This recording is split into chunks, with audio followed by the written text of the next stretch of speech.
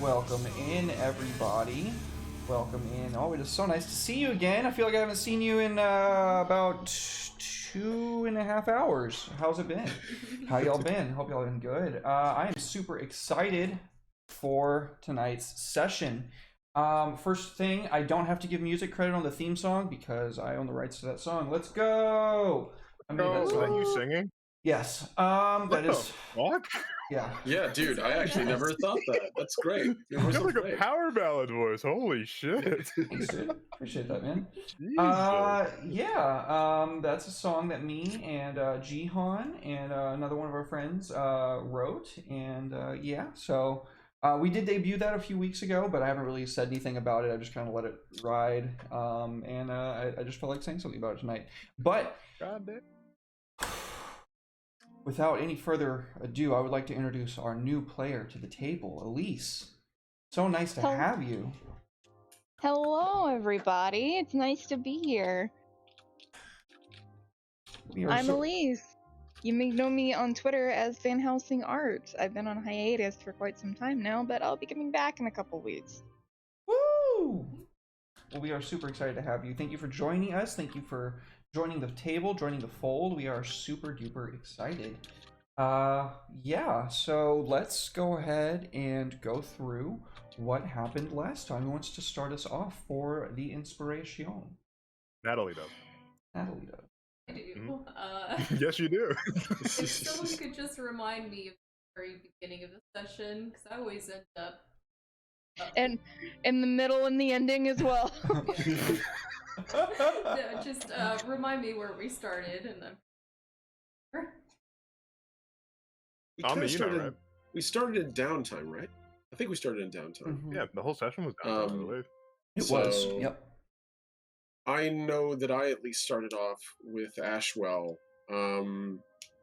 sort of resolving his in-house crisis of one of his apprentices, one of the flock, got captured for being overly greedy. Apparently, having a dragonborn thief might open up the possibility of dragon sickness in your thieves guild, which is no bueno.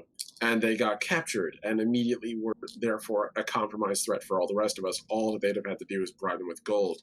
So me and the rest of the apprentices all debated how to handle this. And we resolved it by basically saying recapture them, and if not, kill them. And so Cheon actually snuck in to see what I was doing, because Cheon's really sus about me and the world, apparently. And so my character straight up just let him know, like, yeah, I've got it under control. Wink. And it was, in fact, under control. The apprentices all handled it delightfully. We got our lost apprentice back, and Ashwell gave them kind of a stern dad talking to of, oh, so you smoked a cigarette. Guess you're smoking the whole pack. Or in this case, you have dragon sickness and you didn't tell me. Guess you're counting the money. And that's kind of where it ended. Punishment. It is. Like, it's a terrible. You want to get addicted to cigarettes? Smoke all of them, then you'll really be addicted. It really is. In this instance, it's more of a gauge to make sure that character is trustworthy. If they can, in fact, be trusted that week, or if it's getting worse. Sort of a way for Ashwell to gauge their self-control. That's all that I remember him doing. But then there's something that happened with Vaunt as well, which I'll leave for him. Because I kind of worked with everyone as well. There's a break-in too. Unlike Ashwell, Vaunt actually does his own work. So. Oh, nice. Is that what it was? You don't gotta channel him so hard, man. I like you. Don't make me not like you. Well, that is wonderful job. However, you do still have inspiration from the last session, so yeah, it doesn't stack, but I give yourself a pat on the back, you know? Yeah, there you we earned go. it. Yeah. Oh, delicious. You just scratch too, itchy. Sorry, I just decided that I don't like the color that my name tag is, so I'm changing it on the fly like a fool. It's really unprofessional, but you know what? My show. Derek lost his name tag. It's fine. You're good. There we go. That's better. Now I get color too. Yay! Okay. Who wants to go next? I'll go next. Okay.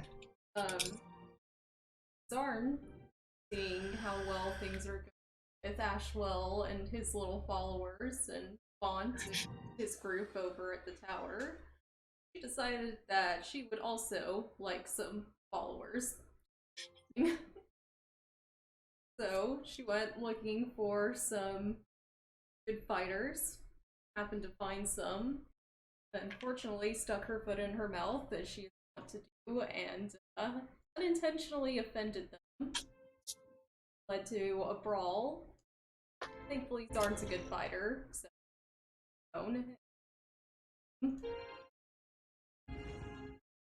got myself a gang. He almost killed a few of them, a matter of fact. They had it coming. Goes in, starts a fight, they had it coming. They shouldn't have taken offense to the offensive thing I accidentally said. Well, one thing's for sure, you definitely earned the respect of Sock the Orc, and he is definitely, he wants to follow you around and see how you do things, and, yeah. I like it. Chat is saying you're a little bit quiet, Natalie, if you wouldn't mind speaking Yeah, up. I will try and speak louder. Sorry, folks, we have it turned up about as high as we can have it go on our end, so we're using the Move same a little mic. bit closer. Very good. You still had inspiration from the last session as well, however, so I don't think that it stacks, unfortunately. Vaunt. Yeah, well, Elise still has to give her recollection of the last session. You're right. Oh my god. Anyway, so Vaughn came back to his tower, found out the turtle got turned into a silhouette on the floor. And Poor then, turtle. well, he got what was coming to him. Because No. we found out he was a spy. So he definitely got what was coming to him. He Wait, was, there was a turtle that was a spy? yeah, That's correct. I almost said turtle. Yeah. Oh, I thought you meant like... You mean like an actual fucking tortoise? Yeah. Like, this motherfucker's been spying on me the whole situation. time. Yeah. I Blowing love that eyes, idea recording now. everything. It's all up to you now. You go and you find out everything. This is a certified hood classic. Oh. So Kappa Casper the 23rd fucking died. Got what was coming to him. Detridalis is the one that killed him, if I remember. Disintegrated him, yeah. Yeah, okay, right on. That's threatening that he literally has a level 6 spell on hand. But the fact that he doesn't use it on Vaunt makes him happy. He died. We found out he was working for this dwarf from Durthal, which was quite the development, which means that there's a lot of people spying on us. Vaunt rolled a nat 20 on his, after using my inspiration. I gathered a lot of really good information. I found out there was a drow uprising. And the Empire is interested in that and interested in taking these drow into their ranks, and that's no good. Should probably go do something about that. That, or just keep an eye on it, put a lid on it, put it on the back burner, and kind of watch it boil over. It'll be funny regardless. Vaughn already has ideas of inciting insurrection. But the troops they're deploying troops to the Underdark via boat by the Emerald Sea, and you said it was to places in the Emerald Sea that people wouldn't normally go. That's correct. Yeah, they're venturing far closer to the Great Crag than vessels typically tend to go because the current makes it very difficult to get out once you get in, because it doesn't matter how much wind power you've got. You're getting swept up by that current, you're going plunging down into the depths miles beneath the Earth's surface, so... The wicked gales. And the other bit of information that I gathered was the Nagoran Empire has put a pretty hefty bounty on a fellow troll called Kugoth Kin-Eater. Mhm. Kin-Eater from the sense that he's a very upright gentleman. He's a very kind person. He eats people. He eats his own people. He's incredibly powerful. He uses a dragon's jawbone as a weapon. So he's a bit like Maui from the... Moana. Yeah. No, not from Moana, you uncultured fucks. The original mythology. Get out of here with that nonsense. Anyway. He actually uses his grandmother's jawbone. I don't know. Anyway, pretty metal. Pretty metal. He raids people's caravans. He just takes all the shit.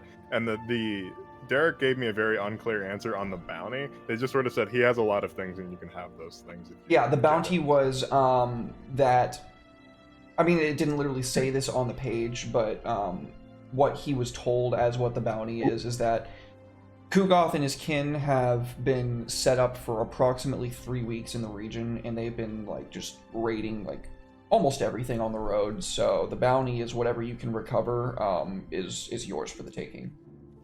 Which sounds nice, because Vaughn's running a little low on scratch, so How, in the name of God, are you running low on scratch? You are literally the Salvation Army of our party. All our money goes into your pocket. No, I wouldn't say. Well, I am the Salvation Army in which you give me money and nothing happens with it except for pocket it. But Don't you have like 2,000 gold? You were bragging to me about how much money you had. You weren't supposed to tell them that. We're honestly not surprised. No, not at all. Actually, you were not supposed to tell them that I Too have bad. 2,150 gold pieces. Too bad. It's on brand. It's fine. But I actually had more. Derek, I meant to tell you this, and I completely forgot about it. ADHD brain.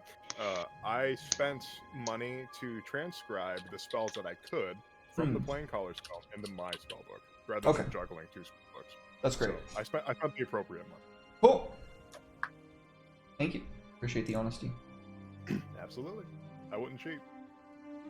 Vaunt would. I wouldn't. And that is inspiration for Vaunt. All right. Yes. Power. Oh, right. There is one final thing. Vaughn, who helped you find out that your turtle was a spy? You wouldn't know, would you? I found out by myself. Yeah, I'm sure. You totally did. It was your underworld contacts that did it. It was totally that. Absolutely. And some Ashwell did it for him. So anyway, some guy in a mask. Yeah. I couldn't. I don't know. I couldn't see his face. Oh yeah, and I completely forgot to mention my new tower mate showed up, and she just reorganized everything in my library, and Vaught was about to literally pop a fireball.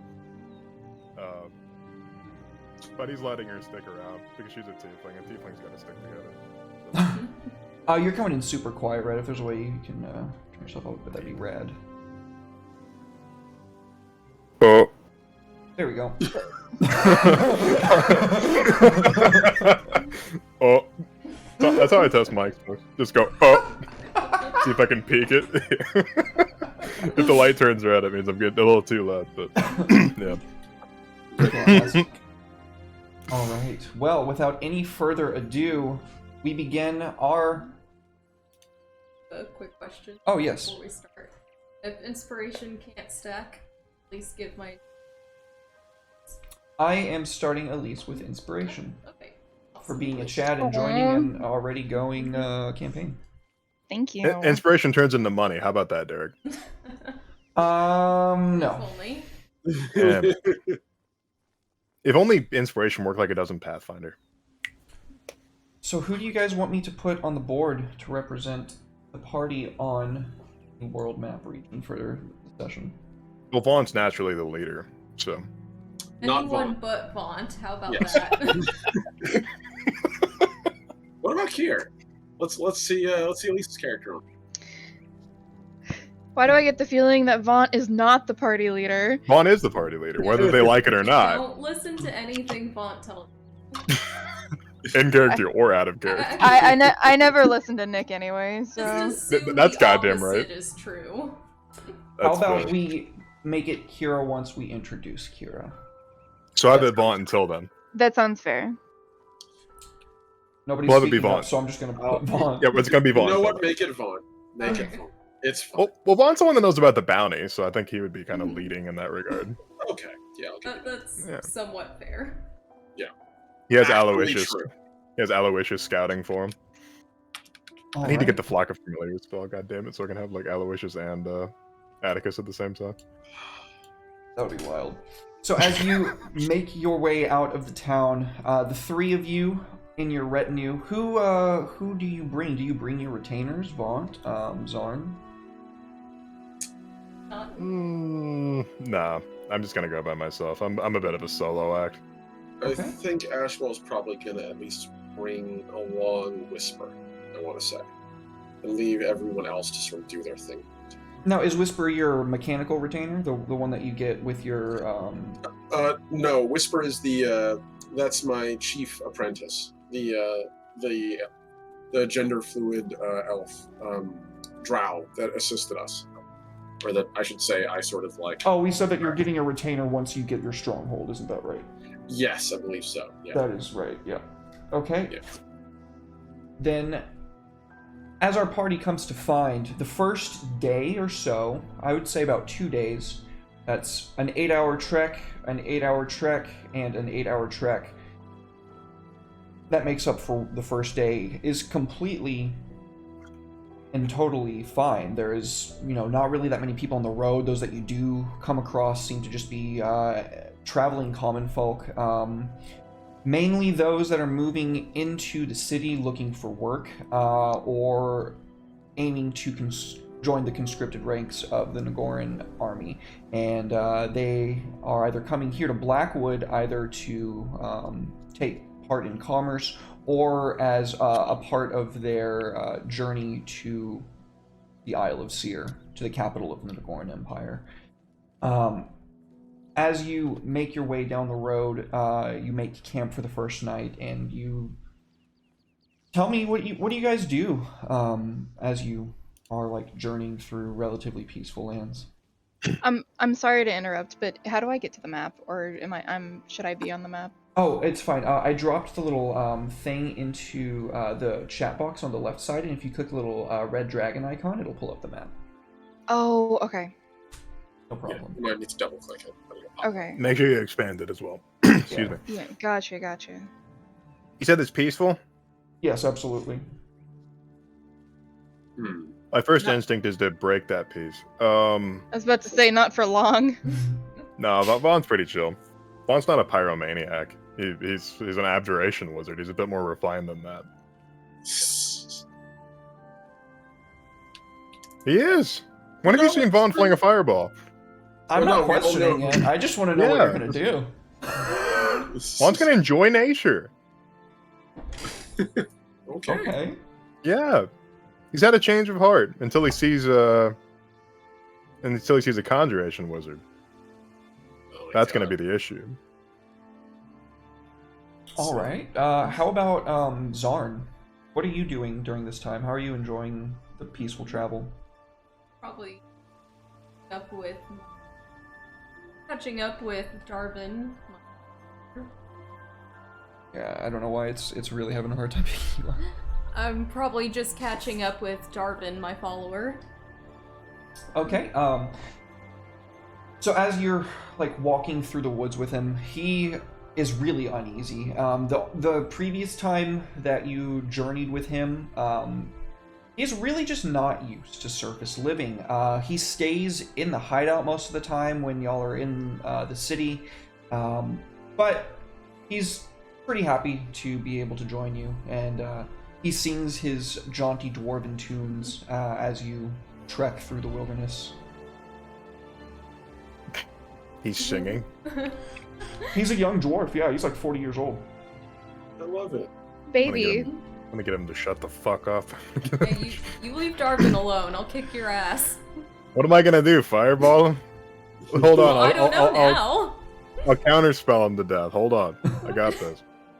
Counterspell him to death. Yeah, watch. Watch and learn. Ashwell, what are you doing during this time? Ashwell is honestly usually on edge whenever he's traveling. So I figure he'd be keeping an eye on the road. Imposes their will. Press the advantage. Thank you, Bon. Much appreciated. I hope everybody heard that. That was red. Yay! Yes, It's me! that was awesome. Woo, it's you. It's me from the future. Here's this thing. You might need it. Take this. You'll need it in your travel.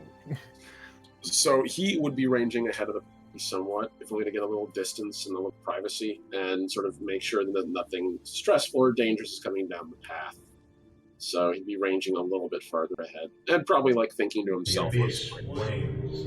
May their aim be true. Oh, Nice. that is also me. It's all you, dude. Hell yeah. Thank you, Bon. Much appreciated. We will probably need this. God, I love hearing myself talk. Yeah, we know. So you find that the way is mostly clear. I mean, there's like woodland creatures going here and there. There's like you know, these fat, plump squirrels that skitter up trees, and they don't really seem to have any fear of you. In fact, one of them comes up and, like, pulls on your pants and, like... That would probably get the squirrel, like, just scruff of the neck, put away, and, like, just go. Wow, He jeez. scrambles off into the woods, and yeah, there's not any signs of hostility whatsoever. You do pass a rather reasonably sized patrol of Blackwood Company, some of the like biggest contractors in the area, the paramilitary organization that is stationed in Blackwood, and they don't really pay you any attention. Okay. They see your party journeying and continue onward. Whoever is in charge of them, you can tell by the denotation on their it's like a crest on their chest. He stands like in front of the rest of them, like just kind of like give you guys the idea of like, hey, no fraternization. We don't want to fucking deal with you. But they don't say anything, and they don't kick dirt at you or anything. They go to continue on their way unless you guys do anything. I do know that Ashwell, for traveling, also would have had his glamored clothing looking a little bit less like his actual job. So he would just be like cloak, rough robes underneath, the you know, the neck part of it drawn high over his face, so he's not really visible. That's just like, seems like a normal traveler. But yeah, no, he'd let him walk. He has any plans to mess with him? All right. Not today, anyway. And yeah, you guys have a pretty peaceful night under the stars.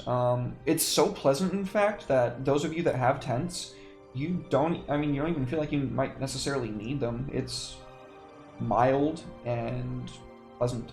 You're coming into the spring. Things are starting to feel pretty nice here in the Emerald Sea region. There's the coastal wind coming from the north. The twinkling legends in the sky tell of history of this world, and you rest to find yourselves shrouded in comfort, though you are open to the sky ahead. You continue your journey for another day until you come to the small town of Talia's Promise.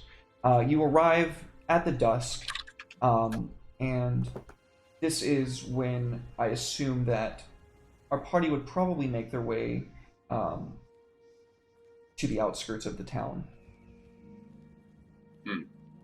Oh, map.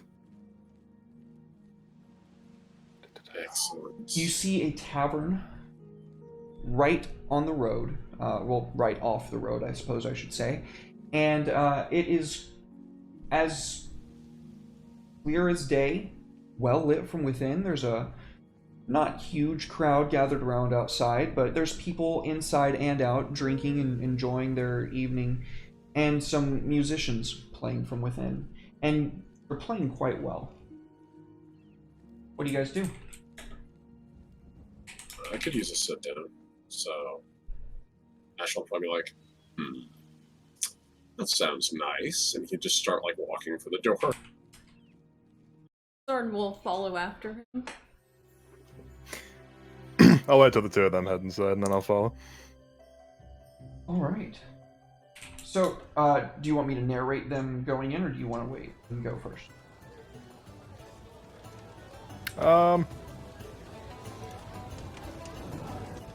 They can go in.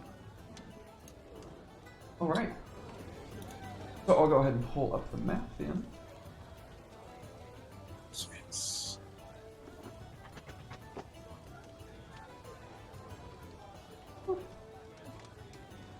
Oh, lovely.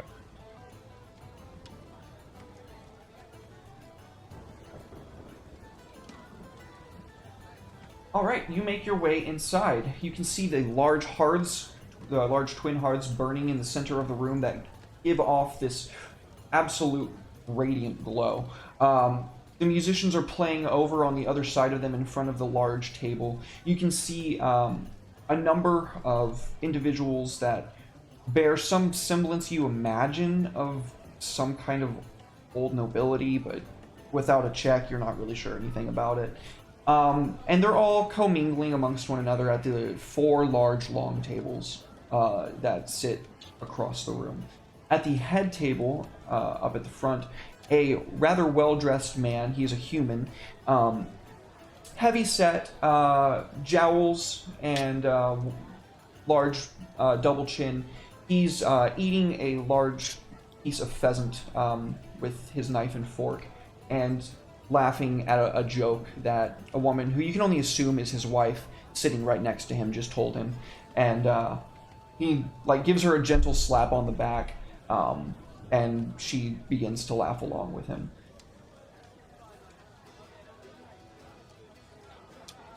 I feel for this guy. This place certainly seems nice. I think I could go for a little food. How about you, Zahn? Sounds good to me. How do we go about that then? He's gonna sort of eye around the room to see how he would go about maybe partaking in some of the food and be finding a place to sleep for the night. Yeah, so you can see up at the front. Actually, give me a perception check. Huzzah! Hold on. Gotta drop that into the thing. And I gotta move that out of the way. 1 second. Let's see. So grab the thing, put the thing in the thing.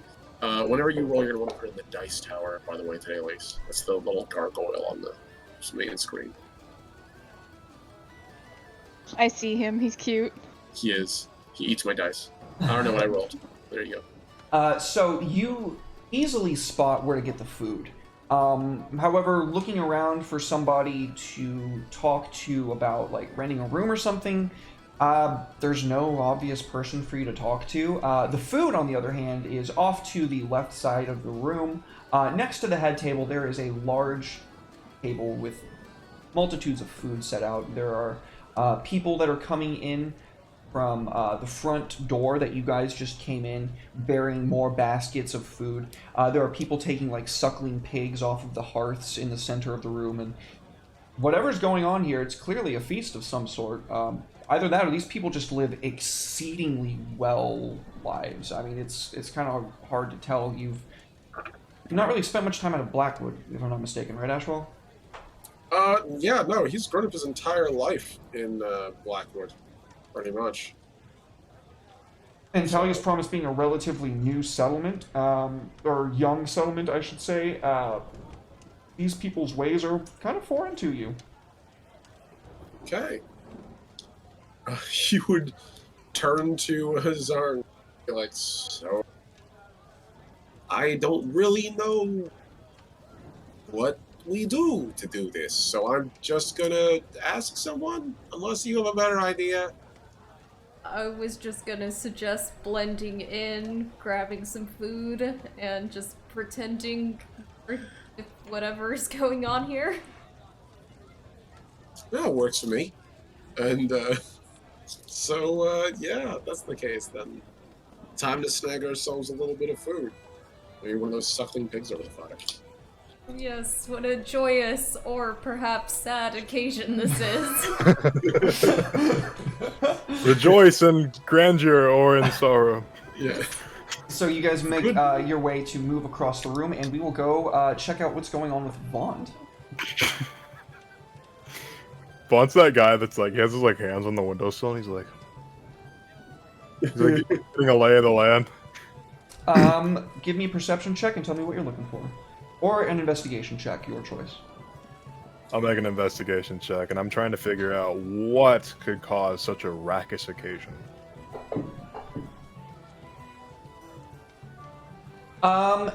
To the best of your investigation, you can hear some people at the end of the table next to the window. I'm going to go ahead and just place you right here since you said that you're next to the window. Yeah, I'm just peering in.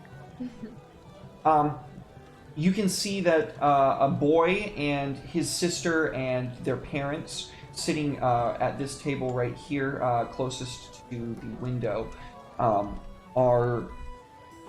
Father, why feast going on? And the father says, "Oh, well, son, this is the anniversary of when Lady Talia fulfilled her promise and gave land to all men within the Empire. A place to call our own, that we might rule ourselves and still be protected by her and her kin." Well, that was awful sweet of her. What did she get out of it? She offered us a home, and she asked only that we live in peace with the elves. We betrayed an ancient oath of vengeance to be here today. But such things were put aside in honor that we might live in peace from here on. And that's what you hear. I feel like They go Vaughn's on. like the Grinch right now. He's like, oh, those who's, those Talians in Taliaville. All that noise. Toy. Vaughn's slowly turning green. Sorry, that's Sarn's thing.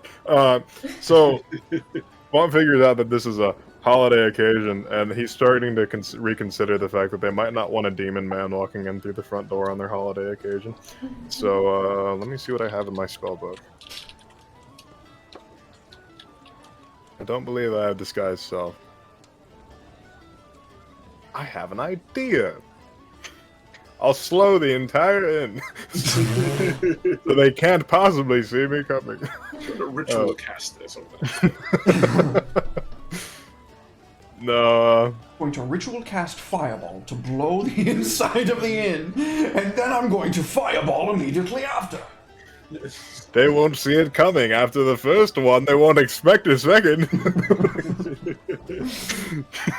If only They I should was be too supposed to. busy mourning their dead. Just wait here for 30 minutes. If only I was a sorcerer. Let's see. Vaughn's gonna like pull his nose away from the window, and he's gonna like sort of like gently push the door open, just like trying to be sneaky, and you hear like a loud creak. Yeah, absolutely. And I go. A couple of people, including the family that you were just listening in on, look over at you and smile, and don't. I mean, you know, they make happy faces at you. They don't look at you any type of way at all, really. I see. Okay. I don't know how I did this, but I drew a line on the map. What is going on? Trying to figure out how I got to drawing. I don't want to do that. Exit drawing mode. Okay, cool. How do I delete that? Why did it draw another thing after I did that one on drawing it? accident. I was trying Oh, to. okay. I like your shirt. This is fun. It is fun. That's an awesome shirt. God damn. Oh, the door's closed on you. That's what happened. No, open, yes. He just sort of like gives him a look like, I don't know who you are, fuck off. He starts walking across the place. He's gonna catch up with the ugly people in the corner. When you're about halfway across the room, you can hear the sound of, "Hey, I recognize that symbol. That's the mark of Persephone." And Elise, would you please be so kind as to introduce your character for me? So I can kill them. That's me. Yeah, Kira. you. Kira Oh. is a winter eladrin, and they are monochrome in every way. Their skin and hair are white. No, I don't mean Caucasian. I mean white. And with very, very striking blue eyes, flowy robes. Very clearly an eladrin, an elf of some kind. With probably just about everything they own in the world, give or take, on their person. And a kite shield with said mark of Persephone on their kite shield. Persephone, can I make a check on that? Yes. I would wager that's religion. Because of the way that shit works in my setting, you can also do Arcana. Religion's fine. Both are the same, honestly, so it's fine. I have all the int checks for everybody, except for nature. Vaughn doesn't go outside. Vaughn doesn't go outside. Vaughn needs to touch grass. That explains a lot.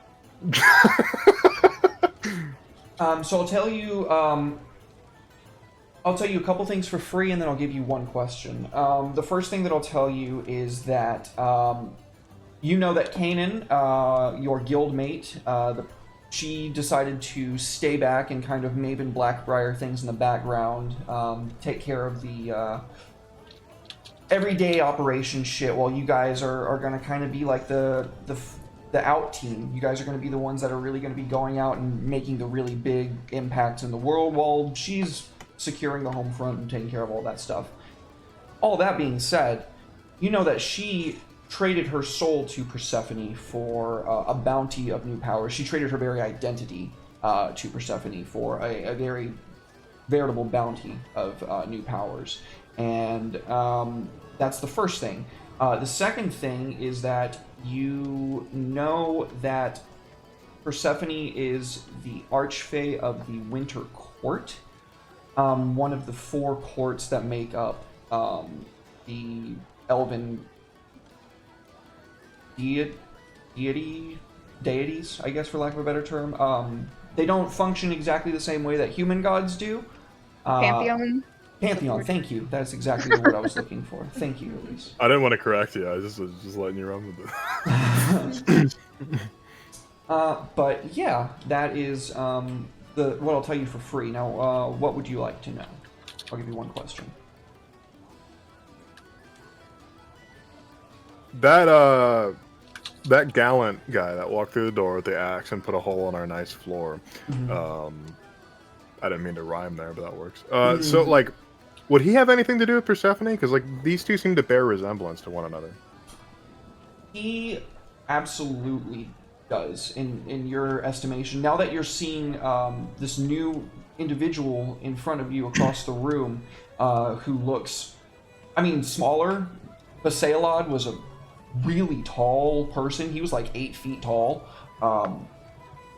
Or maybe he's like 7.5. He's really fucking tall. How tall is Kira? Like normal person size, basically? Normal person size, a little bit taller, like just shy of 6 feet. Yeah.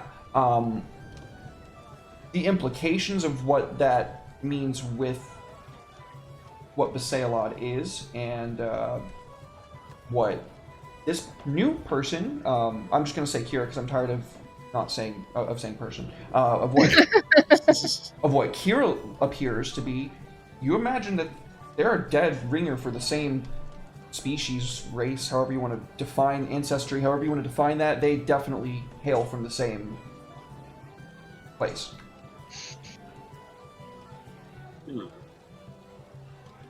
Kira, you were just accosted by a old Karen-ass looking bitch. She's refilling her tankard, and she just pointed out at you. I recognize that. That's the mark of Persephone, that is.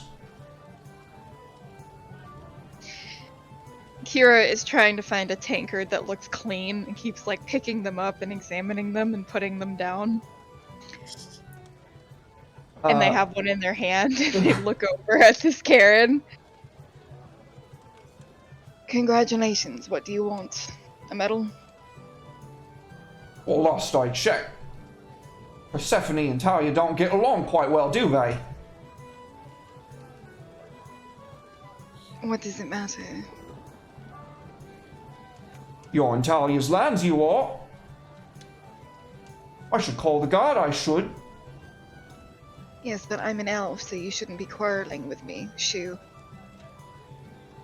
Ooh. Make a persuasion check. Okay. How do I make... So you're going to go to your page, and then you're going to go to your skills tab, and then you're going to grab where it says persuasion. You see the little +4 next to it. You're going to drag the +4 over to the gargoyle. Okay. Well... where do I see the result? You don't if you drag it into the gargoyle. Yeah, only Derek sees it. Okay. It keeps the storytelling more organic. Oh, Sure okay. is. I see. Okay. That's what I like about it. Interesting. Yeah. Now in combat, I let you just roll it and stuff. But Gotcha. That's an interesting way to do that. Never done that before. I like it because it gives me room to interpret the dice in more than just binary pass and fail. Even though I do have to do that in some situations. But this was most assuredly a pass because you got a fucking 22. Oh, okay. Nice. The woman says, "Oh well, I suppose maybe you're here on some kind of embassy bit. Then yeah, I'm sorry, miss. Person, I don't know how to refer to you folk. You're so beautiful, and I just get so confused. I'm sorry. I'm gonna go back over to my aunt. Yes. Well, take your gay panic elsewhere. Goodbye." And she shuffles off across the floor. Vaughn immediately, like, he watches this exchange as he's walking, just sort of like, he comes over to Ashwell and Zarn. There's a spot. Where? Ashwell slowly turns with like a fish in his mouth to look at him. He like points over at the person that's hard to miss. You see Kira across That the room. would make them a very poor spy then if you can just spot them. Don't was they look just thinking familiar? the same thing. They look familiar, don't they? Do they in any way look familiar? Is there a way for me to check that? They have strikingly similar features to Basialad. Depending on how much of an impression that guy made in you is kind of up to you to determine. But I mean the like luminescent almost white hair, the frosty like piercing blue eyes, the noble features, slim yet tall frame. Definitely looks to you like the Basialad now that you've had Vaughn pointed out to you. Yeah, I can sort of see the resemblance a little, but just sort of like takes the fish out of his mouth and pulls the rest of his mask down. He kind of had it like partially up so you could only see like his nose, and closes it again. But so what? They're doing their own thing. They seem to not be concerning themselves with us. Are you daft? Wait, I already know the answer to that. It's pretty clear that after those vague threats he made to us that he's trying to keep an eye on us. Also, she Why might work for that don't dwarf. you go do something about it, and we'll stay here and keep an eye on the food. I love that. That's a great plan right there. I love it. Master John, that's a great plan. Yes. Have you tried this chicken? Yeah, yes, not now, Darvin. Oh, not that chicken now. looks delicious. It's roasted with honey. Yes, How Darvin. did they think to do that? Darvin, why don't you go check out the dessert table? They have a whole table of desserts. Yes, good. Scurry on Fine now. then, and then I'll deal with the actual problem. That sounds great. He'd start walking up. Ashwell slowly leans over to Zarn. So, I just kind of want to see him fucked up. Like, it's not me. Oh. Where you go? Why do you think I sent him over there by himself? Like, slowly extends a hand for a high five, and then goes back to the chicken. Yeah, Vaunt, you approach here from across the room. How do you approach this? Do you approach me? He sees her picking through mugs to see which one's clean, and he runs his finger over one of them, and it like sparkles for a moment. There, clean.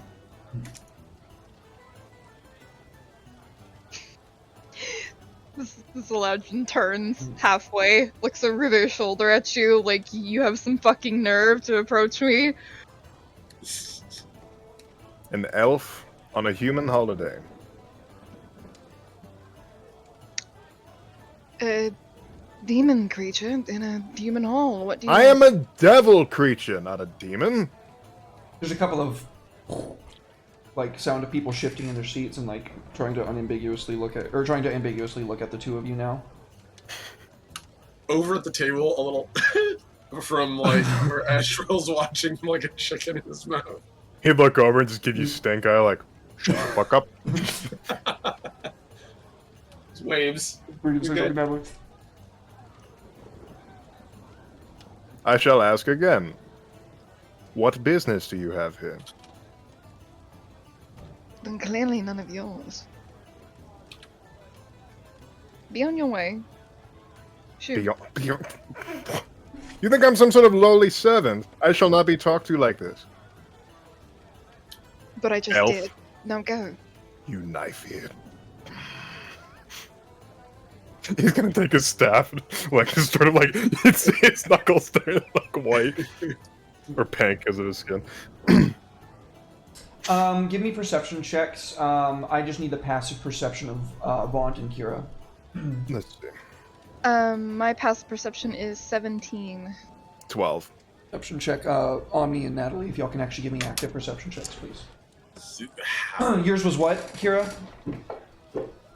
Passively 17? Jeez. Yeah, 17. Okay. And then Vaunt. 12. I'm gonna let my dog out just real quick. Okay. And then Zarn. So, Zarn, you're enjoying the food, I guess, a bit too much, or for whatever reason, the just shifting beyond your peripheral vision just doesn't really register with you, and you're probably just enjoying the moment a little bit too much. Ashwell, you can plainly see a number of what is obviously guards approaching from like the back, not threateningly, not really hostilely, but they're getting closer. And they kind of like stop over by the large cask of ale, and it's about like 6-8 of them, and they just kind of hang around, and you can tell that they're definitely listening to what's going on in front of them. Gotcha. Kira, you can you're just kind of precognitively, you can feel their presence, like their souls kind of getting closer to you, and you can hear the whispering amongst a couple of them. Keep an eye. I don't want this to devolve into some kind of magic fight.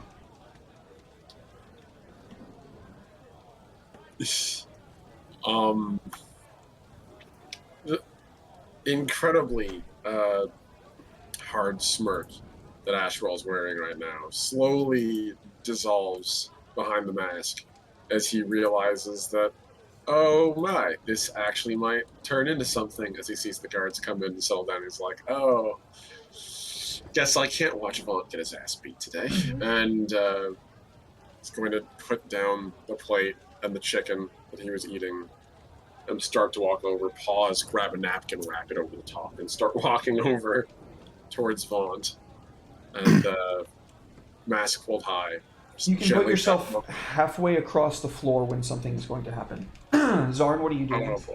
You see Ashwell just begin to like marching across the room. Are you gonna put your stuff down and accompany him, or are you gonna stay where you're at?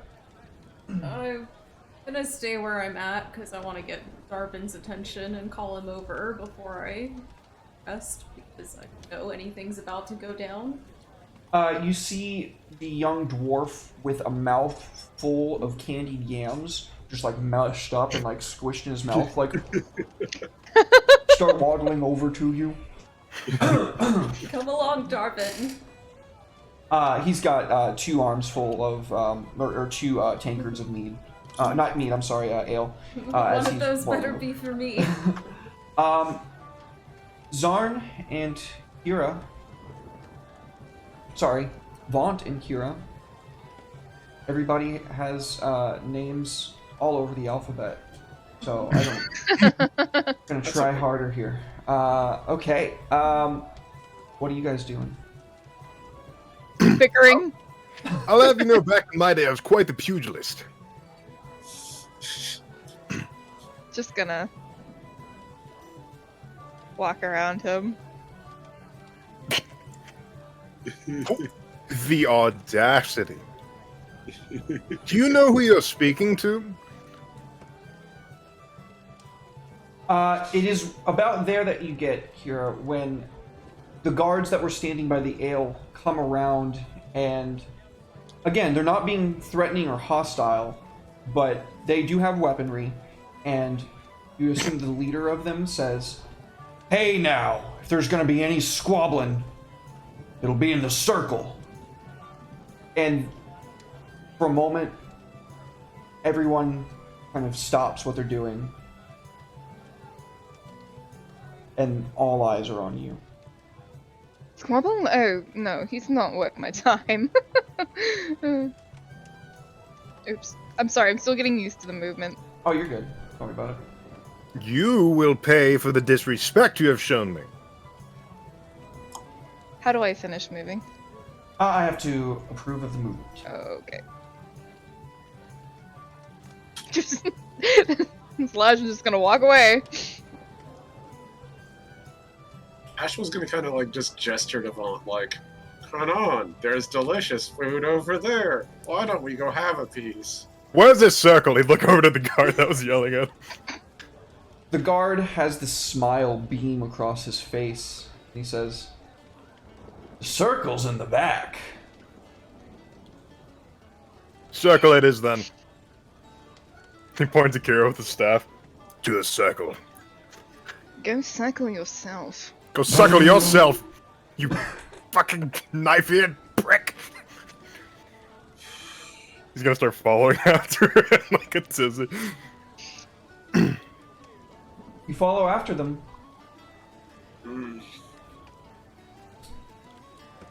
The guards aren't moving because challenge hasn't been accepted. Leave it to be. I can't talk. Leave it to an elf to decline a challenge like a coward. The guard audibly laughs at that. He's on my side. Ashwell's just going over here to have a flagon of mead and try not to be near this guy for the moment. Oh, go stuff your tail in your mouth, half-breed. You are yellow as they come. What's the yellow mean, John? Hush, hush, I'm listening to this. Is that like a yellow belly? You know what? Maybe you should go back to the dessert table. Really? Okay. But leave the ale. Oh, yeah. He waddles back over, sets the ale down, and then waddles back away.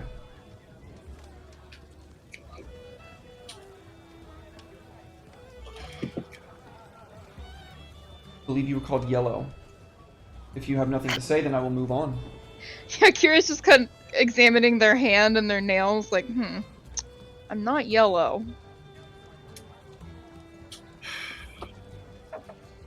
Oh, are you too much of a fool to understand what that means? Let me spell it out for you. Yellow means you're a coward and a cad. Hey, I have a cousin who's yellow, so I take some offense to that.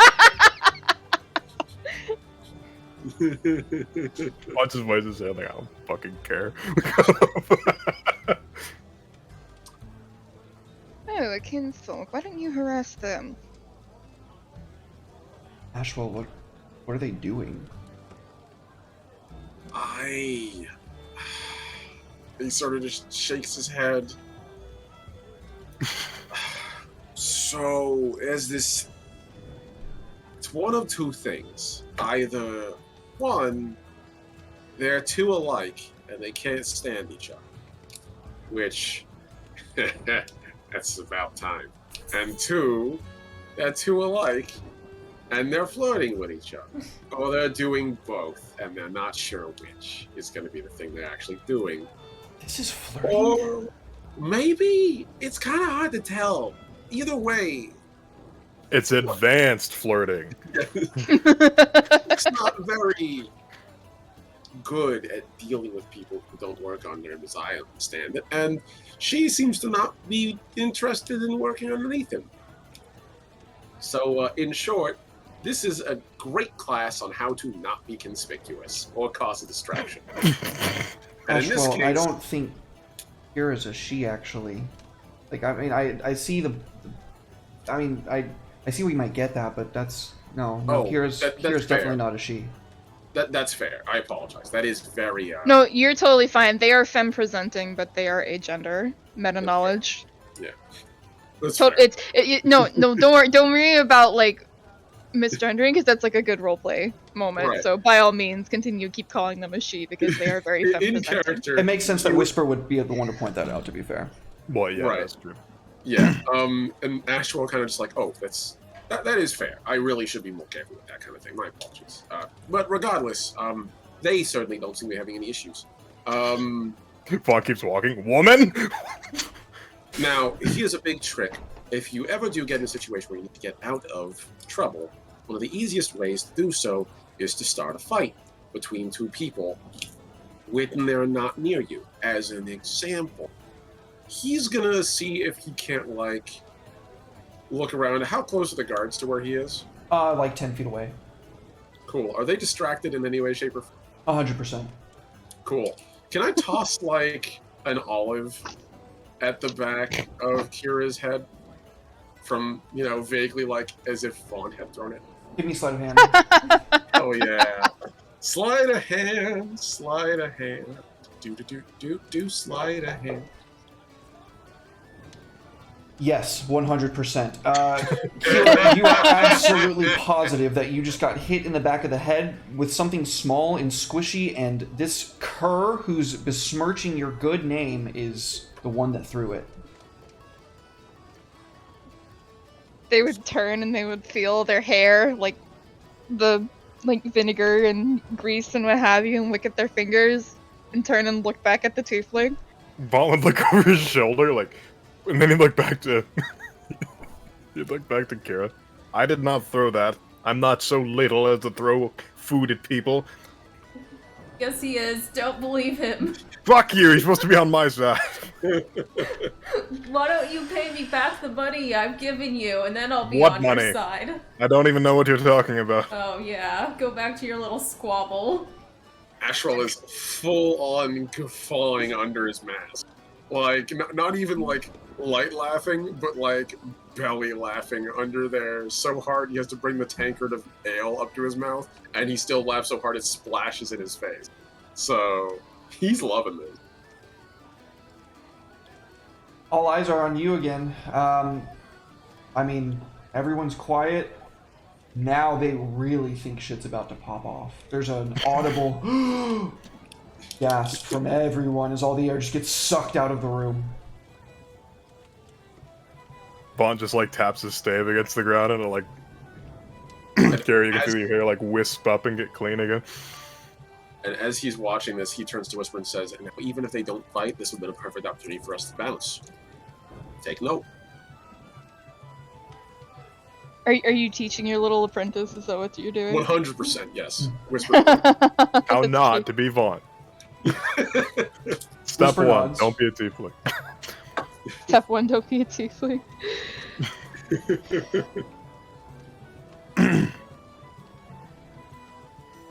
Oh, so you two know each other.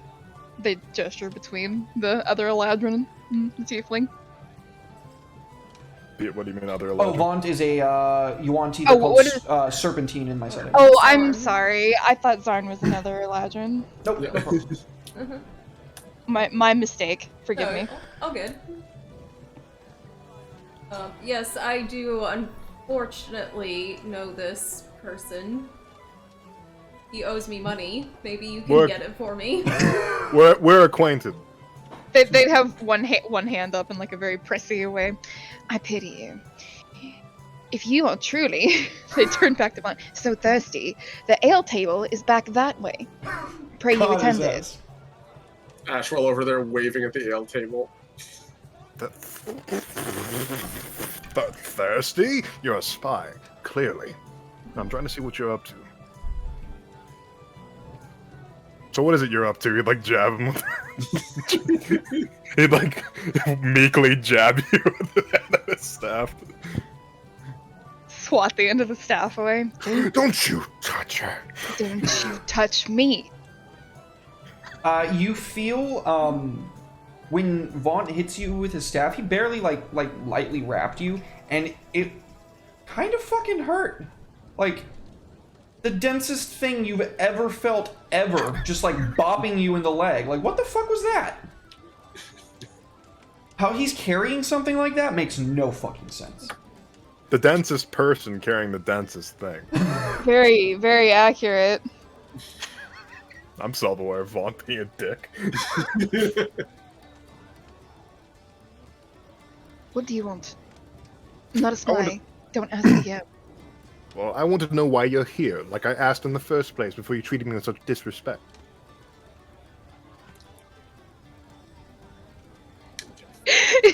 Kira's eyes just like their expression just kind of glazes over for a minute at the hypocrisy of that statement. I want to know why an elf is in a tavern on a human holiday.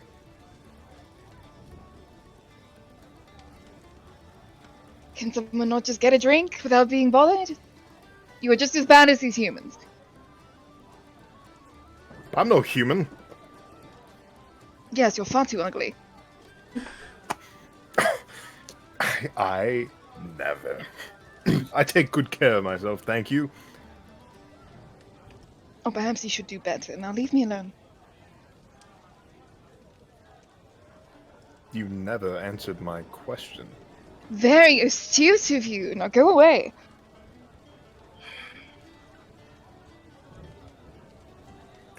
Ashwell, you see the guards begin to move in their direction.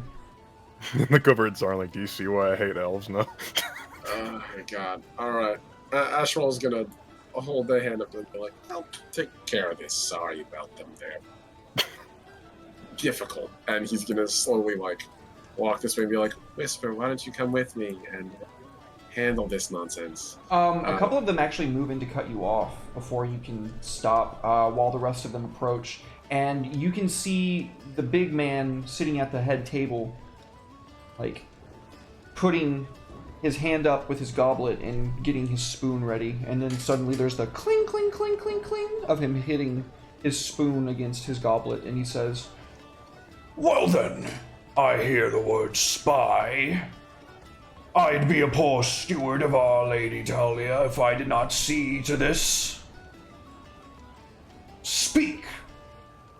That who says spy? and he gestures to you, Vaunt. Yes, it was I, identifying an elf during your human festivities. She is quite the, she's not very good at it. She sticks out like a sore thumb, even compared to myself. But she is quite clearly a spy. And to whom is she in service? Lady Persephone and her court. I know not. There's a number of gasps throughout the room, and you can hear the crosstalk of individuals whispering amongst themselves. Lady Persephone, then. Be that true? And he looks to you, Kira. Indeed. What does it matter?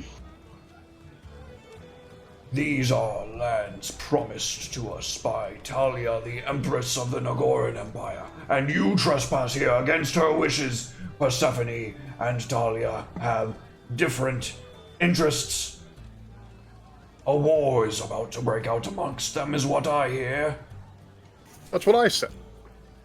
He crosses his arms, like have his staff tucked in his arms, I was right. Be you a spy, then? If I were a spy, I would be a very terrible one. Don't you think? Well, then you're a terrible spy. He And you're a strokes, terrible creature. I'm not speaking to you. Go on. Creature. he strokes his chin, thinking about that for a second. That is a very logical point. What And would a if I were a spy, I would hardly admit it, would I? But also, what would a spy be doing at a feast? Unless you are here to kill me. I don't even know who you are. Oh, rubbish. Could see it on her face. She's playing you like a fiddle. Would you kindly stop referring to me as a she? What are you then? They. Fine. They are playing you like a fiddle. You look up to the one. Correct himself. Give me an insight check, both of you. In fact, everybody can. You're all plainly able Oh, to see thank this. God. Oh, boy. Please, please, please.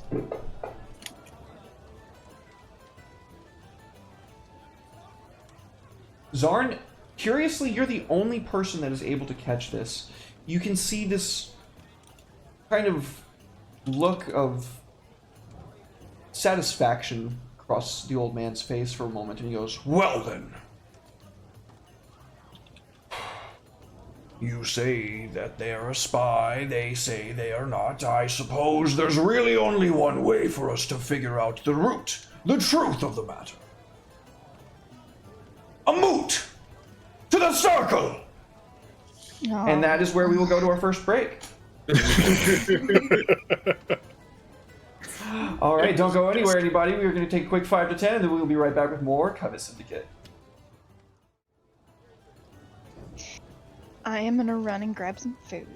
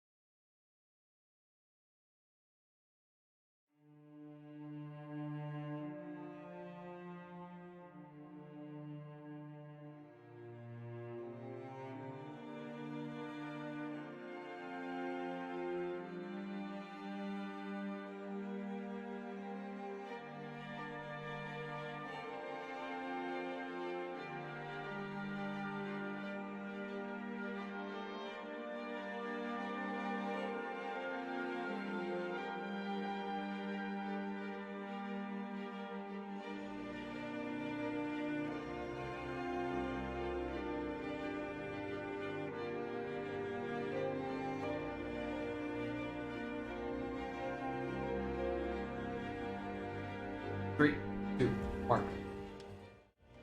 Welcome back in, everybody. Thank you so much for being patient. I surely do appreciate it. And now, if you would all please direct your attention to the screen.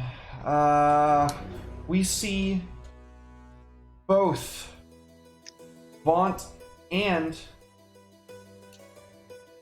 our good friend Kira, our new friend Kira, I meant to say, being escorted to outside of a lowered about 20 feet down circle. There is this translucent dome that sits over it, made out of these like 7-pointed figures.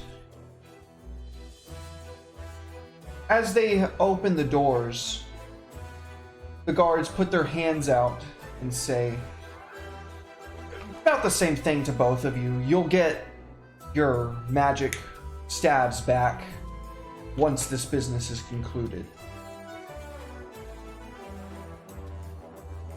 So we've had our weapons confiscated, is that right? That's correct. As you make your way inside, you do see some blunted swords standing inside scabbards in the racks. Oh Lord. Okay. I don't think Vaughn has any proficiencies with anything other than like simple weapons. Am I allowed to keep my shield? My shield isn't magical at all. 100%. Okay. What the fuck? I'm just gonna go ahead and grab a couple long swords for you real quick. I'm assuming that you're going for a long sword. What are you going for, Kyra? If that's just the most readily available thing, that's fine. Alright then. We go. Boop. Oh, that might not have worked. Let me actually double check that gives it to you. It did not, so I will go ahead and. Boop. There you go. And then let's go ahead and give Vaunt the definitely not martially inclined one. Well. Is there something, smaller, more dexterous? Yeah, sure. What are you looking for, buddy? Something that doesn't use strength? There's a dagger. There's a short sword. Let's go with short sword. I don't know how to use a short. Wait, no, dagger. Because I won't have a. I don't know how you could have a non-lethal rapier, but for the sake of this, I'll say that you can grab a rapier. How's that? That way you're both dealing with I do not have proficiency in like most things, so dagger is actually gonna be my best bet. You're gonna go for ye old, tried and true. 6 inches of steel. Oops, I accidentally gave you 2. Nope, that is thrown. Okay. That is the only thing on Vaunt's person that is over 6 inches. That is funny. Let's go ahead and get initiative rolls from the two of you, if you would be so kind, please. And while you're doing that, why don't Zarn and Ashwell tell me how they're feeling about the current turn of events?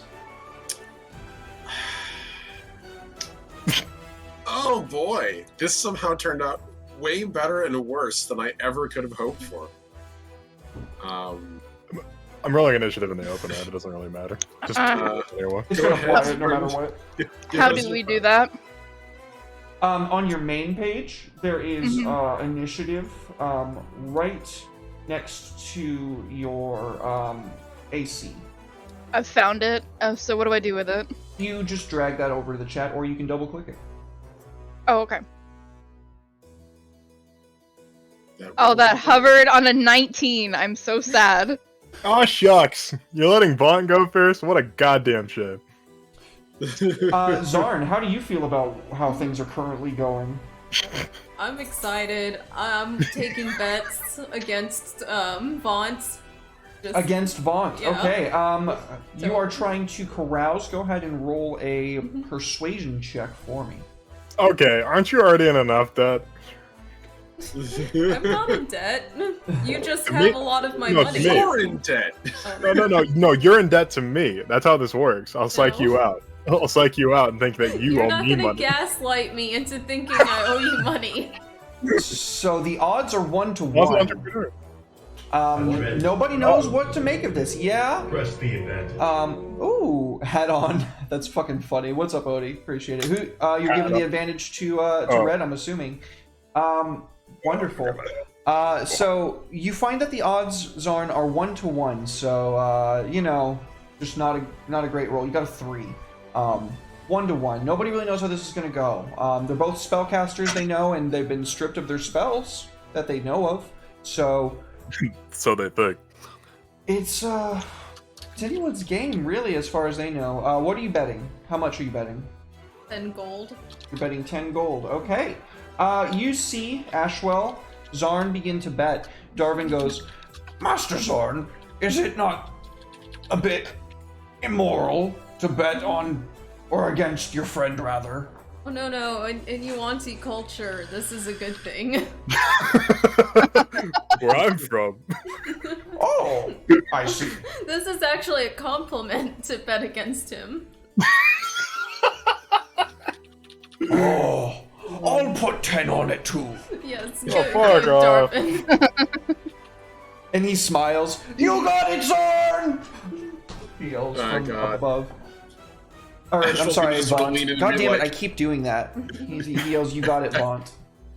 Ashwell's just gonna lean in and be like, "Hey, can I get a piece of that action? Going like, you know, like maybe to the tune of like 10 gold, maybe. Yeah. Like, you know." Yeah, the other people around you guys are eager to buy in. 100%. Thank you, Wolfie. I don't know what those were, but I appreciate it. As you begin passing the coinage around from each other, I'm going to go ahead and hand it over to the players for the first round. Okay, before we start, I'm definitely cheating. I just checked my inventory and I have a backup, like, regular amulet to use as my holy symbol. No, you. No, fuck. I mean, you can if you want to, but I just didn't know how to get the effect from that onto a weapon, so I just left it on there. It's up to you if you want it to be that and then your weapon to be different. I will leave that up to you. Yeah, sure, like, I'll just wear the amulet, so I always have it on my person. Okay. So you still have the spell focus. That's funny, because I do too. Oh no. I have a component pouch. So you The can wizard cast with the component spells pouch. that have material components I am now concerned that you and a have. little bit less excited about this fight. All right, folks. Vaunt, how do you open? Well, I have one of two options. I can slow the opposition, or I can haste the good guy in this situation. So, what do we think? Would a haste be funnier, or would a slow be funnier? Well, you know, a slow would be a wisdom save, wouldn't it? That's not good. You're a cleric. I don't trust you. You have proficiency in wisdom saves. I don't want to try that. It's a little meta, but To be whatever. fair, yeah, Vaunt doesn't know what the fuck a character class is. Once research is gonna make him so meta, just like, I know that you have disadvantage on this attack. You have a player's manual. It's your most valued The book. Red Lord imposes their will, the world shudders. Oh shit, disadvantage to Vaunt. Oh! Fuck you. You better be thankful you're in Florida and not on this call right now. I'm gonna cast haste on myself. Okay. Thank you, Genkoi. Shoutouts to Jihan. Much All right, love. you cast haste upon yourself. You Yes. begin to do.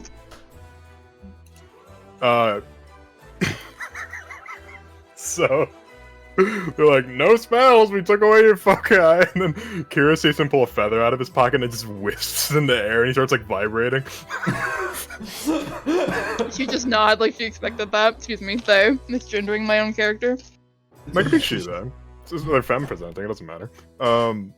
Unless it does matter to you. It does. let's see. It does, so just say. We talked about Um, it. There's lore reasons, you bastard. Well, fucking, okay, I'm just teasing.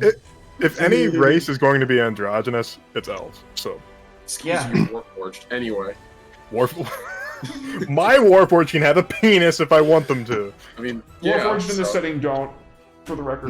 Metal titty! But think about it, That vibration. exists. Vibration. I I was knew I about opened to up a say can that. of worms. I knew I did. Sorry. Don't worry. If and when we play Starfighter, I know that's gonna come up. So let's see. Haste. I get +2 to AC. Actually, I can just drag and drop it on the Vaughn, can't I? You can, yeah.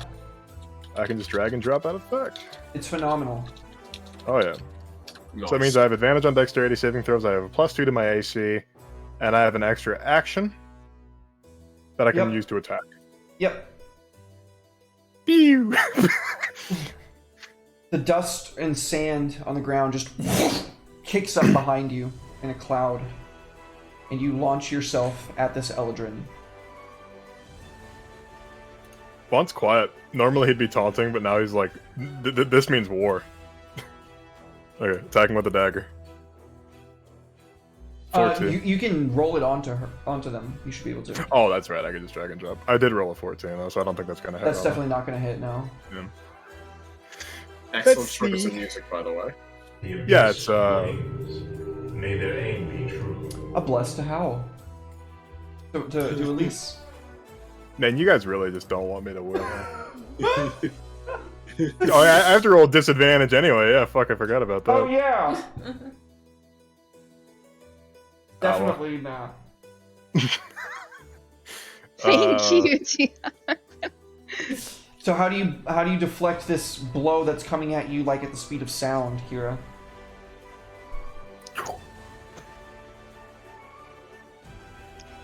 Okay. I just, like I mentioned, Kira just nods when they see Vaughn cast that spell. Like, you're like, yeah, I saw that coming. Oh, come on. Like, you weren't gonna do the same thing if you went first. Oh, yeah, no, totally. Fuck off. Honor among thieves. like completely, definitely. Okay. Good enough. I believe it is your turn. I'm thinking, what can I do to fuck him over? The I know hardest. something that you can do, and it would be hilarious. I can think of two things that I really want to do, but I can't do both on the same turn. Hmm. Please, elaborate on my demise. See, whenever Elise and I's characters like duel, she always wins consistently. Like, my luck is just pish fighting her. Okay, I thought of three things that I really want to do, and I can't do all of them, and I'm so sad because I want to do. Ooh. I'm got some. All right. Nick, pick a number 1 through 3. Oh, so you're having me draw straws? Great. Yeah. Okay. The abyss Yeah. flames. May their aim be true. Oh, hat off as well as a bless. Hat has been taken off. Blessed to who? I'm assuming to you. Excellent. Thank you. I'm glad Odie. If nobody got me, I know Odie got me. Can I get an amen? Amen. Yeah, to red. Excellent. Thank you, Odie. Since some people like rooting for the winning side, I'll pick 2. 2? You pick Mhm. 2? You're gonna dispel magic, aren't you? No. Make a charisma save. Ah, yes. Vaughn's weak point, his ego. Fragile, but massive. Just like his staff. Let's see here. That thing is That's not remember. fragile. 13. Is this a spell? Yeah. Oh. What could a charisma save do? You're a level 7 cleric. Okay, I'm thinking way too meta about this. What you got for him, Elise? What'd you hit him with? I'm thinking. Before this effect resolves, I should declare whether or not I want to counter it. That being said, I failed, so I guess it's too late for that, so it goes through. Go ahead. I don't want to cheat. Can you remove him from the map? You're fucking banishing me? Yeah. Yeah. When did you... How do you have level 4 spells? Wait, I have level 4 spells. That's You right, have level 4 spells! Victory by quantum annihilation. I'll be back in a minute. Literally. Kira would lift her hands and shrug. Well, he's not in the ring anymore, so I guess that means I win. There's a silence throughout the arena, and Ashton would be like mid like taking a coin from someone who's like, oh. What plane are you sending me to?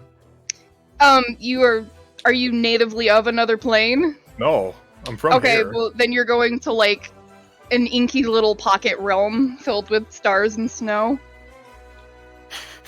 You just see Vaughn floating his face like, yes. Oh, I'll need therapy after this. Vaughn, you can see the shadow of a massive crow descending upon you, and just as it's about to peck out your eyes, you back into the material plane. A minute later, you see a large crowd gathered around Kira. Many people thrusting their ales upwards, jostling it here and there, and as you very quickly recognize, in their minds, this Eldrin has gotten the best of you. Do you do anything about this, or do you let this go? I'm back, and you're walking out. He's still hasted. I didn't lose. I wasn't even here to lose. That doesn't make any sense. Give me a persuasion Exactly. check to sway the crowd. Oh lord, I'm gonna use my. Never mind. I'm just gonna fucking. Did I get an advantage for some You got reason? you got disadvantage, which you already had affected to you, and then you also got a bless. Okay. Persuasion. Oh wait, Vaughn's no, you very did get an good. advantage. Yeah, Odie gave you an advantage earlier when he told you to put the hat on. Oh yeah. Right on. Okay, so I'll roll 2 persuasions then. That's a good choice. Yeah. Oh fuck! No, nobody's listening to you. No, they've actually seen a magic fight like this before, and the ruling is here that whoever's still standing after like a few rounds, they won. Like, unless you want to give me some retroactive charisma saving throws.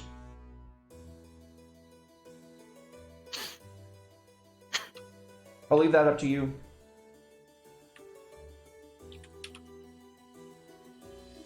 Vaughn's just like yelling in the middle of the ring. You cheated! He's like stomping. His haste is still active, so he's like jittering like he just had 3 cups of coffee. The crowd, despite their differences of ideology, are kind of stoked on Kira. That was badass. It was like you just rushed forward fast as lightning. They just like parried your fucking your blow, and then just went boop, right on your forehead, and you just went away for like a minute. And as far as everyone else is concerned, they won, dude. Wait a minute, hold on. That might actually end my haste. Yeah, Let me but see how long. for a minute, your haste should have timed out by now. Oh, you poor dude. So you're like laying in the sand, lethargic. He's like on his knees, like stop, like punching the sand, and it's not even like doing anything to the sand. Like, you cheated, you dirty fucking cheat. So the patriarch and the matriarch are so impressed that after this display, they give you a room, Kira.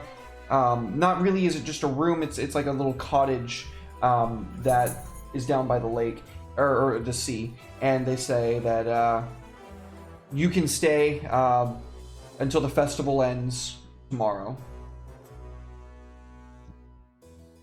Oh, how pleasant of you. I certainly accept. May I be allowed to eat in peace now? None bother! The Eldrin.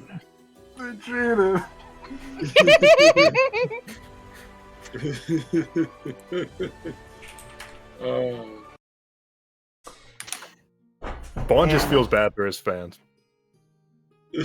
For his fans. Yep. Uh-huh. He certainly didn't get reminded of the horrors of his youth. So remind me, Ashwell, who did you bet on? Ashwell did definitely bet on Kira. And anyone who says otherwise is lying. But actually, no, he actually did. He actually split the coin. I think he probably actually split the pot both ways. The So odds he were didn't really- even. Yeah, So he they didn't would've just really broken gain any even? money. Okay. Yeah, he broke even. But I think he did it more just for, like, enjoying the havoc of it, honestly. He really didn't mind who won or lost. He was just happy to see this happen. Good stuff. Well, I think we see in the next scene the party gathered. What's How up? much money did I win? 10 gold. I told you. Well, you told me how much you bet, and I just added it to your sheet. Okay. That was literally what I was just doing. Okay. I guess that the next scene that we see is the party gathered around a table. Ashwell and Zarn, how do you approach this new individual that seems to have gotten the best of your friend, and your friend just cannot, for the life of him, seem to be able to leave alone?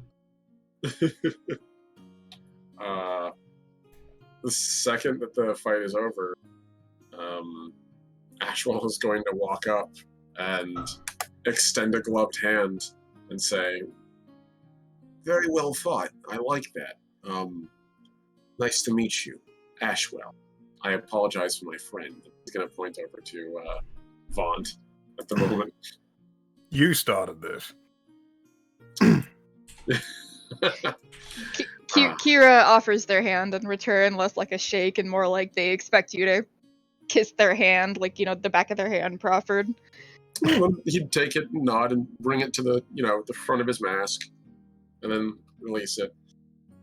Then he'd slowly turn to Vaunt and just wink, like, "Sorry." Do you remember the bowler hat kid or the bowler hat guy from Meet the Robinsons? Yes! You know when he was a kid and he just looked like super sinister with these bags underneath his eyes? He was like contemplating everything. That's what Vaunt looks like right now. He's just like... Zarn, how are you taking to this new character? Oh, I'm very happy that they kicked Vaunt's ass. So, I nod at them and say, "Nice fight. You should do that again sometime." Vaunt would sit his journal he wasn't eating. He'd just like sit his journal out and like get out an inkwell and just just start scribbling down things. Ungrateful savages, the lot of them. Well, Ashwell, he's writing in a tongue you don't understand, so you can't actually see what he's writing. So he's just like painstakingly writing. He doesn't look infuriated. He looks like hyper focused. February 15th, my friends were mean to me. Nobody liked me. I believe right You now. close the journal and it says Death Note in the front. It is actually first moon 15. So Nice. yeah, it's I guess the equivalent of like January, but I also like just shifted everything so it's more convenient. Spring starts at first moon, goes for the first 4, the first 3. Second cycle is 4th to 6th. Third cycle is 7th to 9th, and then the final cycle is 10th to 12th, and then they all correspond as a normal planet. Gotcha. So what did you say the day was? It is the first moon at 15th. I really like that system. Thank you for making that make sense. I just moved everything like a month forward. As it should be, ever since Caesar messed up everything by including his damn name in the whole. Damn you, Caesar. Sorry, I No, didn't mean to no. interject that hard. I just wanted to. You Oh, said- no, you're you said a totally day, and I fine. just wanted to be like, It's good world building. Now we know how to Alright. reference that. I was just saying something random, just to pick on Nick. oh good, I'm just a nerd. See, every time I play an asshole character, which is all the time, I always get like my just desserts. Like that's honestly a-okay with me. Shortstop was like the least asshole that I played. the only good guy on the whole show. Yeah, but by comparison, like he's still a dick. Just a criminal. That was it. Anyway, That's fair. So yeah, I do want to I do apologize for all of that. I actually will admit that was me, and that was extremely unbecoming to start that, but you'll have to forgive me. Occasionally, I think humility is something that needs to be demonstrated. And I will also admit that, and he looks over at Vaughn, I trusted our friend to be fine, regardless of how that went. Shut up. He's going back to, he's just writing as he tells you to shut up, and he has like glasses pushed up his nose. A smile curls across Kira's face. I am quite fond of the way that you grovel. You may continue. See, this one is how you interact with people. You be pleasant, even if there's a little bit of a social structure. Yes, so I'll just stop talking. How's that? You should do the same. I'm Look sorry. back down to his writing. Like dip his pen again. I am sorry. No, you're not. I actually am a little regretful of that, believe it. Sure. That said, if I can ask, what does bring you here? I have no doubt you're not a spy. Don't know why that came up. I apologize. Because your friend here is a fool. Keep rubbing it in, please. Oh, I will. I'm not done yet. Vaughn has many redeeming qualities, but there is a reason why we leave most of the spycraft up to me. Usually. That has yet to be seen. I'm here on a favor for my lady, Persephone. I am curious. Did you know about the holiday? I'm not gonna lie, this whole region's kind of new to me, so I didn't realize what we were walking into. Absolutely not. I don't really know much of anything about this place. Gesture around the hall and just in general. It's fair. I am quite enjoying being the center of attention, though. That's quite fun. Also, how rude of me. He looks over to Zarn and kind of like just gestures like, you can do your introductions. I've been controlling this conversation long enough. Well, I'm not going to grovel, but I'm Zarn. Nice to meet you. You are certainly an interesting-looking creature. What are you? Wanty? A what? Bless you. Lizard people. Snake, actually. Snake, whatever. Snakes are lizards. No, that's Kanan's son. Actually, he's a lizard person. Master Zarn's a snake person. Completely different. Oh, do forgive me. That's quite alright. I'm sorry, did you say Kanan? Yeah. Darvin just looks to you, Zarn, like, uh-oh, did I just fuck up? Be with you later, Darvin. I'm here on behalf of someone called Kanan. To fulfill some oath thing. Oh, leave it to her to sit on her ass while we're out working.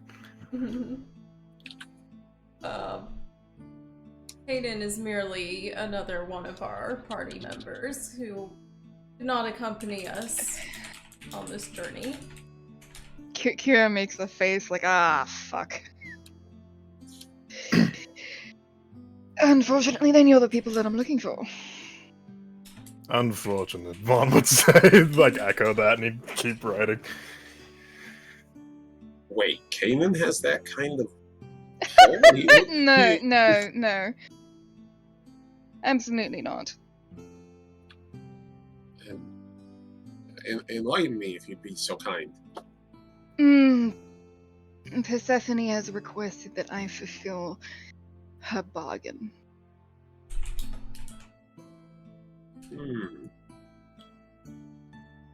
Which has something to do with assisting you lot with whatever your endeavors are. I don't know.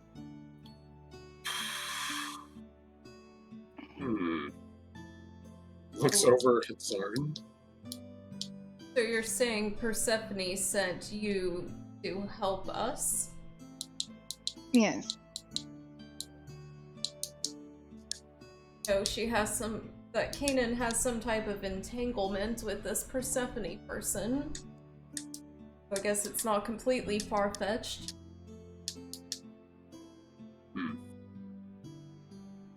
Well, we could certainly use the help. I mean, without Kanan on the road, it does leave us a little bit short-staffed in case someone gives us a jump. And you can clearly handle your own in a fight. So. Yes, but that one certainly can't. What do you have him around for? Oh, silent. I've been beginning to wonder that exact question lately. You lot are so ungrateful. I suppose his tower is somewhat useful. And his skill at the arcane is rather useful to someone like myself who doesn't have any such skills. So. Well, with me around, what do you need him for? Because I can read. You look over at them, excuse me. It is useful to have him. Oh, you certainly can't read a room, can you? Yeah. He's more book smart, I would say. Vaughn has many redeeming qualities in spite of much of his behavior. And I can safely say most of us have our own problems, that's for sure. But, yeah. He saved our lives a couple of times, and we've saved his. So, yeah. I simply did not anticipate you, look over at Kira, thrusting a temporal shunt upon me in the blink of an eye. Otherwise, I would have squashed it. Squalled it, even. But regardless. You shouldn't underestimate your opponent. I didn't underestimate.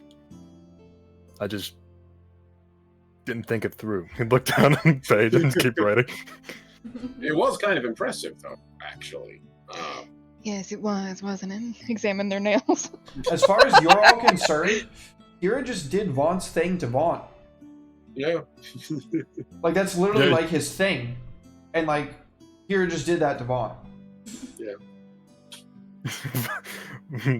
This episode on Always Sunny, Vaughn has an inferiority complex. This chocolate milk get all on my nose.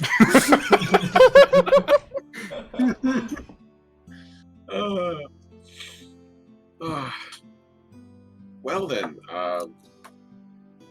if that's the case, then I guess welcome to our little syndicate. Nice to have you on board. Oh, a syndicate. Fancy. It's the working name, right, Zarn? And he's gonna look over at Zarn like, please tell me I didn't just misname the thing I work for. No, that's the name we settled on thus far. Still kind of new here myself, so. But hardly a syndicate. By definition, if you want to be technical. In, I don't think... Oh, go ahead. What are you? in infancy. We'll work it out. What's a syndicate? A syndicate is somebody that a collected group of people that unite together over one common interest. It's usually used in a political sense, but this is sort of a euphemism for a organized crime group. He'd nod and he'd look back down those papers. Do you have something better, Vaunt? I reckon we should just call ourselves what we are. Criminals? It's An fair. criminal organization. A little too on the nose, don't you think? I think a lot about us is on the nose. Yes, we're not quite good at taking it on the chin. Oh, don't worry. You might not even have a wizard around for this organization anymore. I'm sorry, syndicate. Since you're so much better than me. All right. Sad. Look, leave it in the ring, people. You're both beautiful and wonderful spellcasters, and I do appreciate your presence. Let's not do this. We have enough people out there with daggers pointed at us. Let's not do that to each other. Yet. Okay. So, this Persephone, Whisper speaks up next to you. What's she like? This is probably the first time Vaughn, Zarn, Darvin has ever heard Whisper speak out loud. Ever.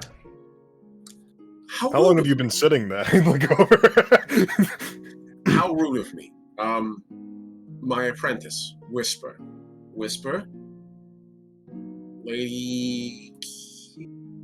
did I catch your name? It's Kira. Kira. Lady Kira?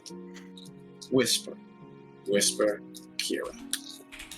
I believe that the third title would be Sir Kira, since they are androgynous. You'd look over to Kira. Well, even a broken clock is right twice a day. Just sort of like,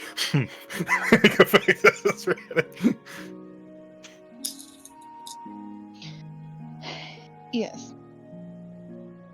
It is not lady. Apologies. That's twice today. He looks over at Whisper. That's twice today. I need to be careful. I don't know anything about nobility, to be fair. He's gonna pat Whisper on the shoulder. Go ahead. Do your thing. What's Persephone like? I mean, what's she want? Just to be clear, Whisper is a male drow? Male but female presenting. Yeah. Whisper comes from the time when the Drow were still ruled by the matriarchy, and so it's been like ingrained that if you don't want to be shit, you have to appear to everyone as if you're female, because the males in Drow society are literally just like, they do not matter at all. They have no pull whatsoever. So are they passing as female, or yeah, are they 100%. just... Yeah. Okay.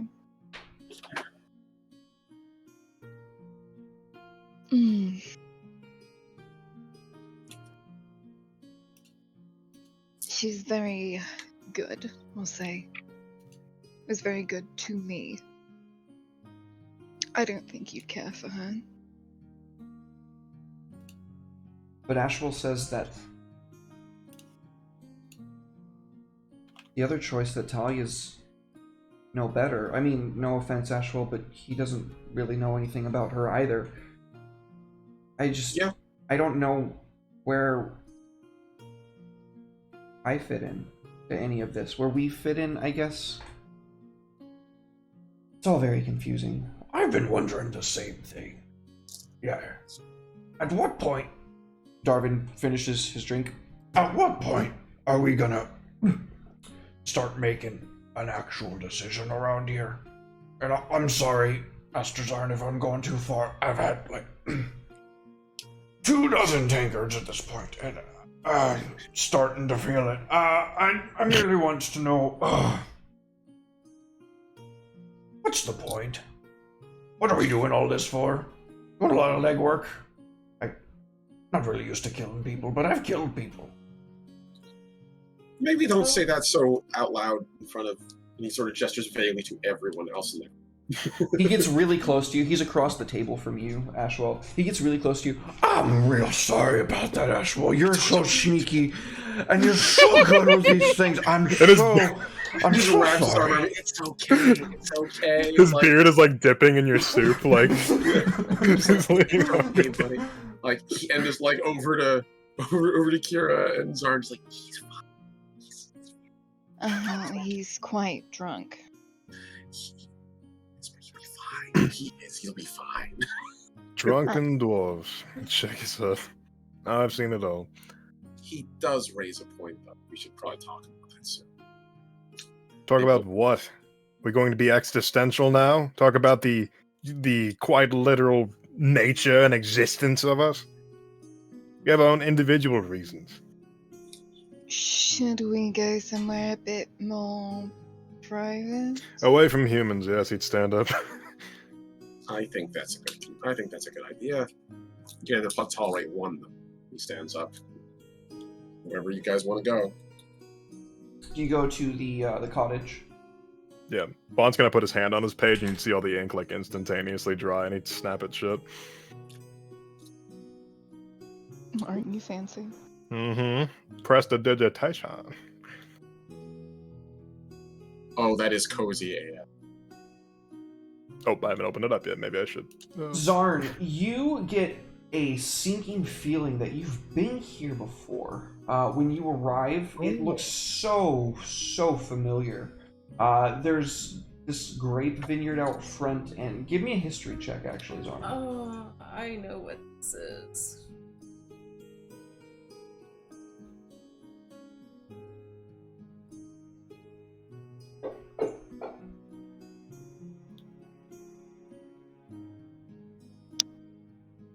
Zarn, why don't you go ahead and tell us what it is?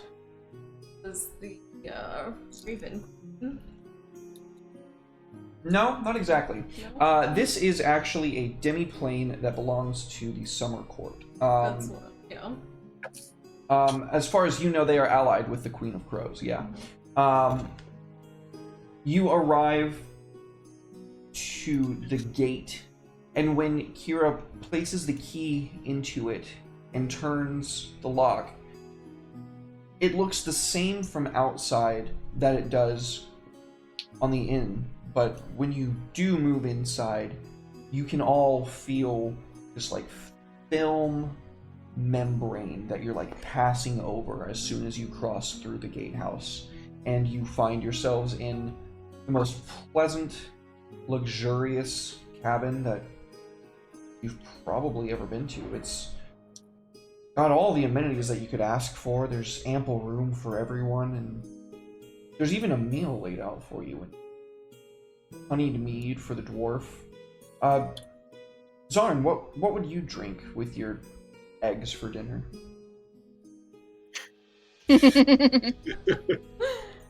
Probably just some meat or something. But before I sit down, I would whisper to Ashwell that I need to speak to him later. He would nod and sort of give a thumbs up, like whenever you're ready. So In fact, I think he would make like a hand gesture, like kind of like later after dinner. So like you would catch like, when. I nod in agreement. So what did you say your drink was going to be? Just ale or something like that. Okay. You find that the cup that you arrived to, once empty, when you put your hand on it, it fills up to the brim with ale, the perfect head foaming at the top. Vaunt, what would you be drinking this fine evening? Bob, vineyard wine. You can see the cup itself begin to change shape into a fine crystalline goblet. And the sweetest, most savory wine fills up to the brim. When you smell it, it's almost intoxicating, but when you take a sip, it's goddamn the best wine you've ever had. What about Ashwell? What are you having? Ashwell tries to avoid alcohol as a general. So for him, it'd be a sweet fruit juice of some kind. Tall glass of milk. Milk, yeah. For the manly man. For the record, that would be a thing for breakfast or lunch. But in this instance, it would be something sweet to keep him awake. Your cup becomes this large oblong-shaped glass. This liquid that's kind of like thickish begins to fill up, and you can see apparating within some pineapples, some grapes, some slices of apple, and this cream up on the top, and a cherry. There's a straw that spirals out from within. I'm normally not one creature comforts, but I have to admit, this cottage knows how to get on my good side, and you just put the straw under his mask and slurp quietly. Kira, what about you? She is going to want some fresh eggnog with plenty of spiced rum. Oh yeah, so this cup before you becomes this... Do you like your eggnog warmed or chilled? I'm a winter Eladrin, I want it chilled, of course. It becomes this... You can hear the frost crystallizing around the mug. This of ice cream plops into the eggnog. There's a spoon that rises up out of the middle of it, and another straw, very similar to Ashwell's, spirals out of the center. Cream erupts. A cherry Clip and that. a lime. Clip that. Cream erupts. Fair enough. God, Derek, I love it when your cream erupts. Got me good, fucker. And here I was saying that I never did ERP. Extreme roleplay. Yes, of course. For all you Twitch mods out there. Yep, extreme roleplay. Zarn's gonna look around at everyone else's drink and just kind of shake her head like, whatever happened to people just enjoying a good old-fashioned ale? Those are some decadent-looking concoctions. When you take a sip, Zarn, it is this frosty, perfect broth that leaves a little mustache of foam on your mouth. A tear forms in the corner of my eye as I read for the others, for they shall never know the joy of this delicious ale. As I weep for the other. Vaughn's wine is like the same color of his skin, so it almost like blends in as he takes a sip. Wolfie, no! What a Wolfie.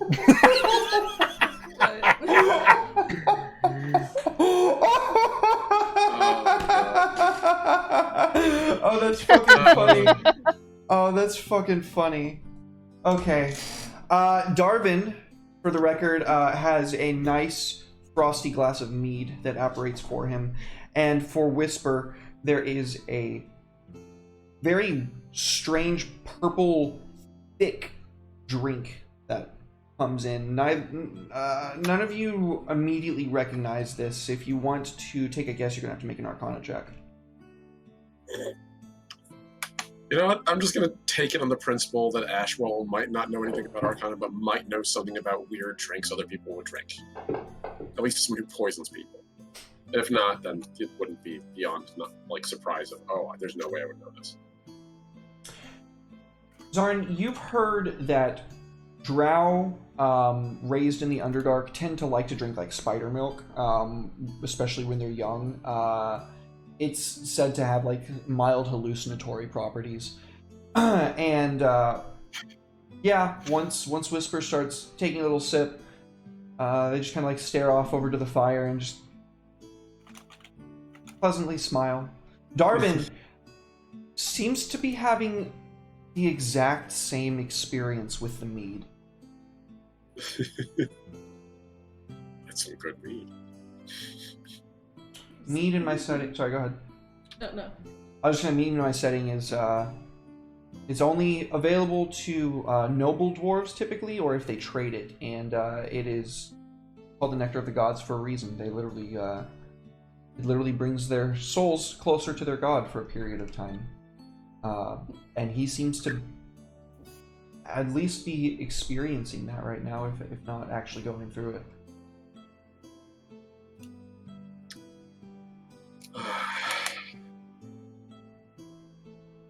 Well, this is cozy. Thank you. Yes, well, now what are we supposed to be talking about?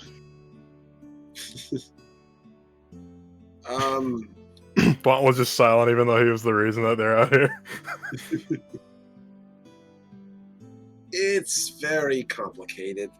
And I don't say that to be facetious. I mean, it's exceedingly so. It involves gods and people trying to become gods, trying to stop people from becoming gods before they become gods, to dethrone existing gods. Lots of gods. Claiming a bounty. He'd look over at him. I mean, that is also true. Is there a way to simplify this? Why don't you try explaining it, Vaughn? A little more with a little more specificity. It is a little.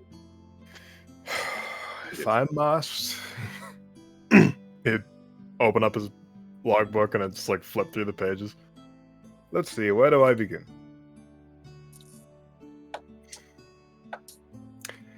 You see, there was a bit of an issue. Someone released Death itself. Oh. And in the kingdom, there are people that have aspirations of divinity. So, as such, we must stop. I believe it's the Empress. Correct me if I'm wrong. I think that's right. Yeah. The Empress from reaching divinity. And death is on the loose. So I take it that the Empress would not make a very good deity. they're an elf, so no. What does that have to do with it? You would know, Look Kira, over, that like the you damn well know what it has to do with it. yeah, I was gonna say you would know, Kira, that the Empress that they're talking about, the only Empress in this land that you're aware of, at least, is the one that Persephone's kind of in a cold war with, pun intended. But Yay!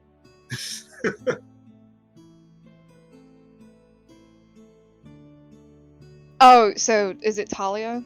Yep. Okay. Oh, yes, alright, well, I see. That explains things. Indeed, and there the humans grovel, sucking the toes of the woman who sees their end. I think you enjoyed saying that a little bit too much. I don't like elves. He'd look over at them again. Not particularly keen on any deity for the most part, but yeah, no, this is a particularly bad situation. Right, well. Well, count the inn. I understand now why my lady sent me here. At Excellent. least our interests align. What else do I need to know? And perhaps about each of you. Oh, I suppose we should talk about our specialties. Yes, I suppose we probably should, shouldn't we? Vaughn, why don't you go first? Let's, since you were already talking, right? He'd set down his wine glass. I have interests in this situation because the Elven Empire stole much from me and much from my ancestors. In that regard, I am a bit of a bookish scholar. I've done a lot of reading, know much of history, know much of the arcane, though, as any good scholar would, I still have much to learn. In the meantime, I can provide my arcane assistance via spellcasting and other wizardry.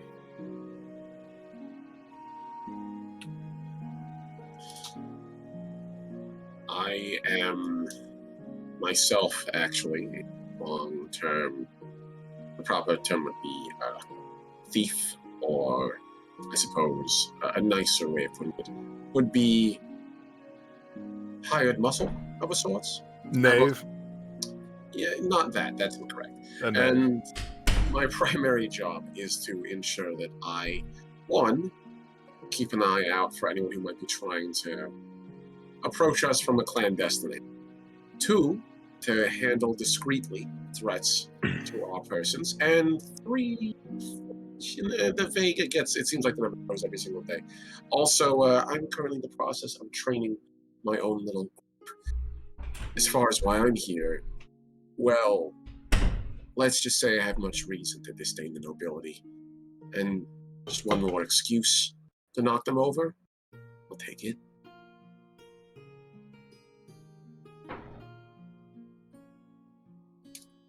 Alright. Vaughn will loll his head over and look at Zarn. Like I said, I'm Zarn. Hit things. My sword. I like doing that.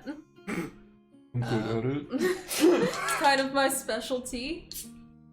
I don't really know what I'm doing most of the time, so... You set a damn good example. She They is know very- rudimentary. They know rudimentary arcane. They're playing dumb. Oh yeah, I mean, I could throw a spell here around. But, yeah, that's me. I see. Very well. And what do you do, priestess? I suppose I could keep all of you from dying. That's useful. That's very useful. But I do that. He looks at everybody like, well, this person's an imposter. They're trying to replace me. Well, I'm about to do it better than you do. Ashwell, I Fuck. need a. I'm just gonna have you make the roll because it's your person. Give me just a flat d20. Me? No, Ashwell. Flat D20. Do. It's 20. D20! Oh, Huzzah! 20. I rolled it in the gargoyle. Whisper says they may just as well claim your soul for themselves. I've recognized those markings anywhere. You're a death priest. What? Look over at Kira. Yes, well, I did used to collect souls for my lady. Oh, well, I actually have somebody you might get along with. Oh, he actually might. And immediately, like, I get that. I understand. Oh I my understood that reference. You, my sir, have won the internet. Here's some Reddit gold.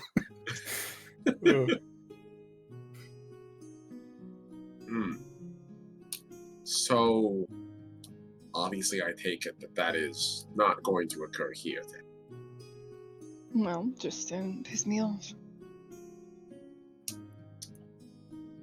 I'll be ready next time, he grumbled. Looks over at Whisper and gives a smile and a very deep nod. Appreciation. Good eye. Oh, I've completely forgotten. Perhaps this is of interest to you. He'd look over to Kira again. It seems that the Empire is trying to rouse the Drow. Why? Why do you think? Recruits for their grand army. I don't like the way that sounds. I don't like it either. And I really don't like... If I don't like any specific sorts of elves, it's elves of the Empire. Drow I can tolerate. You, even, I can almost tolerate. What a compliment. But Trust Nagoran me, Empire really elves? That's the most you'll get out of me, and I'll shut it. Those elves. The fact that they're aiding in the uprising of the Drow, it means that there's going to be a bit of a quid pro quo. We helped you break away from the matriarchy, so you aid us in return. And that's exactly why the humans are so subservient. Because they believe they've been done a favor by the very person that steps on them. Politics. Things look You're a pretty big- good back there. Kira to be shaking their head at like the talk of liberating the Drow just to make them subservient. Slaves yet again become slaves. Ironic, isn't it? Kira, how about that? What are you doing with this group? And look at Whisper. Whisper just looks at Ashwell. I was given purpose. Chance. A chance to find my father and ask him why. Took me to the surface. And then, when he went into the service of the Empress, why he didn't take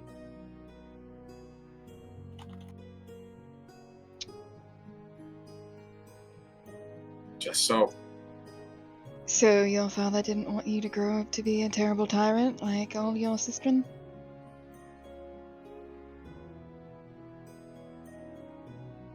Whisper kind of bows their head. We're still working out the details on that. Whisper's here for their own reasons. Can I And I'm make a... happy to- Sorry. Go ahead. That's it. Kira, did you want to say something? I was just gonna ask Derek if I could make a check on like Drow, like standards or like how they act. I would like to make an insight check specifically on Whisper and their behavior. Okay, let's do this one at a time. Well, first of all, I just realized that Vaughn still has haste. Fucking ready. He's drinking his wine super fast. It just keeps refilling. Metabolism so fast it doesn't slow down. Zarn's check first. I feel like the best tool for that in 5e's repertoire. Sorry, I'm so sorry. I keep doing it. Let's get Vaughn's roll first. I feel like with the toolbox that 5e gives us, history is going to be the most accurate one for that. Unless you have a better idea, in which case I'm open. I think, see, the thing is with 5e is that history is synonymous with culture in 5th edition, so I think that would be fine. That's kind of where I was thinking too. So I will make a history check if I can find that. There you go. Okay, what exactly are you trying to find out? Related to the situation, Vaughn has like some. So the Drow are quite different. Vaughn knows that, not just because of the way they look, but because of their culture, and they're led by a matriarchy. But that's not that different than the Nagorian Empire. It's vastly different from the Nagorian Empire. Yeah. The Drow are led by a tyrannical council of overlords that are only ever female because that was the principles handed down to them by Araushni, who is my settings version of Lolth, during the interim time when they were you rolled a fucking 25, so I'm just gonna lay it out for you. During the interim time when the Drow were cut off from where they originated, which is Persephone. Or kind of. Some of them did, some of them originated from a different court, which all the records of which have been expunged. Insofar as how they differ from the Nagorian Empire, that's a high enough history roll for me to just fucking finally tell you guys after like a bunch of sessions. Vaughn, as far as you know, the Nagorian Empire is a fucking paradise. Like, there is no illness. There is no poverty. Like, old people are given shit to do if they want to do it. Like, it is a veritable fairy tale land where, through sacrifice to her own treasury, the Empress gave of herself to make it the best place that she possibly could. Spent 50 years just making this empire the best empire that Ismira has ever seen, wielding powers unimaginable and creating infrastructure unseen anywhere else. And then she said, I left everything perfect. I trust that my daughter will run things correctly in my absence. I'm going to go become a god now. Take care. My final message, goodbye. And she fucked off to Arcadia and began her metamorphosis to become an Archfey. Okay, so with such a high history roll, I know a lot about Drow and the Forgotten Realms, and I'm assuming that you've borrowed a lot of the culture. Not really. Forgotten Realms. Well, I have one element that I think you might have borrowed, that maybe you didn't even know about it. There's a thing in the Forgotten Realms where the more androgynous a male elf is, the more hated they are amongst Drows. I never really gave that much thought to that. I guess it would be like, I always kind of thought of it more as like a Mulan situation, but reversed. Like very capable and potent male drow that would rise to the occasion, would masquerade as females. Okay, so androgyny is like treasured amongst their society. Which one is it? A specific sect of drow, yes, androgyny is literally, like, there is a fucking class that are born like intersex, and they are just above everyone else that you know of. Kira would know this as the Death Priest class. Okay. Oh. Oh. That's something that I came up with like a long fucking time ago, and it's kind of cool that it's become such a thing in this campaign. Nice. Okay. Vaunt is going to give everybody a history lesson, and despite Vaunt being an arrogant prick, he's actually a bit of an entertaining historian storyteller. So Nice. he makes everything sound like really larger than life when he talks about history. It's like the one thing he's like really passionate about, and he normally takes himself pretty seriously, but he seems almost like childlike when he talks about stuff like this. Like he never gets to talk about or recollect on history and stuff like that. So he seems happy to do it. Charles actually smiling into the mask and hearing all of this. That explains quite a great deal, actually. Thank you.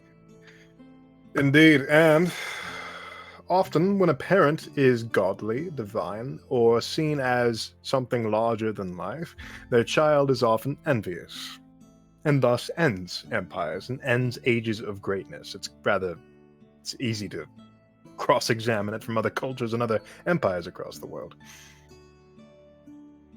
A lame child could truly destroy an entire nation.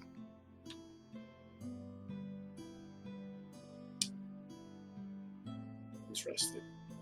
They're not lame physically, lame and lacking charisma or leadership qualities. Creativity, desire. You did see her turn the last Baron of Blackwood to ash by putting her hand on him. Yeah. Yeah, that just means they turn into a dick, which is also lame in one's mind. Or mercilessly killing because they have power and they could just do that.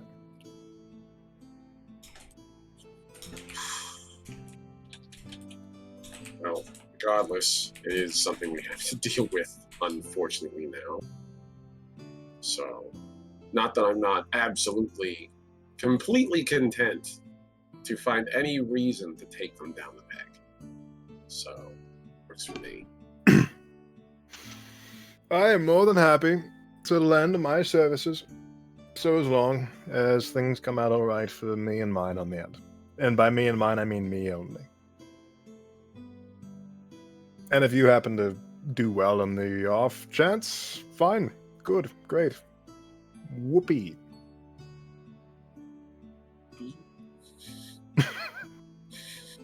Vaughn's had like 3 glasses of wine since he started talking. While Vaunt is having his little history lesson, I'd like to make my insight check on Whisper, if you don't mind. Thank you so much. My ADHD completely blocked my brain off, Elise. I'm so sorry. You Please, were go totally ahead. fine. No, Bile, you're totally fine. That's a perfect opportunity anyway. I'm not gonna fucking cap at all. Completely forgot. Thank you for remembering. That's my Okay. So, refresh my memory what it was that you were trying to get a read on Whisper for. Basically, Whisper was like being really dodgy about the whole situation about being a drow and their purpose for being here, and that little hint drop about their father bringing them to the surface. And it was just, it just wasn't really connecting to Kira, so they're making an insight check on like that. And if there's something else going on, or maybe something about Whisper that they aren't being upfront about. So with a 24, I'll tell you that the rolls have been fucking fire tonight, if I'm being honest. Basically, I'm trying to. Basically, what's the phrase that I'm trying to think of? I'm not sure. Probe or gauge. Oh God, or... there's a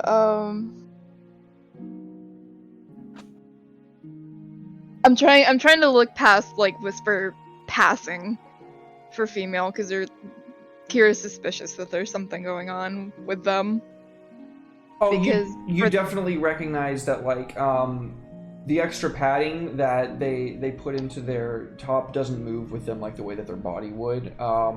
That it's like little extra layers of armor that they put on, which serve a very pragmatic purpose, to be quite honest with you. But also it is just kind of give them a little bit more feminine of a shape.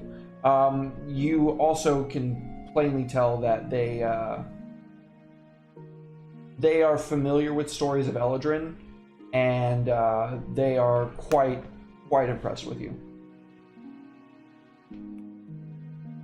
I see. Okay. Kira's not going to say anything out loud. Obviously, they don't want to dead name this poor drow, but they're just gonna give him a little side eye, like we'll talk later. All right. Well, if there's anything else that you guys want to say at the group, now would be the time. Otherwise, I believe Natalie wanted a conversation with Ashwell, and Kira wanted a conversation with Whisper.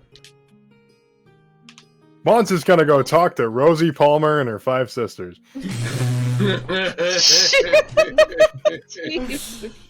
Vaughn goes into the back for some alone time. I don't like my history lesson. Ashwell and Zarn, where do you guys have your conversation at? I'll be right back. Probably in that room off to the side, not the living. The master? No, I can. Just somewhere Jesus, private. tell me I'm bad, Natalie. I'm just kidding. You find a comfortable living space with some cushions on the floor. A little fancy for my taste, but do.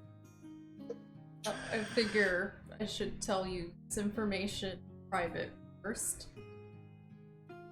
Ironically, it came up during dinner. Yeah, I've been in a place like this before, part of the summer courts. Last time I was here, I ran into who I maybe Whisper's father.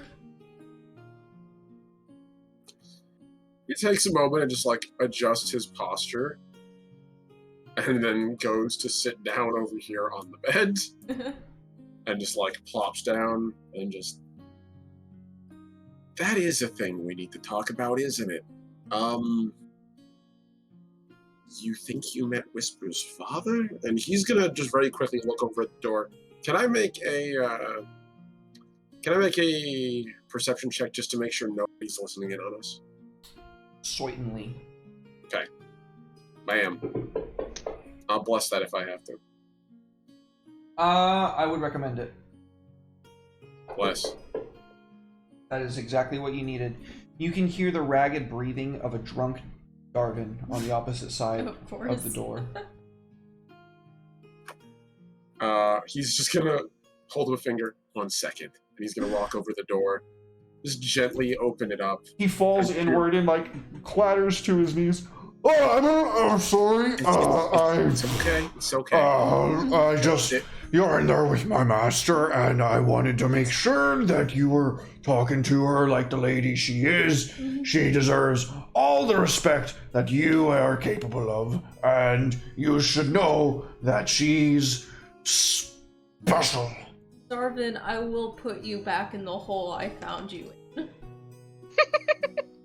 I'll keep my eyes on you. And he like staggers to his feet drunkenly, slams into the wall, and then like peels himself off and clatters into Vaughn's room to bother him behind him. My apologies. It's all right. That poor boy can't really hold his liquor very well, can he? He's gonna close the door. Surprisingly, no. It's sweet of him to be so considerate. And I hope you know I never would do anything in particular to try to slight you. If anything, if I may say it, I actually very much enjoy being in your company. I appreciate it. And I wouldn't bring you to a room alone if I didn't trust you. Thank you. I appreciate that. Trust is quite a difficult thing to accrue in my line of work.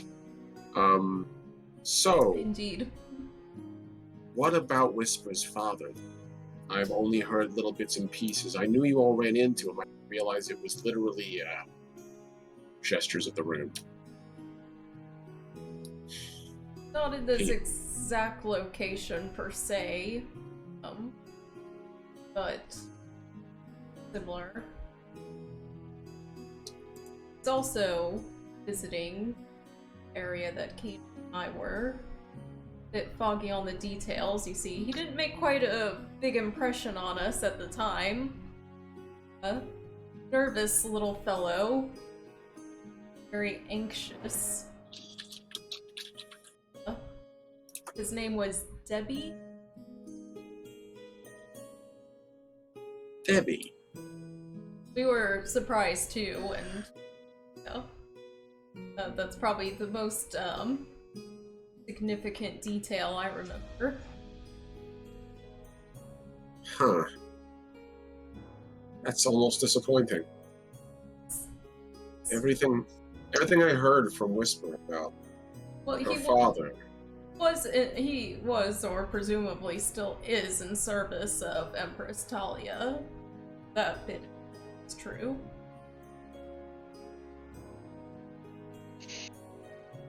You know, when I agreed to help Whisper find her father, the implication I kind of had, likely from her, was that she is going to ask him.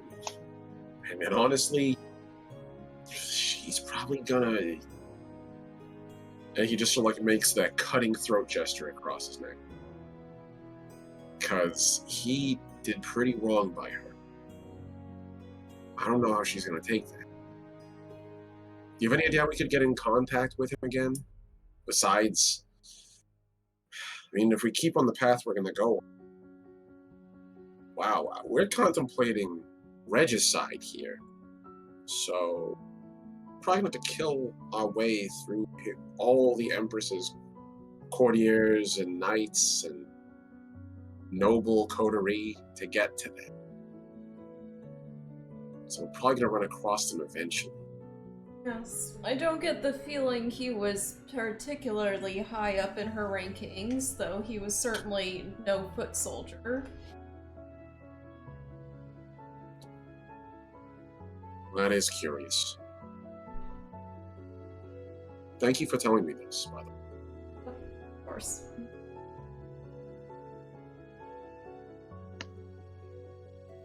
Not entirely evil. No, you're definitely not. He's going to stand up.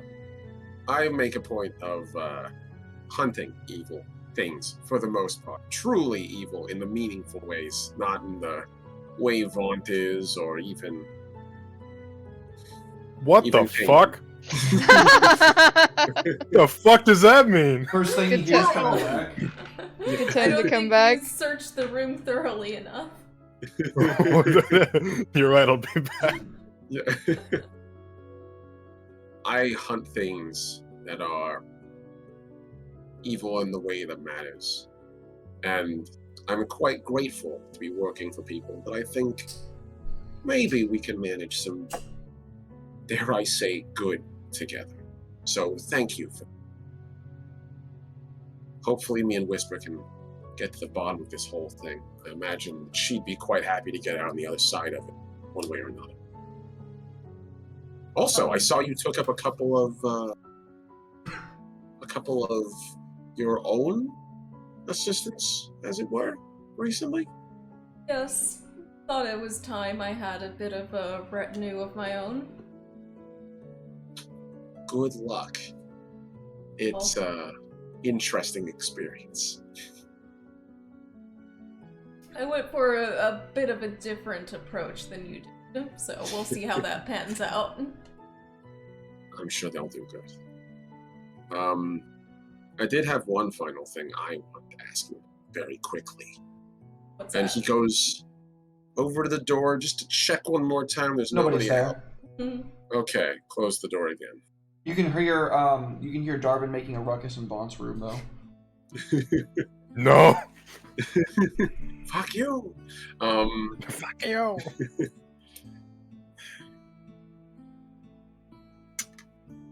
Zarn, I wanted to ask you personally. Do you have any connections to the nobility or the wealthy within the city? Within this city? Not this one, but where we came from, specifically. Blackwood. Not in Blackwood, but to be honest, a bit full. So I have, for the most part, renounced those ways. That's fair. I ask you this because I think it's only fair I tell you. I don't just plan on killing the Empress. I think we could do a little better by the city, too. And I do full well intend to clear the board, as it were. And I wanted to ensure that would be okay with you as a professional consideration. I don't personally have plans to get involved in politics in such a large manner, but don't see a reason to stand in your way to those things. Thank you. I appreciate that. Well, that's all I had to say. I really appreciate you bringing this up to me. I'll speak with Whisper about this. Would it be alright if they came to speak to you? I imagine they might have questions. Of course, please inform them my memory is limited. Will my best to answer questions they may have. Thank you. Have a good night. And he'd pause at the door and sort of like chuckle. Mistress Zahn, and bow. See himself. So I'm sleeping in this room tonight. You get I'm already the big here. room. Elise, you wanted to talk to Whisper. Indeed. Once our little dwarf friend goes toddling off, Kira would lean on their elbow on the table and look over at Whisper. You wanted to speak to me? Yes, I did indeed. I mean, it's just you asked me to stay back, so I kind of figured. But you haven't really said anything, so I'm trying to get a little bit nervous, if I'm being quite honest with you. Kira just sits there looking at them, like waiting for them to start talking.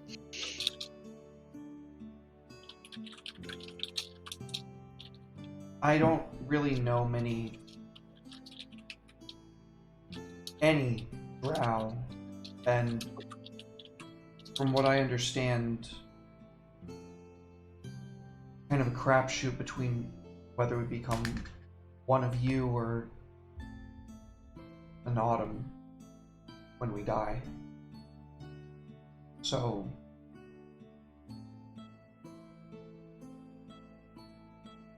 I don't know which one I was in the past life. As I understand, the memories get stronger as you get older, and I'm only like 24, so... Oh, you are a wee little babe, aren't you?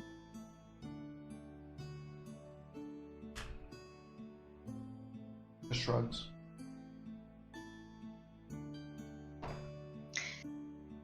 Well, you don't have to lie to me. I'm not going to out you.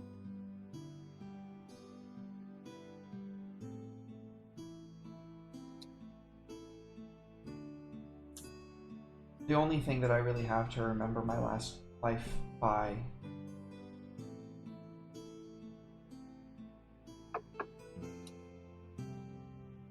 is this amulet. And as they take their like scarf down a bit, pull out this like crescented 8-armed fighter amulet that has this like deep purple gem set into the middle of it.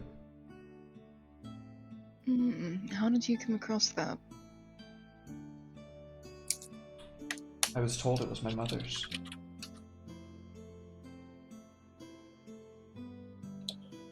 I was told that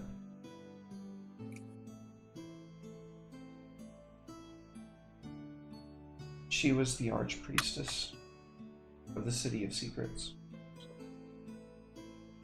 our biggest settlement, and that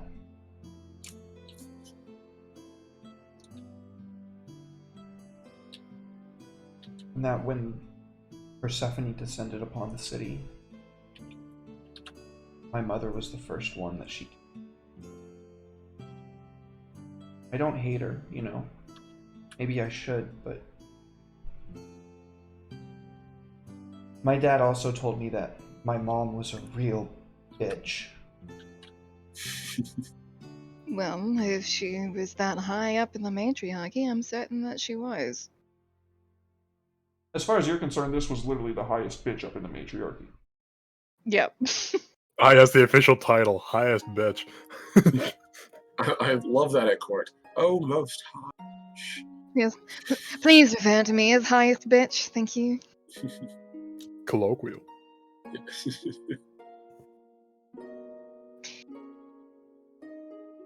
Don't mourn her.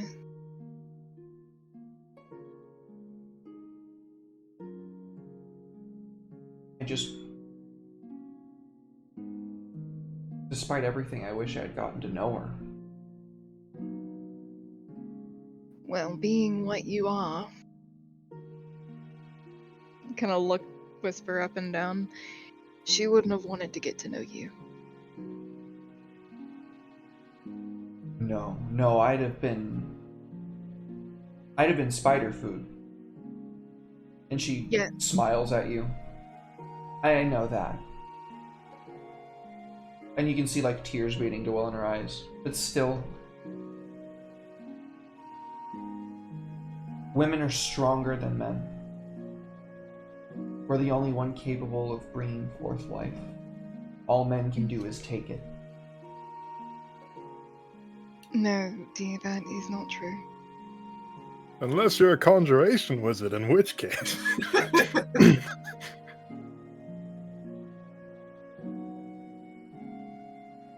Men are capable of great things, great love, and great acts just as much as women. And they have just as much a part to play in the life of a child.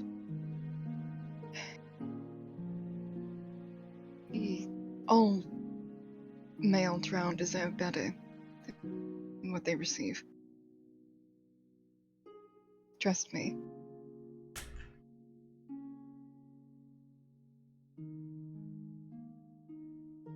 You can see a faint smile playing at Whisper's lips, but they don't say anything.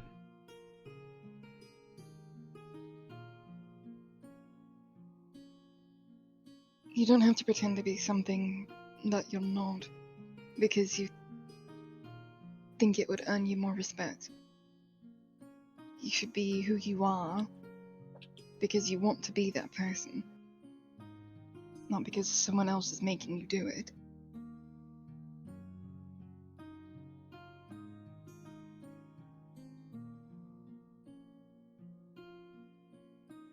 And be proud of it. Can I tell you something, Kira? I've never told anyone, not even Ashwell. But I need you to keep it between us. My lips are sealed. I was born a death priest. I've done my whole life to... I don't know what that means for me. My father told me that if anyone found out, I'd be put to the sword, but you walked amongst those people today like nothing.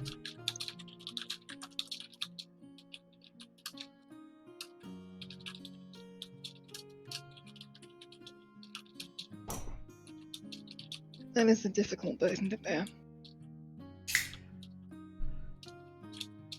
And I won't tell a soul. They nod. Thank you.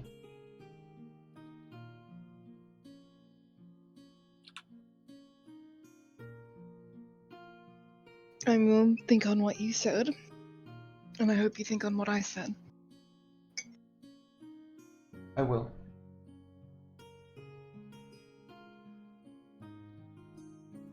I understand your plight quite acutely. There's one thing. And Yes. takes the amulet off. Araushni is no more. Persephone devoured her. Indeed. So what's the point in even wearing this?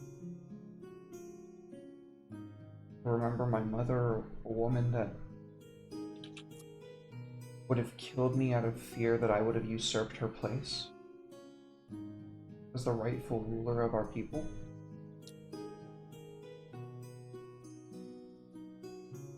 Does it have value to you? Does it give you meaning? It's just weight.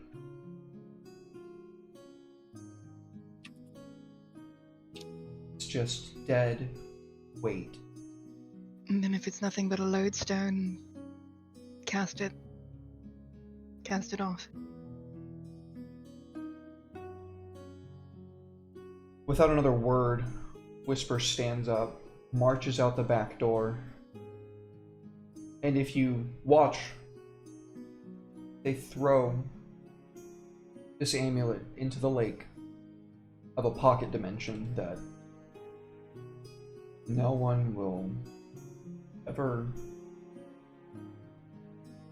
And I think that that is where we take our final break, and then we will come back for the final hour of Covet Syndicate. Is that good with everybody?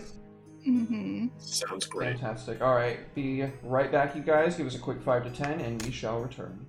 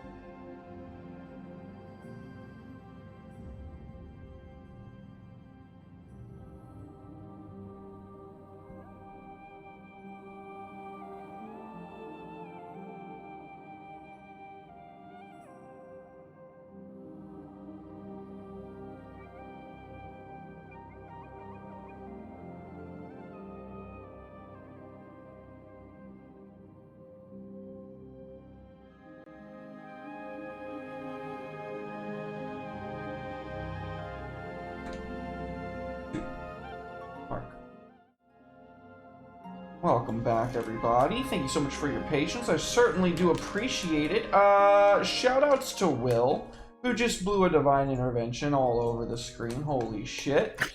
That is going to be cool. Yeah. I'm going to work with you in the background to see what you want to have happen with that. That's going to be a lot of fun. Okay. Wasn't expecting that tonight. I've got some ideas, but we'll see where that goes. For now, let us go right on ahead and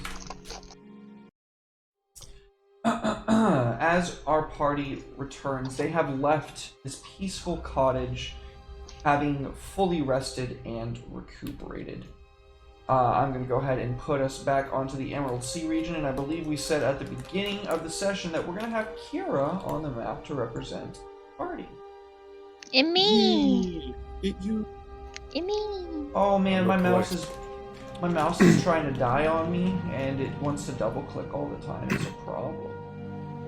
That was just foreshadowing. You guys fucking knew that Kira was gonna replace me, so you wanted to have it like be a metaphor. Fuck you. Alright. So, peacefully move through this section, and then we come upon the next section. This is still within the confines of the realm. You move through the next day, and upon dusk you come to the outskirts of Qual Paride. It is a large settlement made completely of this sheer white stone wall. It's seamless. There's no gap whatsoever, and the gate is up. Though when you approach, there was no one along the wall.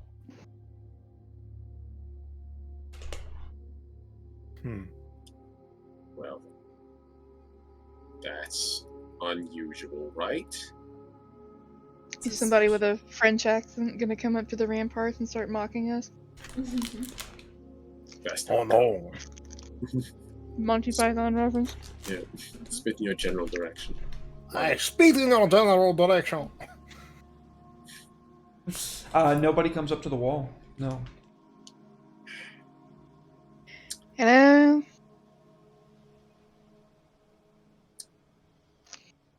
Hello? Oh, if nobody's coming up to the wall, sorry, I almost missed my cue. I'm gonna use thaumaturgy. Kaboom!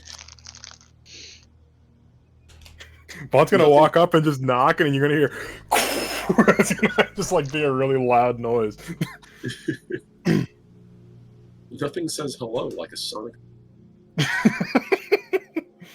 You can hear the boom of your fist just lightly tapping it, and then the explosive from the thaumaturgy.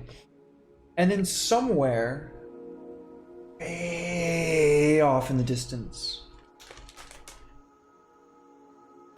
you can hear something that sounds much the same. Not good. No, it really isn't. This is a perfectly smooth wall, you said? Perfectly smooth, seamless. This forest, throughout the second half of this day, by the way, has changed from its lush and vibrant green to this almost pearlescent red, like completely just glowing this vibrant color, as if the forest doesn't know what season it is here.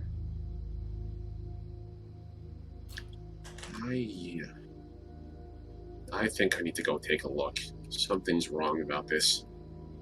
He's gonna take out his python from his backpack, and he's going to tentatively try to nail a python into the wall.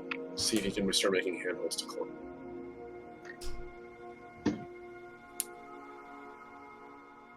This is going to be one of those few times as a DM where I'm going to say there is no check that can succeed on breaking these walls. Well, that's frustrating. How tall are these? 120 feet.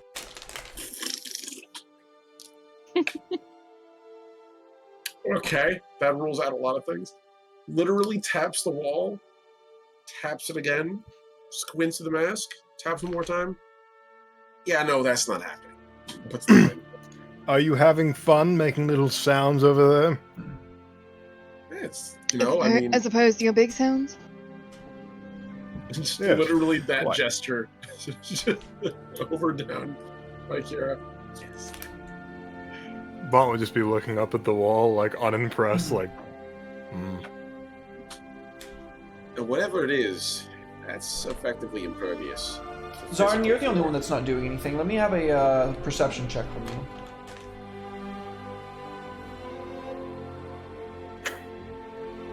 You get Zorn to run vertically straight up the wall. You can hear the sound of some squeaky wooden something coming around the wall to the northwest. Everyone, I think someone's coming. Say, directing their attention to where the noise is coming from. Sort of puts his hands around his waist, crossed to draw the guitars, but doesn't yet. Can we get a closer look at what this is that's coming? How do you go about doing this? So it's coming along the outside of the wall? Yeah, there's a good, 80 feet of tree line, or 80 feet of distance between the tree line and the castle. Or not, well, this isn't a castle itself. The castle is inside the walls. These are like what are those called? Curtain walls? Yeah, palisades? No, palisades are wooden structures. These are not that. Okay. That's a good question. There's nothing for me to vault off of except to run up the wall. And I'm not a monk. Yeah. Or Sonic the Hedgehog. Or Sonic the Hedgehog, or a goat, able to walk up 90.2 degrees. Damn it. Yeah, no, I guess I'm just gonna have to wait for it to get closer. Do we want to be out in the open for this thing to come by, or wait? Because does anyone know anything about this area in particular? Like where we're at? Probably not. I was gonna say I could always make a history check, but You would not have been able to read this in a book. that's disconcerting. Yes, Vaughn, not everything you read in a book is true, you fucking idiot. It's 120 feet. Yeah. I know Fly is one of my known spells, but I don't have it prepared. I'd ask if you could ritual cast it. Can I ritual cast that? It takes 20 minutes, right? Well, there's only certain spells you can ritual cast. Okay. Otherwise, I would. Find out. Can you ritual cast Fly? No. Why? It does not say that you can, but that's the Artificer, so let's check at the player's name. No. It does not say that you can, but I don't know what the rules for wizards specifically state. Well, to prepare a spell. Damn, the fact that wizards have to re-prepare their spells at a long rest is kind of rough. Yeah. Yeah. That's why coffee locks are so awesome. That's why coffee locks are a min-max build, and I don't do that. So while you are considering what your next move should be, Zarn, you are the first to see a family of 12, a mother and a father and 10 little runts running here and there with their donkey pulling this old, weary wagon. And as they round the corner, they behold you, but they don't really stop or slow down. The man kind of says a couple things to his wife, keep your head down, maybe they won't say anything to us, and they continue along their way. Don't show weirdos. fucking weird. They're little consequence to Zarn, so lets them pass by uninterested. Kira, you're the least indisposed individual next. Pray tell, she addresses one of the adults. Yes. Yes. How do we get him? You don't. What do you mean you don't? None get into Qualcarad. None. Oh, says who? He can just make himself apparent. There is the sound of a sonic boom, and suddenly the earth around you shakes, and a sound like thunder erupts high above all of you. There is magnificent and splendiferously, about 200 feet above the ground, the darkest, blackest Pegasus any of you have ever seen. Atop this Pegasus is the most ornately crafted knight that you've ever laid your eyes upon. This armor that sits upon them doesn't seem to be metal. It seems to like absorb the sunlight around it. It's formed in the visage of a skeleton, and as it rises up and you take on the visage of whoever it is that is above you, you can see a crown across their brow. And the family immediately, all of them, go to their knees.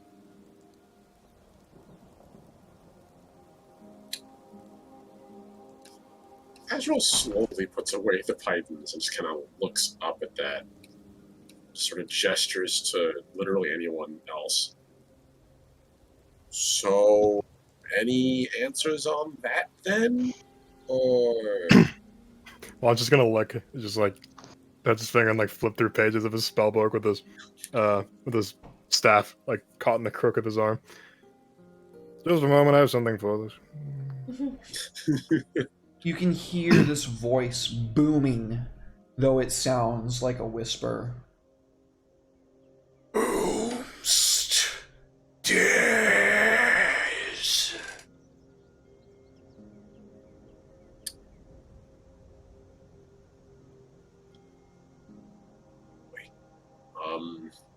Is this your castle? I am the right hand of Lady Talia, the Empress of the Nagoran Empire. Before you And as he makes his way down astride this black Pegasus, stands Calcifer, Sword Saint of the Dragon God. as he makes his way down to the ground, the Pegasus lands almost soundlessly. Who are you?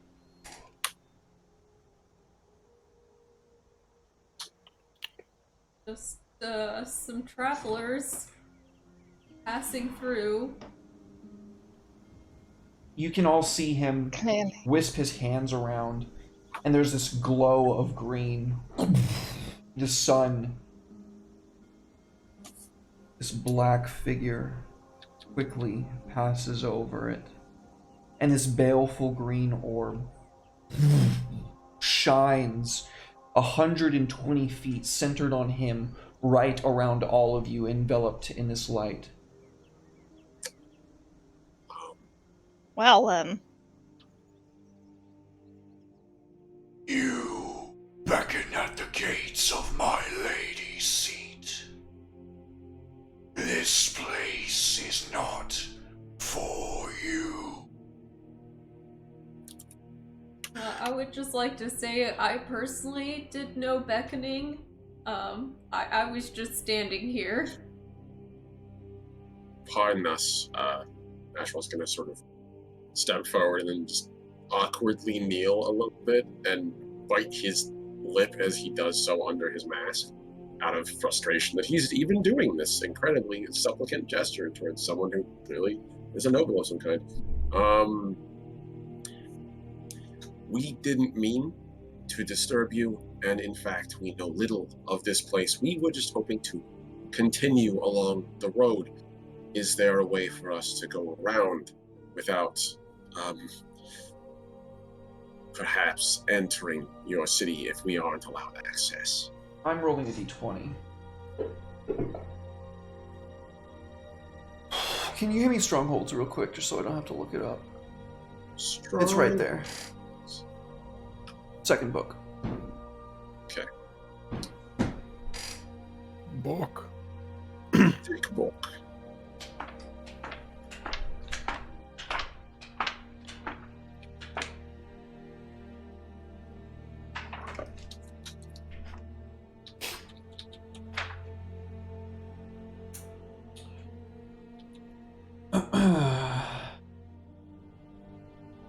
Tell me what you just said again, please. He just asked if there was a way around that he didn't. I'm going to paraphrase it. We didn't mean to intrude. We don't even really need to get into the city. We weren't aware of it. We were just hoping there's a way to get around if we're not allowed to go through. He answers you, but he looks directly at Kira. You may traverse the circumference like the rest. And he points directly at you. Kira points at herself and then looks around behind her. He nods. Yes, me? Why are you here?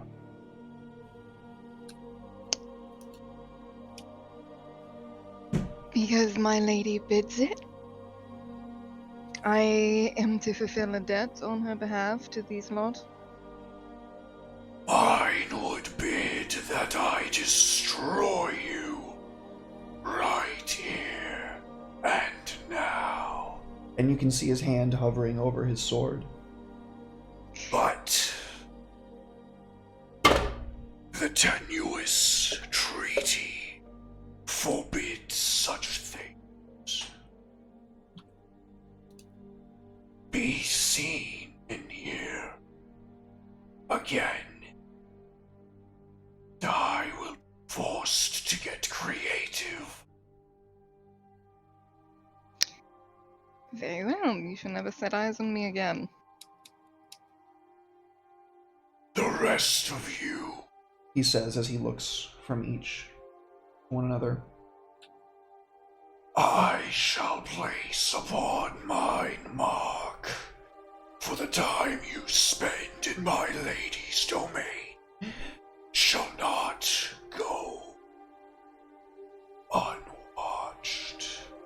He rests his hand into the air, and this green, baleful black fire burns around his palms. As he twists, the sound of metal scraping against metal through the air, and when he clashes his hand, you can all feel on your left shoulders the flesh is searing.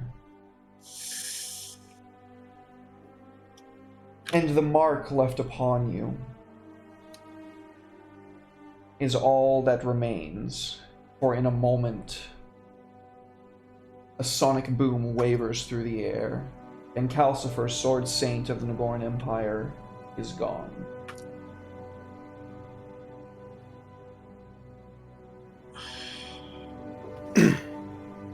Pompous us. It says he started walking around the circumference. Do I also have a mark? Maybe we don't try and go inside the weird town. I'm gonna go around the fucking thing then. It says he started walking. Give me I a agree. charisma saving throw. Only Kira. Oh boy. Eh. Okay. Drag it into the gargoyle for me, please. Okay. It's gonna be on the main page. Alright. Oh, my save on that is not correct. It should be a +4, not a +1. Oh, what's wrong with it? What? I have proficiency in charisma saves as a cleric. Ooh. No, it says +4. Maybe I'm just blind. Did you click the right-hand side? It's on the right-hand side. The save's on the right. Oh yeah, no, I did a charisma check. My mistake. No problem. Wasn't paying attention. Would you like to bless that? Yes, I would. Go ahead and roll that d6. Okay. Into the gargoyle? Yes, please. Okay. You're marked. Damn. Okay. Those of you that take the time to look at one another, what you see is this serpentine draconic form wrapped around a sword. It's a classic long sword appearance, and the wings crest over the crossguard. Can I say how much I disdain this sort of thing? As he sort of like rubs at it as they're walking. Like, I cannot stand anything like this. I really hope this comes out afterward. It's like literally rubbing at it as he's walking. It aches when you do that, like in your bones. Like those of you that have taken acid in international waters, so you can't be prosecuted for it, know what I'm talking about. When you need water and it's just that ache deep in your bones. That's how it feels. Sounds like arthritis to me. I don't know what that's about, but like I have friends that did it when I went on a holy ship, and they said it was. Nice. Here at DMDM Studios, we do not condone drug usage. Thank you. It just sounds like the side effects of that are just like regular arthritic side effects. Sound It effects. certainly hurts. Sound effects. Arthritis sound effects like, oh my back. Yeah, that's what I feel like when I'm having an My wrists. That's what I feel like when my AS is. But yeah, it does. It does take you guys the better part of the next day to get out of Qualcarad, and in that time, you see something a little bit peculiar out amongst the trees. Why don't you guys go ahead and roll perception checks for me real quick, everybody? Right. Are these in the open or? Sure, why not? Let's do it. Oh, I bam. see better than you all. Just kidding.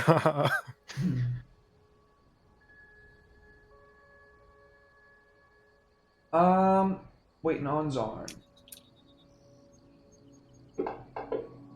Vaughn's got his nose in a book. So Kira is the only one to see these folk. They have the shape of a deer in their lower half, and their upper half is that of an elf. And they're talking in this brilliant meadow. It's positively glowing. These people that you swear are like 1.5 feet, and they have these whiskers that come off their nose, and they're scurrying up and down these trees, chittering to one another. Kira, do you speak Sylvan? Yes, I do. You can make out the end of their conversation. We'll tell the wife that I love her, and we'll have that fresh mound of acorns for her tomorrow. Oh man, you always find the best acorns. Well, you always provide me with the best maple syrup, and grass just ain't the same without maple syrup. Oh, you don't eat grass. I know. Either way, I love you guys. I'll see you tomorrow. I'll see you.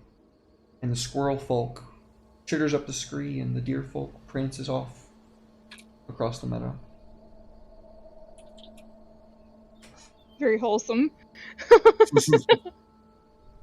Squirrels. Just out of curiosity, this whole place is very like ethereal and otherworldly. Could I make some kind of check to see why this place is so like saturated with Yeah, what would you like to make? magic. I think for you, religion or arcana would make the most sense. I would like to roll religion, please. Okay.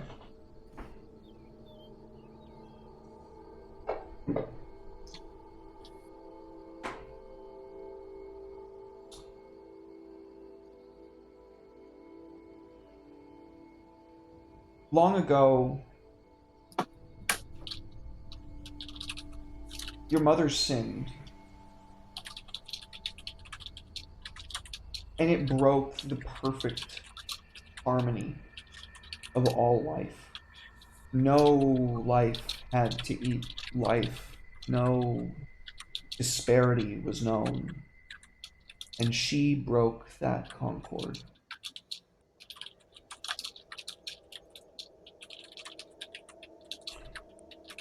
This place seems to you like from all the stories that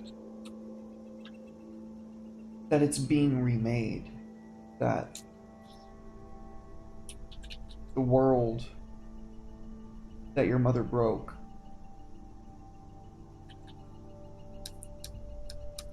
the fragments of it, those scattered across the multiverse, are being pieced back together one by one, and this place is touched by one of those pieces.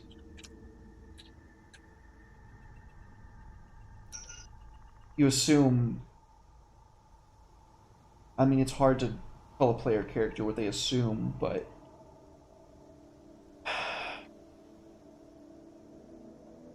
your mom really fucking hates Talia. And it seems to me like this would be a place where Talia's power is really starting to reach a manifestation on the material plane.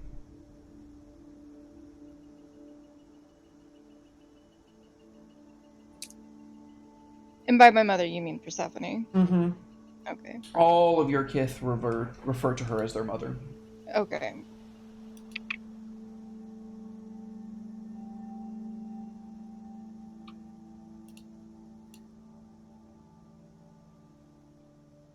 Just noting that down. No problem. So I assume that the party continues on around the circumference. Mm-hmm. Asher will grumble something about working hard to not have discerning markings and now having to deal with this stupid thing. Next day, as you make your camp in the outskirts of Qualcarod,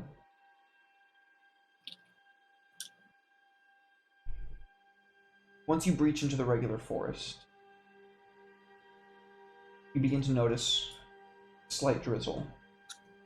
And the farther you get out of Qualcarade, the more the rain seems to pick up.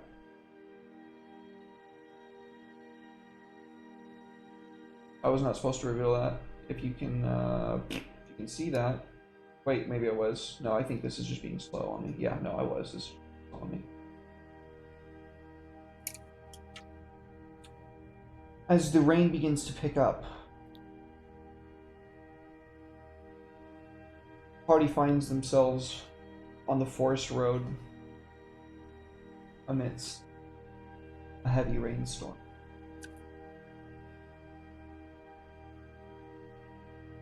Does this mark ever fade? By the way? No. Fuck. It's burned into your flesh and it glows from within with this green light.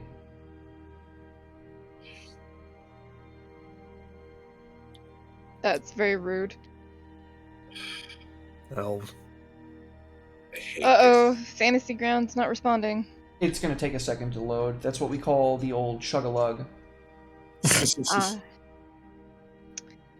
So it's a feature, not a bug. No, it's a bug. There it goes. Yeah, I see it.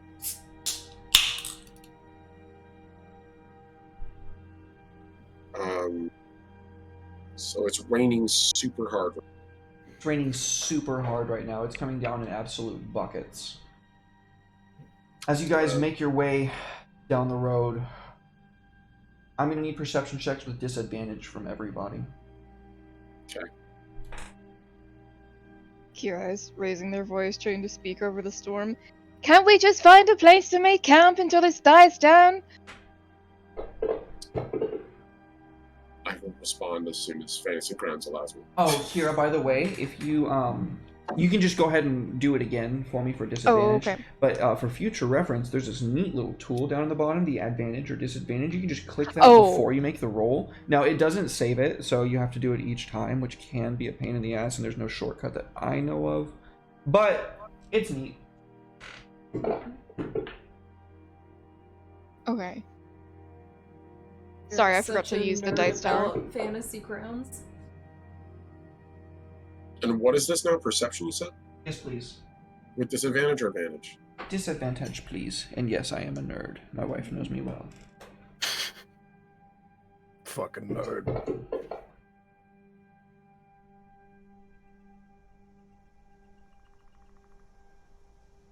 Vaunt and Yes. Kira and Ashwell all can hear on the opposite side of the small clearing that makes up the road. What languages do you folks speak? Please go one at a time, starting with Vaunt. Let's see. Let me open up. Where the fuck is it? No, wrong. I'll find it eventually. Somebody else could.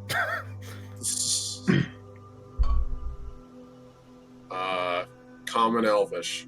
That's it, Chief. Typical. I do Celestial, Common, Elvish, and Sylvan. So nobody understands. Okay. Sorry, what language do you speak on? Abyssal, Common, Elvish, and Infernal. Nobody understands something that sounds like a very deep and guttural chattering language. But what you all hear, and even Zarn hears this through the thunder and lightning, is this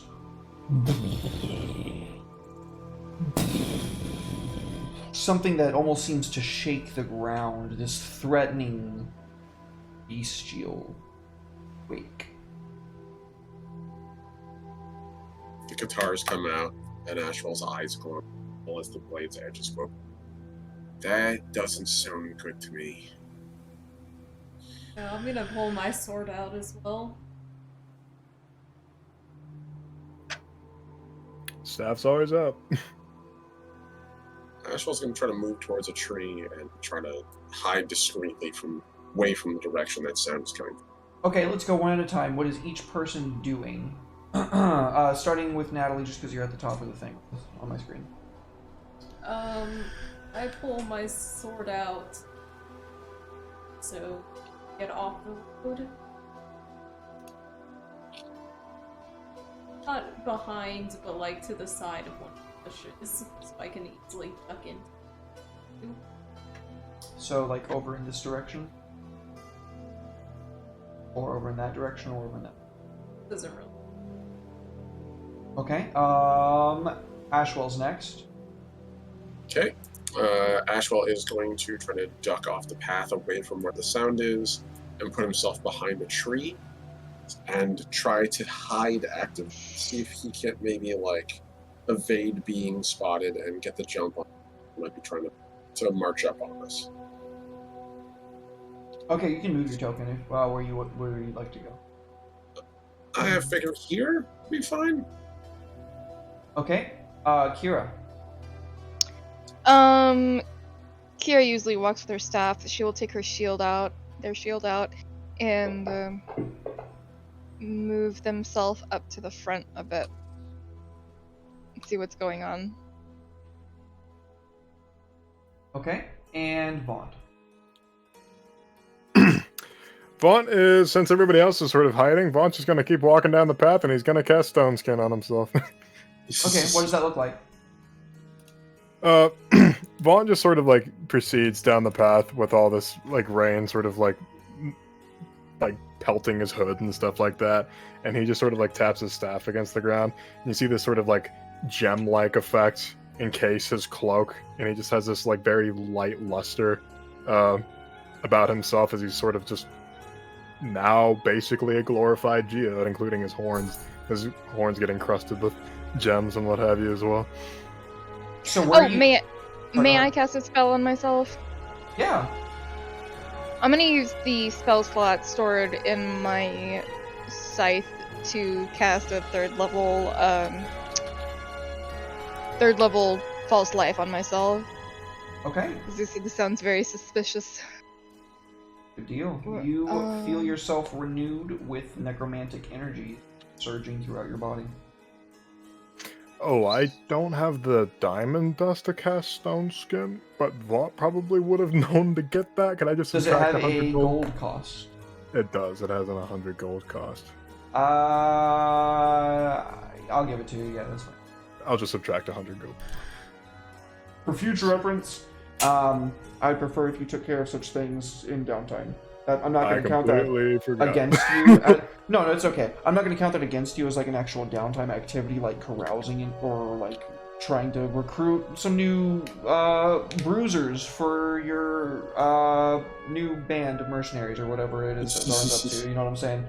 If you're just buying components and shit, you just pay the cost value and you're fine.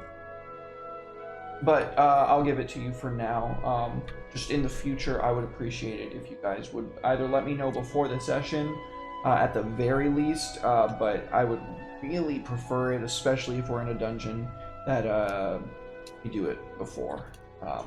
So, you cast a spell on yourself. Kira, what spell are you casting on yourself? False life at third level. That's right, so you I did get, say that. Yeah, 15 temp HP. Vaunt, what is your shield at right now? My shield, my abjuration ward? Yeah, it should be at full, right? It should be full, yes. So 19, I want to say. I'll double triple check. I thought it was like 21 maybe or something like that, but I could be wrong. Let me just double check. Wouldn't hurt. I'll let D&D Beyond do the auto calculating for me. Unless it doesn't want to load. Okay, there we go. D&D Beyond really doesn't like loading my 427 characters that I have. I wonder why. You know. Who'd ever have thought? Nah, it's just rude, that's all. 19, yeah, right now. Okay, I was wrong, and I'm sorry. No, you're good. I appreciate you trying to give me extra, though. Zarn and Ashwell, is there anything that you guys did? So that Ashwell did that sneak roll. Zarn, is there anything that you would like to do? An I ready action. That might be that's not companion. When you say hit, do you mean like with a melee weapon or a ranged weapon? With a sword. You can certainly do that. After a long moment, there's a crack of thunder overhead, and you can hear the sound of what you can only assume is a beast crying out in pain and frustration. And then a loud crunching sound. You can even hear that over the thunder, resonating and cracking off the trees. And then that sound like that guttural chattering again, before thunder peels off again and the voices are lost. It's coming from the southwest, or southeast, you're sure of it.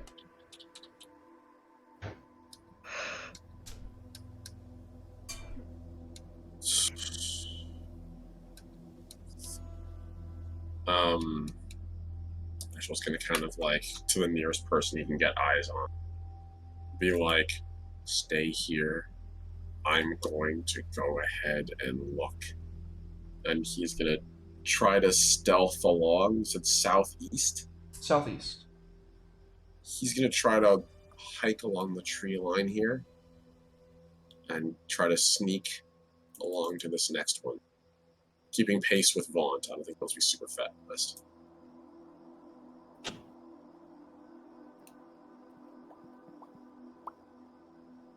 Assuming Vaunt continues to move forward. Yeah, no. Vaunt's not stopping. He has no fear. It sounds like whatever it is that's making this noise is just beyond the trees, right off the road.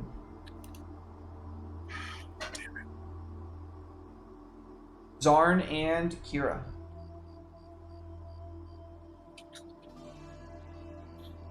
Start to also move forward. Action. Okay, there is a slight ridge directly to your south that you cannot see above. Kira.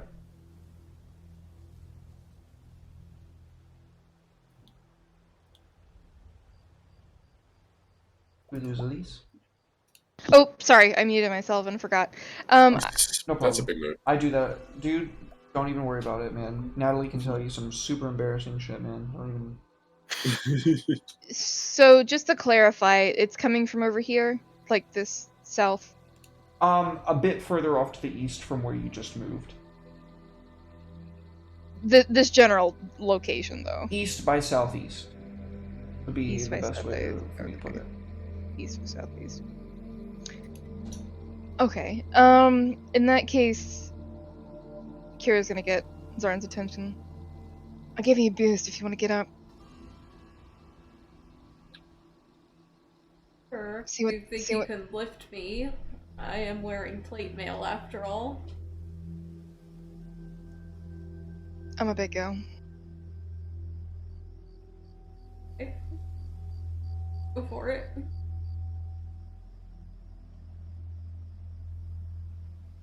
With the boost that Kira gives you, Zarn, you can see off in the distance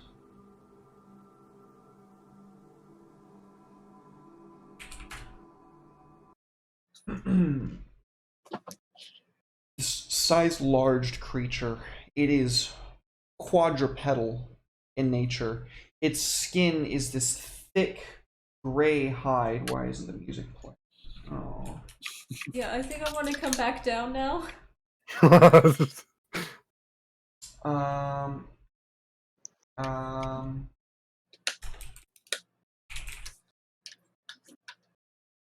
Wait, big gray thing that's quadrupedal. Mhm. I think I know what this is. I might too, actually. As you can see across now, Zarn, this creature is picking up what you can only assume is a bugbear, and when its jaws crunch down, its upper half explodes in a shower of gore and blood, and whatever was just flailing in this thing's mouth stops moving immediately. And let's go ahead and roll initiative, please. It's a gray render, yeah. I love gray render. Elise and I had a roleplay where one of my characters discovered a gray render, and we called him Sir Potato because he looked like a potato. That's adorable. Initiative. He was Nick's character's little companion, but somehow I get the feeling that this gray render is not as friendly as Sir Potato. I hope they're friendly. I'd be sad if they weren't. I like gray renders. Me too. Love them. So it looks to me like Vaunt goes first. Zarn, do you call out to your party what you see before you before we move any further? So I silently tell. It is raining quite hard. As silently as I can, I tell so I don't alert the beasts that I'm here, because I'm the only one up on the ridge, and that's not good.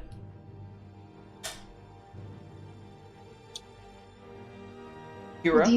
Do you want down or what? I mean, either I come down or you come up. I'll hold my hand out for her, for they to grab onto.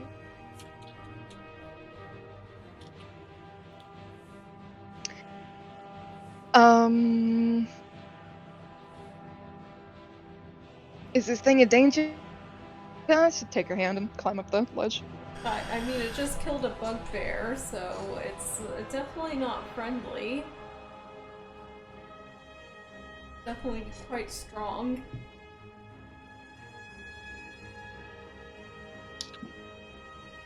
But, sure, if we stab it enough times, that'll do something.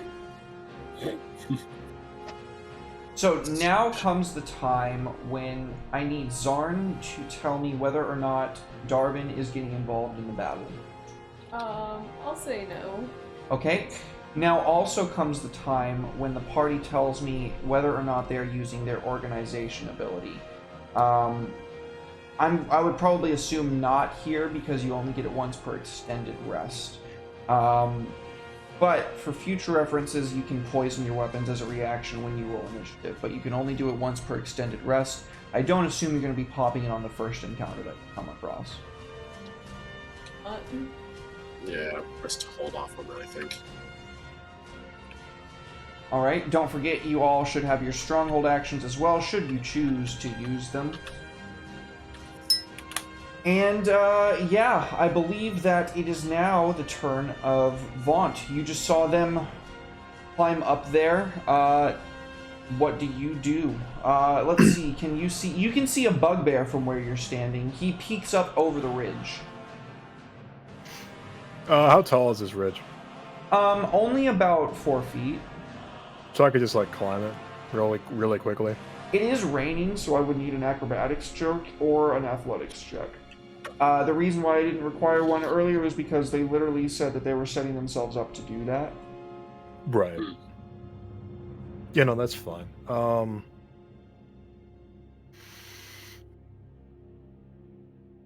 Okay. Well, Vaughn is going to get to a good angle. Okay, how much of this, like, can from this angle, can Vaughn see, like, the top of the ridge? Where at specifically? Well, it's only like 4 feet, right? Yeah, no, from where you're standing, you can absolutely see this bugbear bruiser. Okay. Where's the ruler tool? I don't actually know. I think you have to do a right click, and then you do the little pointer, and then you do a drawn arrow. I think that's what you do. Could I see, like, here? Where my arrow's pointing? Could I see, like, this ledge right here? I don't see where your arrow's pointing, if I'm being honest with you. Damn. Oh, there it is. Yes. Oh, okay, you can see it. Okay. Go away. It's chug-a-lugging. Remove this. Okay. Okay. I just need to see enough so I can Misty Step, which is what I'm going to do. Okay. No problem. Like, imagine the Misty Step with just Vaughn, like, the way you move, you mean just, like, curveballs around. And he ends up there. Like, you see this little, like, sparkling wisp of Geo just, like, come up there and it, like, poof, he's there now. You can see from where you're standing now 2 more of these bugbears. They are wearing armor, and they actually have pretty good swords that you imagine they probably looted from some caravans. And just peeking out on the other side of this big fuck-off tree right in front of you, you can see the lumbering form of a very large creature, bipedal. You can definitely see the young Grey Render from where you're at. Okay, to identify what I would know about a Grey Render, would you have me make an Arcana or a Arcana Nature check, please. Okay. Because if Vaughn knows that they are friendly, he's going to kill the bugbears. Mm-hmm. Actually, he'll kill the bugbears regardless, but... Fuck them bugbears.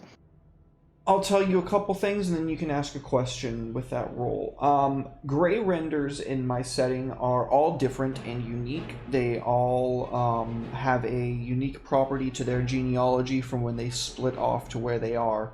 All of them also seek out a psionic partner, someone with which to link, and they do so around the age of maturity.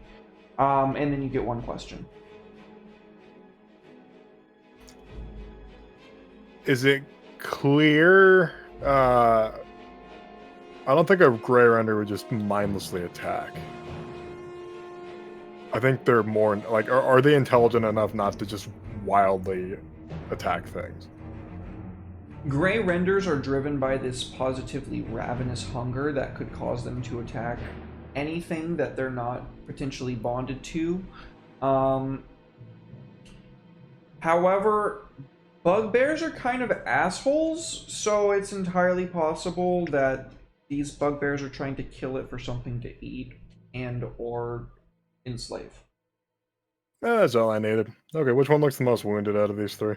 None of them look like they have been wounded yet. The Grey Render just finished eating one of the ones closest to it, and also the wounds that it just shrieked from last turn was this big, like, spear in its side. You see the spear, like, forcefully cracking and snapping as it's, like, forced out of its back, and the wound is, like, mending before your eyes. Mm-hmm. So it's fair to assume that these bugbears probably have a decent amount of health. They Fuck look 'em. healthy. I'm gonna firebolt the closest one. Okay. Let's not make this complicated.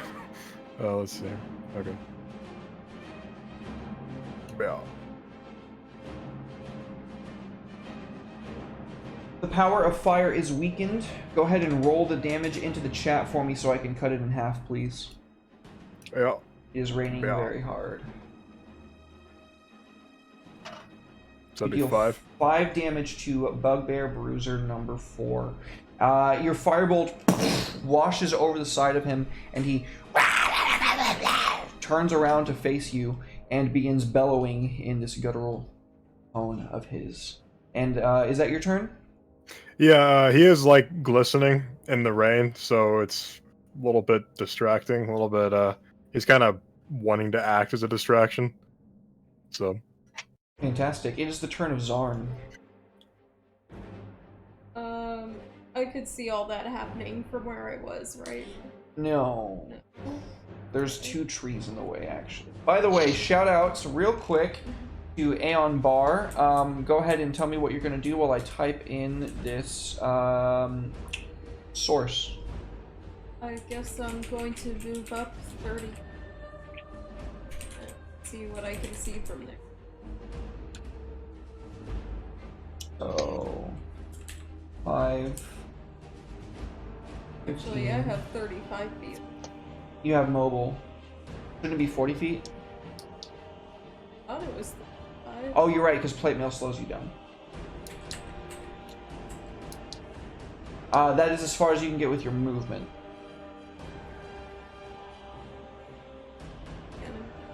From where you are, no. Sorry.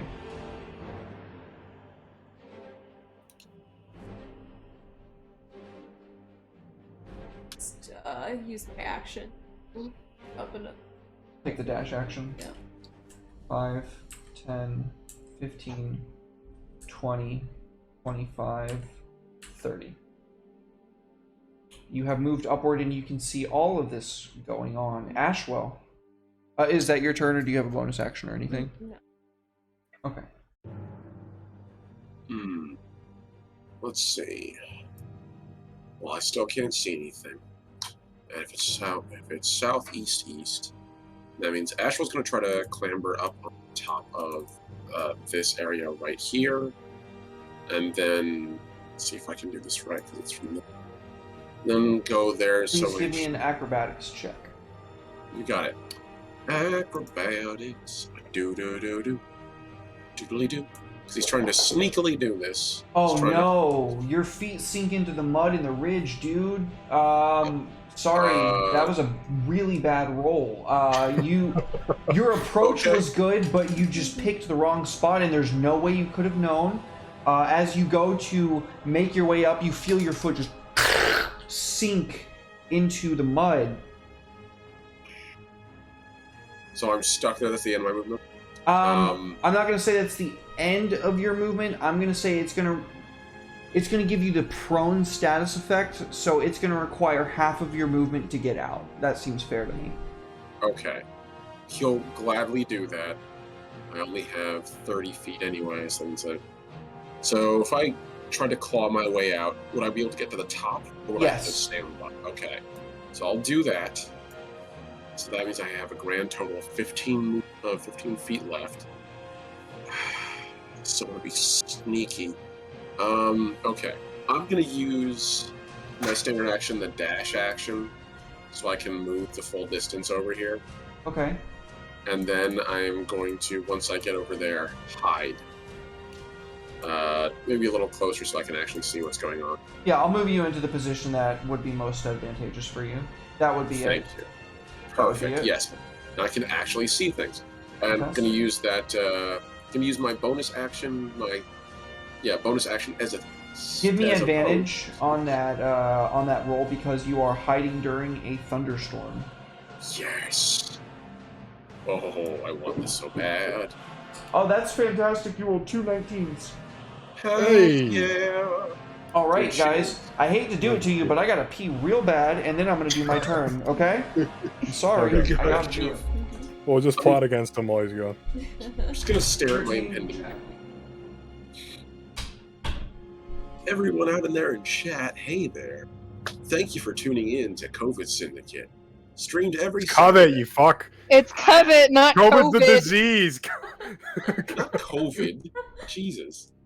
COVID, same thing. Covet. Covet. Anyhow, thank you for tuning Everybody. in to our awesome stream. Welcome to Writer's Block, where we build worlds with friends. I'm your host, Redemption VA, and this is my co-host, Omnilicious. We're just gonna hijack the show because Derek's gone.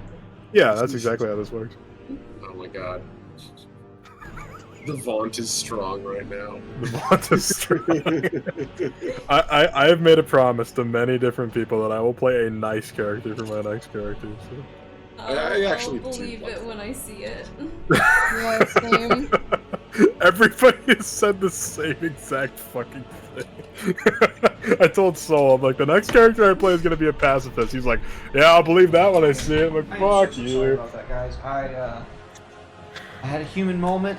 I'm gonna be honest with you. I had a human moment. It just, I literally could not do anything about it. It was I bad. cannot believe you are a human creature with body functions. God damn you. Yeah, why can't you be like more like Omni, a robot American? One day I'll figure out how to ascend to Nirvana, and I'll just become this like ephemeral ball of energy, and I won't have to worry about any of that shit anymore. But until then, Keep a Bugbear bucket under Bruiser your number laptop. 1. Keep a Bugbear bucket under your Bruiser desk. number 1 is still quite concerned with this large motherfucker in front of him, so he is going to use both of his multi-attacks on this large creature. That is 1 hit. That is 2 hits. Don't hurt my son. Not my baby boy. So here I am, utterly terrified of this thing, and everyone else in this group appears to have some sort of positive affinity with this terrible man-eating rhino. I have no reason to think it's not going to try and hurt me. Vaughn knows. Yeah, in character, yeah. No, we don't know that, but Vaughn knows in character. That is actually true. There is a shriek that peals out over the thunder that you can hear as a very, very painful wound is dealt to this young gray render. And there is going to be another one that is going to be coming with a surprise attack. Drabs, are you blessing the bugbears and what have you? I'm There are assuming 3 so. people in this fight right now. That is What's that true. emoji?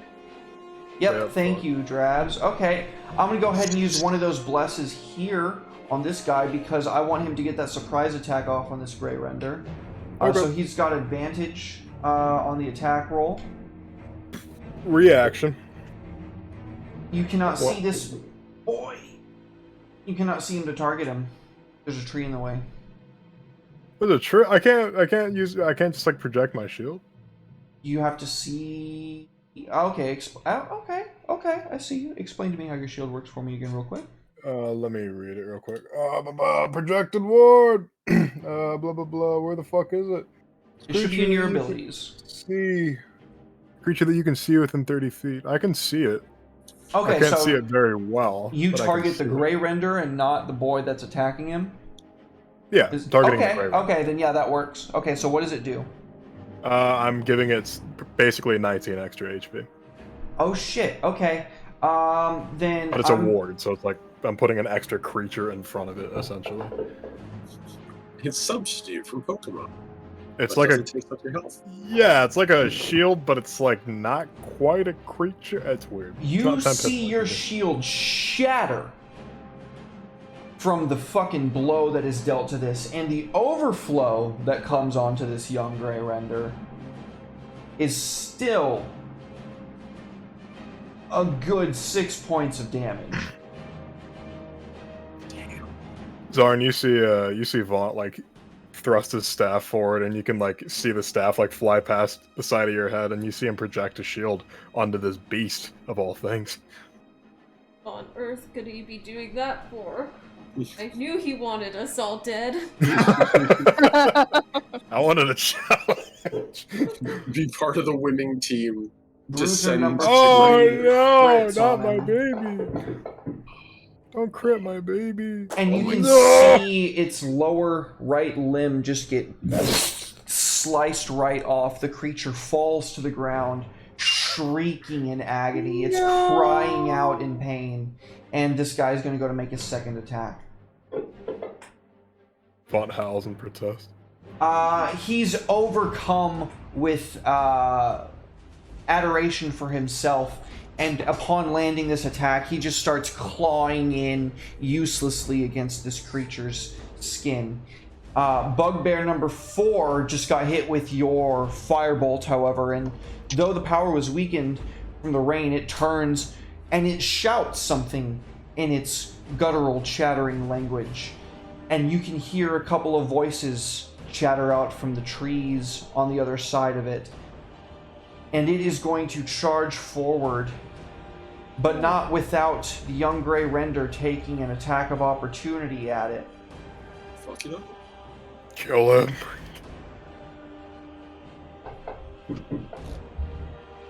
Oh, the poor thing is just in too much pain. He doesn't get a good hit in. It weakly just swipes off at it, and he charges Zarn with both attacks. Hey, I'm not the one who hit you. He doesn't know that.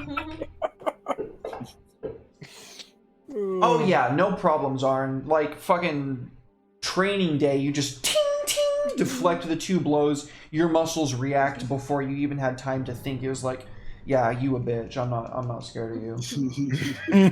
Kira. That me. Okay. Kira. Yes, I am Shakira. Shakira. Oh baby, when you talk like that. I'm gonna catch up with the group as much as I can. Move here. Come on, gang.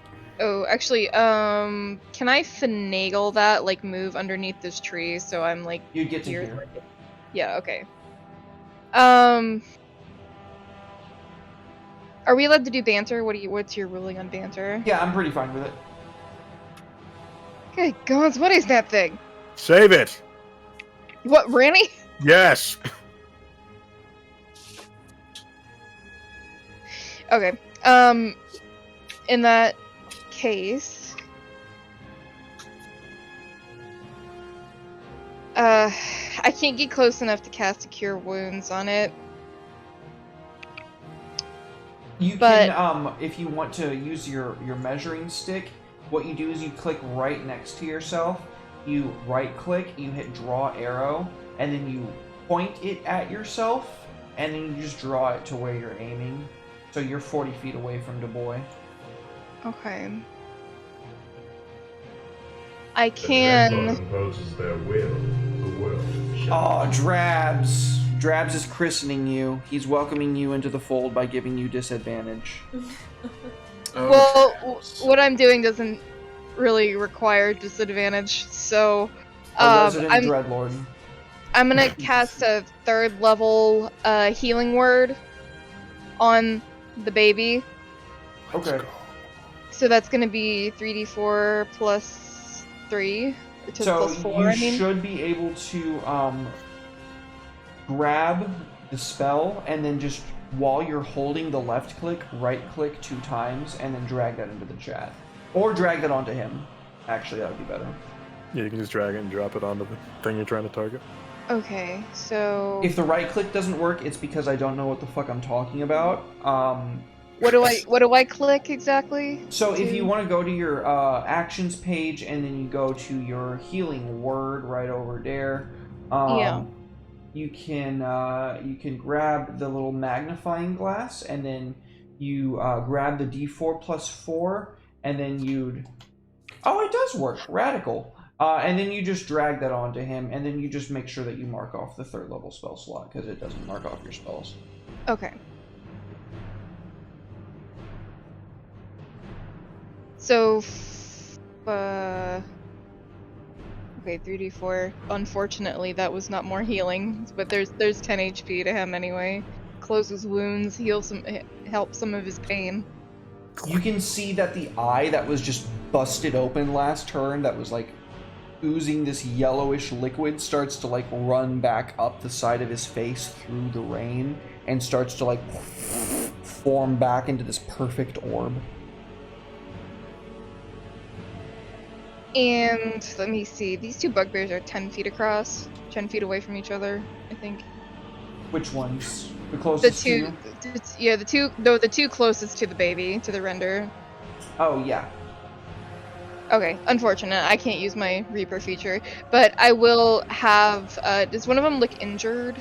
Neither one of them look like they've taken any damage. There is about 4 bodies of bugbears around the young gray render. It looks like that's what he's been killing this whole time. But no, these look fresh. It looks like our beam doesn't really have much in the way of survivors after its attacks. I see. Well, I will have, in that case, I will have the one right here. This one, I don't know how to ping yet. I'm not sure how to do that. I'm not sure how to ping yet either, honestly. Okay. You can hover over and it'll tell you which number it is.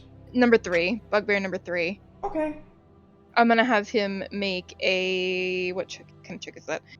A wisdom save. I'm gonna cast Toll the Dead.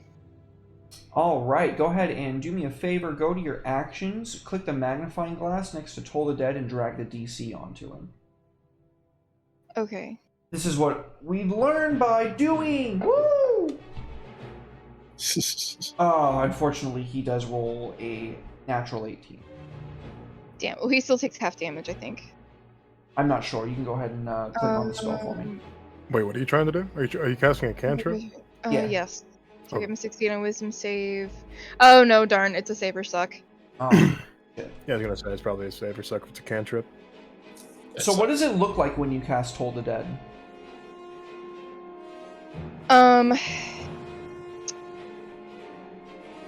Kira is using her staff to do all of this because it's her. Well, actually, she's not. I forgot. Wait, remove that amulet thing. It just looks like a ethereal frosty bell rings over the thing's head. The tree next to it is stricken with this black frost, and you can see it die instantaneously.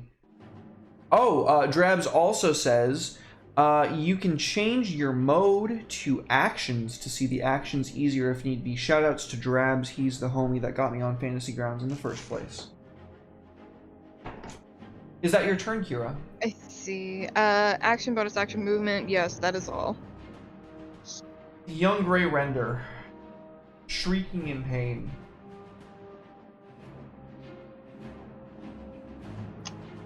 lashes out.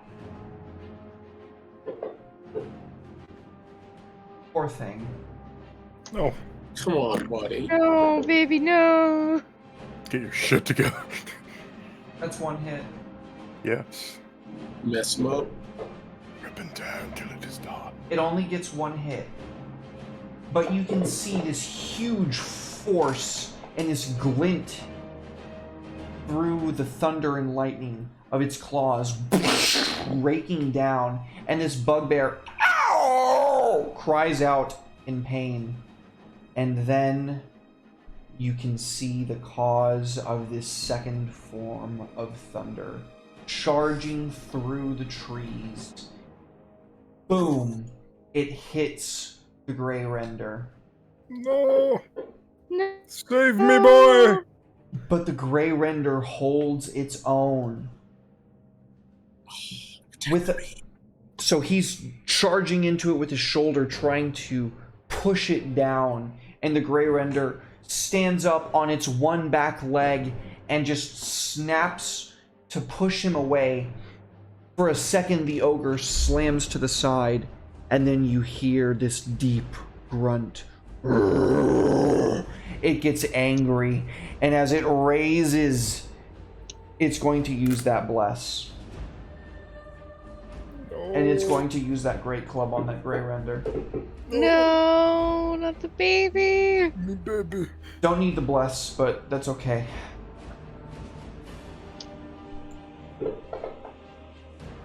Bonk. As it slams its great club down on the head of this creature, you can hear it spit up this great globule of this bluish purple blood that spatters the ground beneath it. And then you see something that kind of makes you feel uncomfortable underneath your skin. Its lower leg that was just severed forms these 6 tendrils that out into the leg that was severed. And as it sucks it back up, it stands back up to where it is back on all fours, and it is Vaughn's turn. It's me! Let's see. Stone Skin. Can't talk tonight. Stone Skin is a concentration effect. So. Do I throw Ogre in the air? Yes, the answer is yes. Always. Pawn is gonna go do one of these numbers. Bloop, bloop, bloop, bloop, bloop, bloop. Now, I'm gonna get over here. Oh, jeez. Oh, hello, sir. I didn't see you there. How do you do? Guttural scream. I literally held my breath when I saw you walking around. I was like, oh no, he doesn't see. That's alright, I'll just throw him into the air. Let's see. Okay, so how do I cast at higher level? You don't. Man, it's so weird. I don't know how we have it working in Curse of Strahd, but I think that you go to your action sheet. I'm not sure. You go to your actions, and then I hear that you can click Preparation or Combat or something. Actions. There we go. And there you go. Standard actions. Now you should have it like that, but I still don't see how to upcast a spell, Drabs. I still don't see how to upcast a spell. In that case, What is it that you're casting? When Magic you cast missile. a spell, right-click to add dice to upcast. Okay, so yeah, just like we said earlier. okay. I don't think I have. Yeah, my missile isn't added in that way. I don't know how I messed that one up, but I did. So let's see here. So it's basically a magic missile that has extra damage. Okay. So just right-click before you drop the dice on whoever it is you're hitting with it. I can't drop dice. Unless Drop I can just. dice. Yeah, because it's not letting me. Oh no. Because it doesn't have dice associated with it for whatever reason. I can even though probably fix that real quick. Which spell is it specifically? Vaughn's vaulting missile. Vaughn's vaulting missile. don't know what- Drabs, help me out real quick here. How do I I just work here. hydrate? Imposter check. Damn, Omni with a triple threat. You know it. Gotta keep you all alive so I don't get killed. Hydrate. Omni smells like a. Delightful. I guess, get the extension for the other spells the way the effects are there. Well, I can't get the extension right now. So what we'll do is just use Magic Missile and then right-click for the extra dice. There's a predicament. I don't have Magic Missile. I can. What's his name, babe? What's his name from the holes? Shia LaBeouf? No, the other guy. I can fix that .exe. What the fuck are you talking about? I gave So you Magic confused. Missile. Okay, thank you. So I just right-click on it.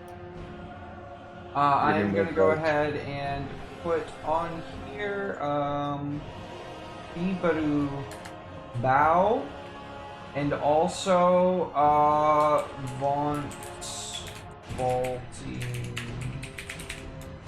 Problem solved, problem stand solved, delete the obsolete, and you're good. Just Okay, right so what? click for extra damage dice when you're ready to upcast. Thank you, Drabs. Yeah. Okay, I'm casting a 3rd level. 5 missiles. Yes. Let me see here. They're all gonna go with the ogre. I actually don't care about the bugbear in front of me. So the question lay, this thing. So whenever I hit a creature, I can. Okay. I move all targets 10 feet in the same direction. If moved up, a target takes 1d6 damage when it falls back down. So, can I do that thing that we were talking about where I just move it up and then down over and over again and then just... Yeah. Okay, so I move it up and then it falls... I knock it down, takes a d6. So that's 2. Move it up, 3. So knock it's an it additional down, 2d6. It is the 5d4 that you just rolled plus an additional 2d6, if I'm not mistaken, unless you can correct me. It's gonna fall back. It is going to fall back down. Can I just like drop d6 on it and roll the damage? You should just drop it into the chat, and then I'll just drag it onto him. Okay. So he's gonna take 3d6 falling damage total because I knock him up, knock him down, knock him up, knock him down, and then I knock him up, and then he's up in the air. Cool. And then he needs to make an beans. acrobatics check or fall prone. Probably gonna fail. Acrobatics specifically? Yep. Oh yeah. Oh yeah, he fails. 100%. He is knocked prone, and he takes an additional 13 damage from the fall damage. This Ogre Bruiser slams this great club down on this creature's head. It shrieks out in pain, coughs up this huge gout of blood as one of its lungs is shattered. And the ogre, satisfied with itself, raises the great club again to finish the creature off, just in time for these translucent missiles skating across the ground to hit him up, hit him down, up, down, and up again. And as the creature lands back down on its back, dazed and reeling, it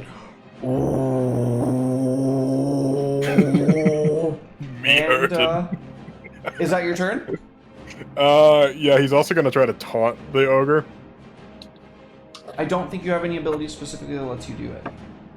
No, but I just want to yell at him to get his attention. I want to make it very clear that I'm the one that did this. I think that as it like lays on its back and it's like looking up at you, you're probably the first foreign thing that it sees. Excellent. That's all I needed. Passed her. Darn. To go ahead and take care of this bug in front of me. Give it to him. Give him the smack. Where's that? This is number 4.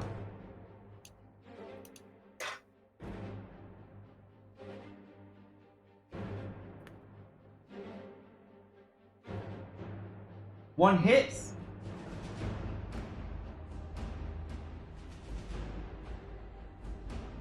You feel your sword cut, and you assumed it to be a deep blow into his gut, but he's got some extra armor padding, and you feel some of the studs get cast off with your blow. That's not cool. Died. I can't argue that. Another hit.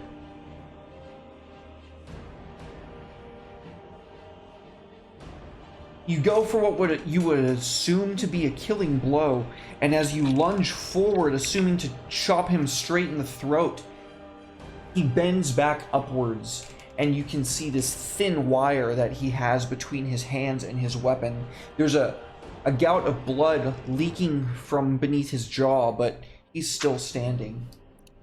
Normal bugbears. No, they're not.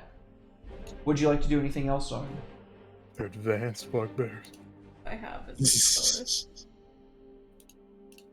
You can always action surge. Swing bad about it. You remember you get that back on a short rest. It's over so good. Your call. Checking, see if I have any.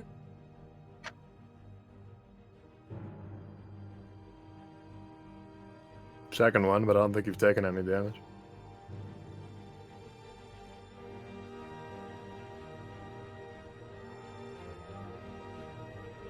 I don't have any. Okay. Ashwell. Okay.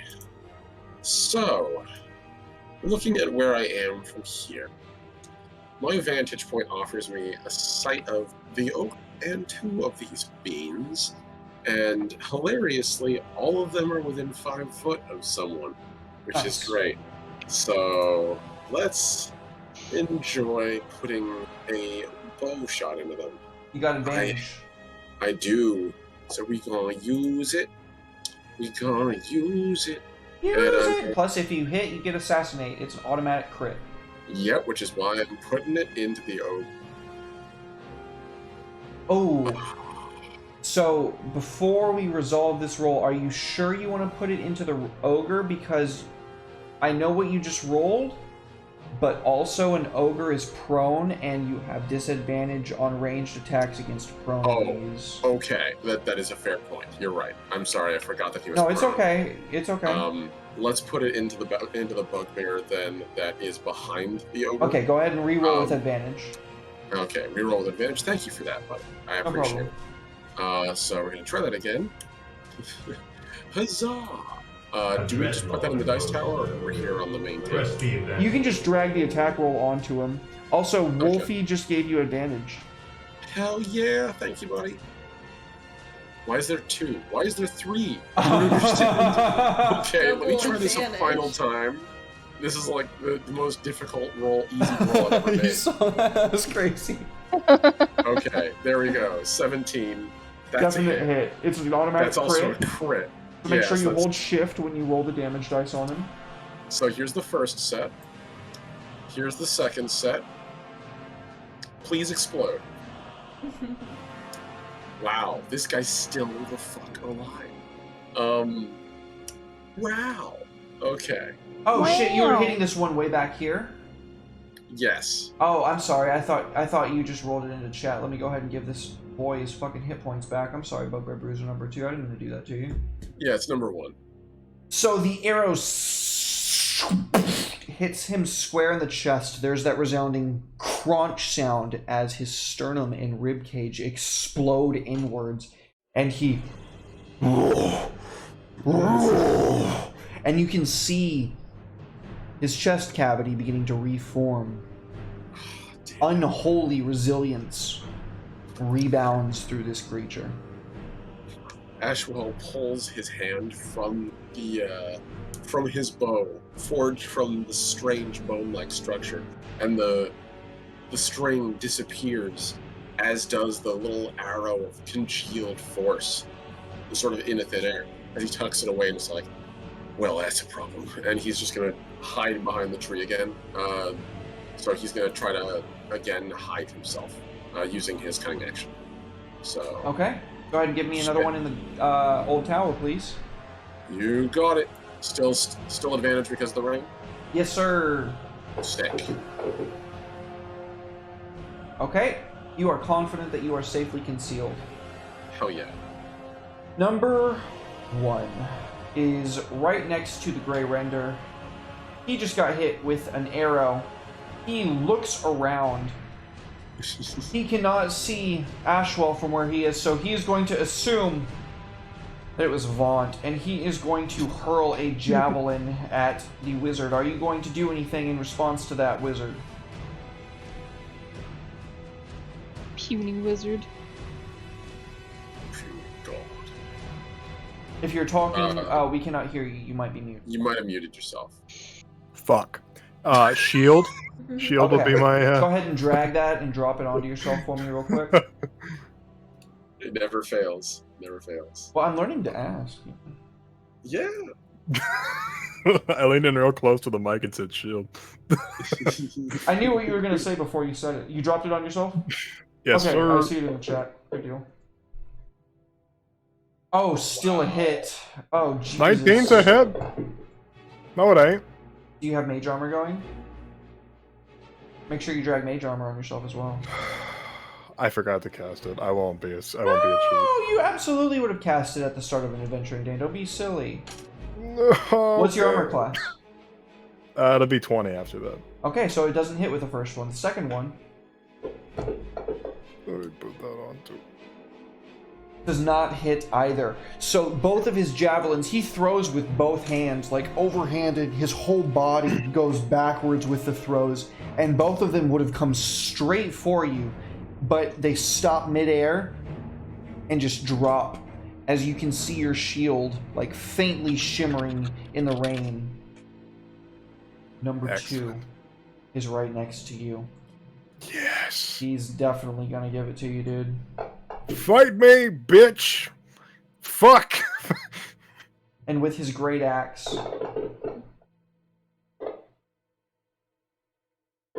why did it roll that many dice? I have no idea. No, he did roll insanely high on the damage roll. I'm not gonna fucking give you cap right now. He did just roll straight 20 on 2d12, which he has because of Brute. So he did just deal 24 damage to you. I don't know why it dealt that extra bit though. But you certainly vaunt. So your shield was at 19, right? So you took 24 damage? Oh, you projected your shield. Your shield was gone. Yeah, I projected it onto the Grey Render, and I didn't use. I've already used my reaction, so I can't get it back technically until I have another reaction. So, yeah. Oh, it automatically applied his surprise attack, but he doesn't have surprise attack right now. That's why it rolled so much. Okay. Yeah, so you have 10 hit points remaining. Okay. 10? Yeah, he rolled 24 damage on you. He rolled 2d12s for his damage roll, and he rolled a 10 on both of them. Okay, I have it. That's a good chance. That's a good choice right there. So you take 12 damage instead. Well, yeah, Stone Skin just halves all PSP. That's fantastic. Stone Skin is so good. He makes his second attack roll. Okay. Uh-huh. It glints off of your stone skin and deflects into the mud.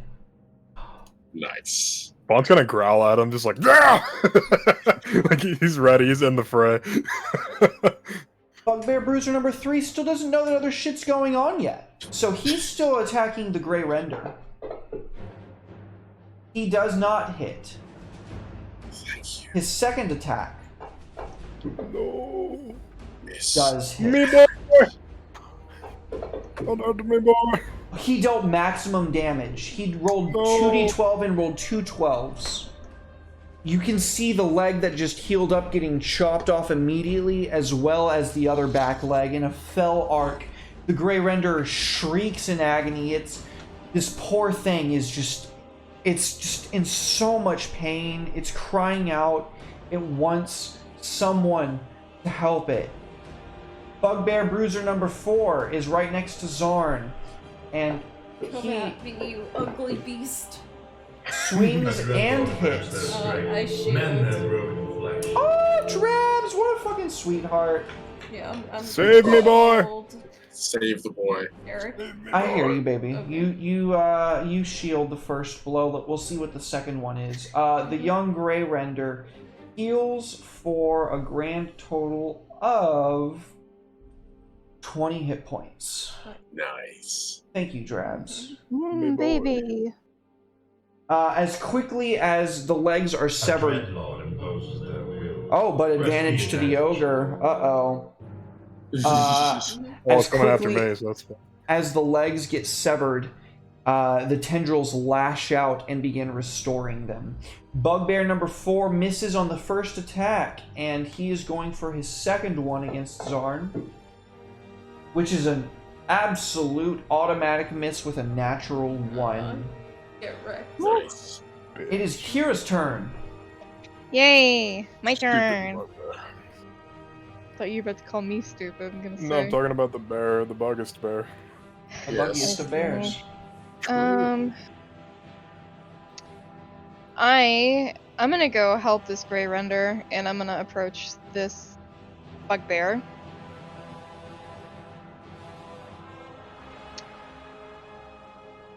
As a bonus action, I am gonna cast Shield of Faith on the Grey Render. Okay, would you mind, please, clicking the magnifying glass next to that and dragging that onto the Grey Render? Sure, will do. The effect, because I know it's a little confusing. It does take some getting used to. Sweet! Okay. Baby has +2 to AC. And then for my action, I am just gonna hit this thing with my staff. Okay, give it to him. Okay. Oh, would you mind rolling the attack roll Oops, for sorry. me first? It's Sorry, okay. sorry. No! Oh no! I have to give him those hit points back. Unfortunately, you swing your scythe out, and the bugbear somehow, through the thunder and the rain, heard you and turns backwards and catches your scythe. He also has one of these thin ropes attached to his weapons. Ugh, weirdo. Okay. Second attack. Hit, damn you. Yes! Got him. Alright. I'm gonna choose cold damage. And do 7 cold damage. And then I'm gonna use one of my charges of Channel Divinity to do 19 necrotic damage. And Channel Divinity necrotic damage overcomes resistances. Okay. So I'll go ahead and just apply another 19 damage to this guy. Casually. Just dunk on him gently. So we see your scythe just like flash out in like a shine of brilliance. A display of lightning crashes across its blade. Why don't you go ahead and describe to me what this looks like when you attack him? The scythe portion of Kira's staff is actually ethereal to help with the balancing on the weapon. It's not a physical metal blade on the scythe. And it just sends ice crystals through the air, and when it slices through him, it just, like, black ice starts forming up the side of this bugbear's body and just starts cracking as he tries to move. Yeah, he shrieks in agony as frostbite courses through his body. You can see these tufts of fur built into him just immediately offwards and fall into the mud beneath him. He's in a lot of pain. Is there anything else that you do on your turn? That was action, bonus action, movement. No, that is it. The young Grey Render, just absolute Chad. Its legs form back into its body, and it rears up and tries to crash down on this bugbear right in front of him.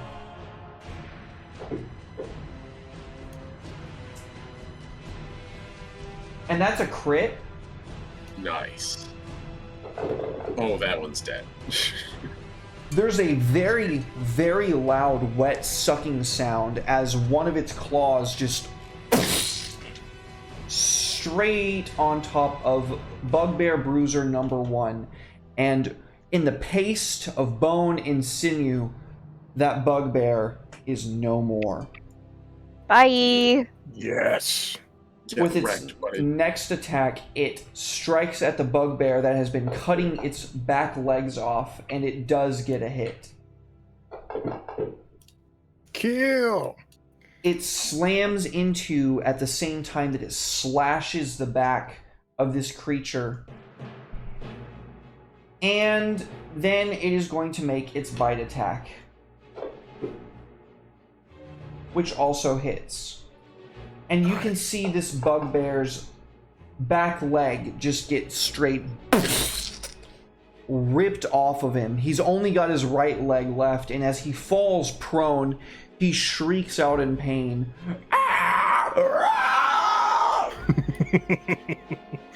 And it is now the turn of the Ogre Bruiser. Come at me, Hellscrew. It comes straight, barreling for Vaunt, which does provoke an attack of opportunity from the young Grey Render. It's going to make a claw attack at this Ogre. I have no fear. Which does hit. And the Ogre takes a bit of damage as it charges through. It's going to have advantage on this attack roll. It used half its movement to get up from prone, and it is going to go ahead and give Vaunt the old slam and welcome to the jam. Come on, Slayer. Those were fantastically low rolls. Good stuff. It slams downwards. Your shield, you project your hands up, and it slams down against your shield. It is now going to make its second attack.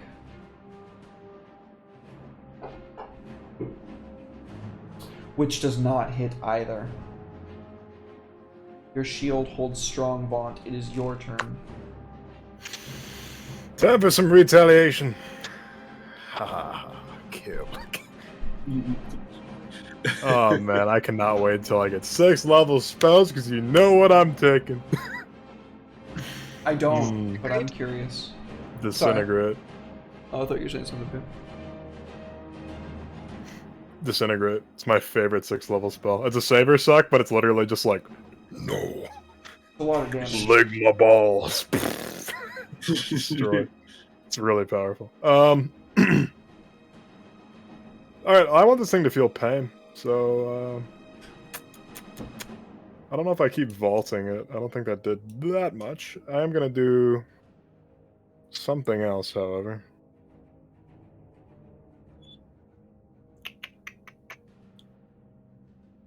You know what? Vaughn is feeling so ballsy that he's gonna move away from them and towards the Grey Render. The abyss wanes. May their aim be true. Thank you, Wolfie, for the bless. Well, that is going to be an attack roll from the Bruiser as an attack of opportunity. He's definitely going to take that.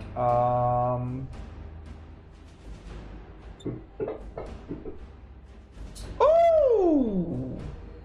It is your turn, so the shield wore off. I still have a 15 AC.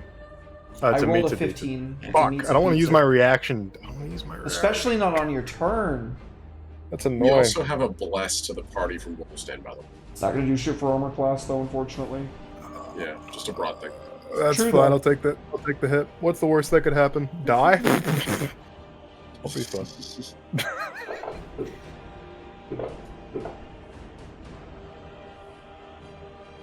You keep your concentration, but you feel this great club slam into your back as you run away. It sends you tumbling end over end, and as you pick yourself up back to your feet, the ogre is bellowing a cry of frustration. Was that damage halved? Did you drag the stone skin effect onto you?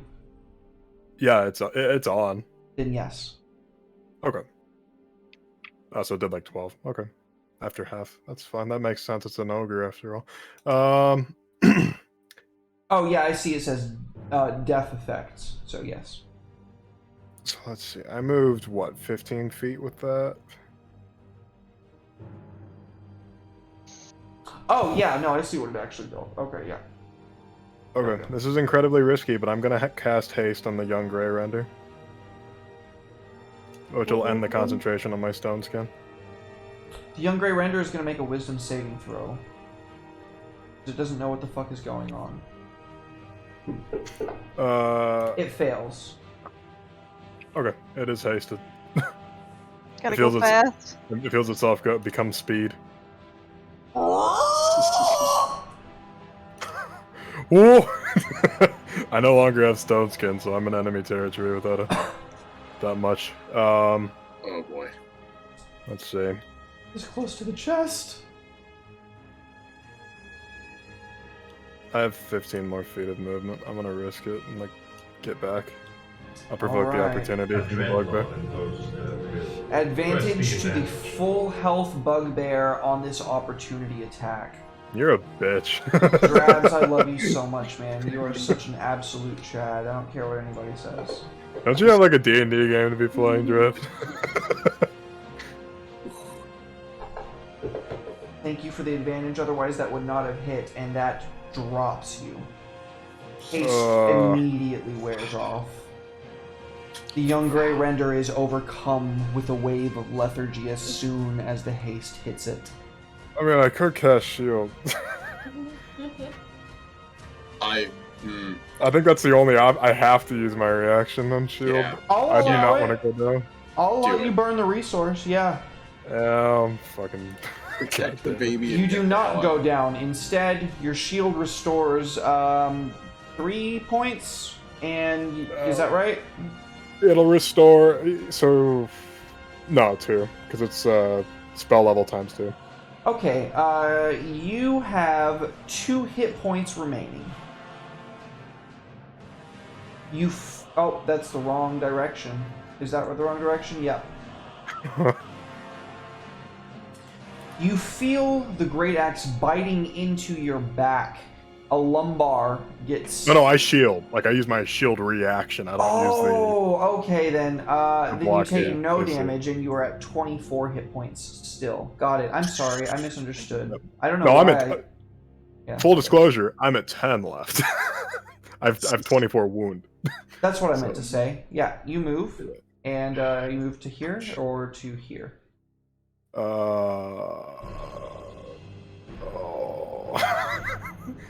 Vaughn's like moving backwards, and he moves backwards like right into this fucking bugbear and like bumps into him.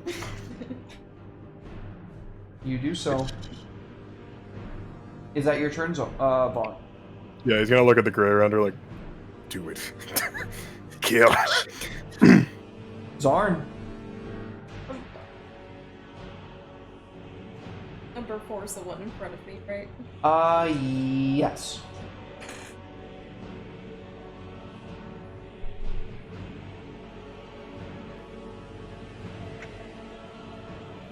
Oh, that's a crit.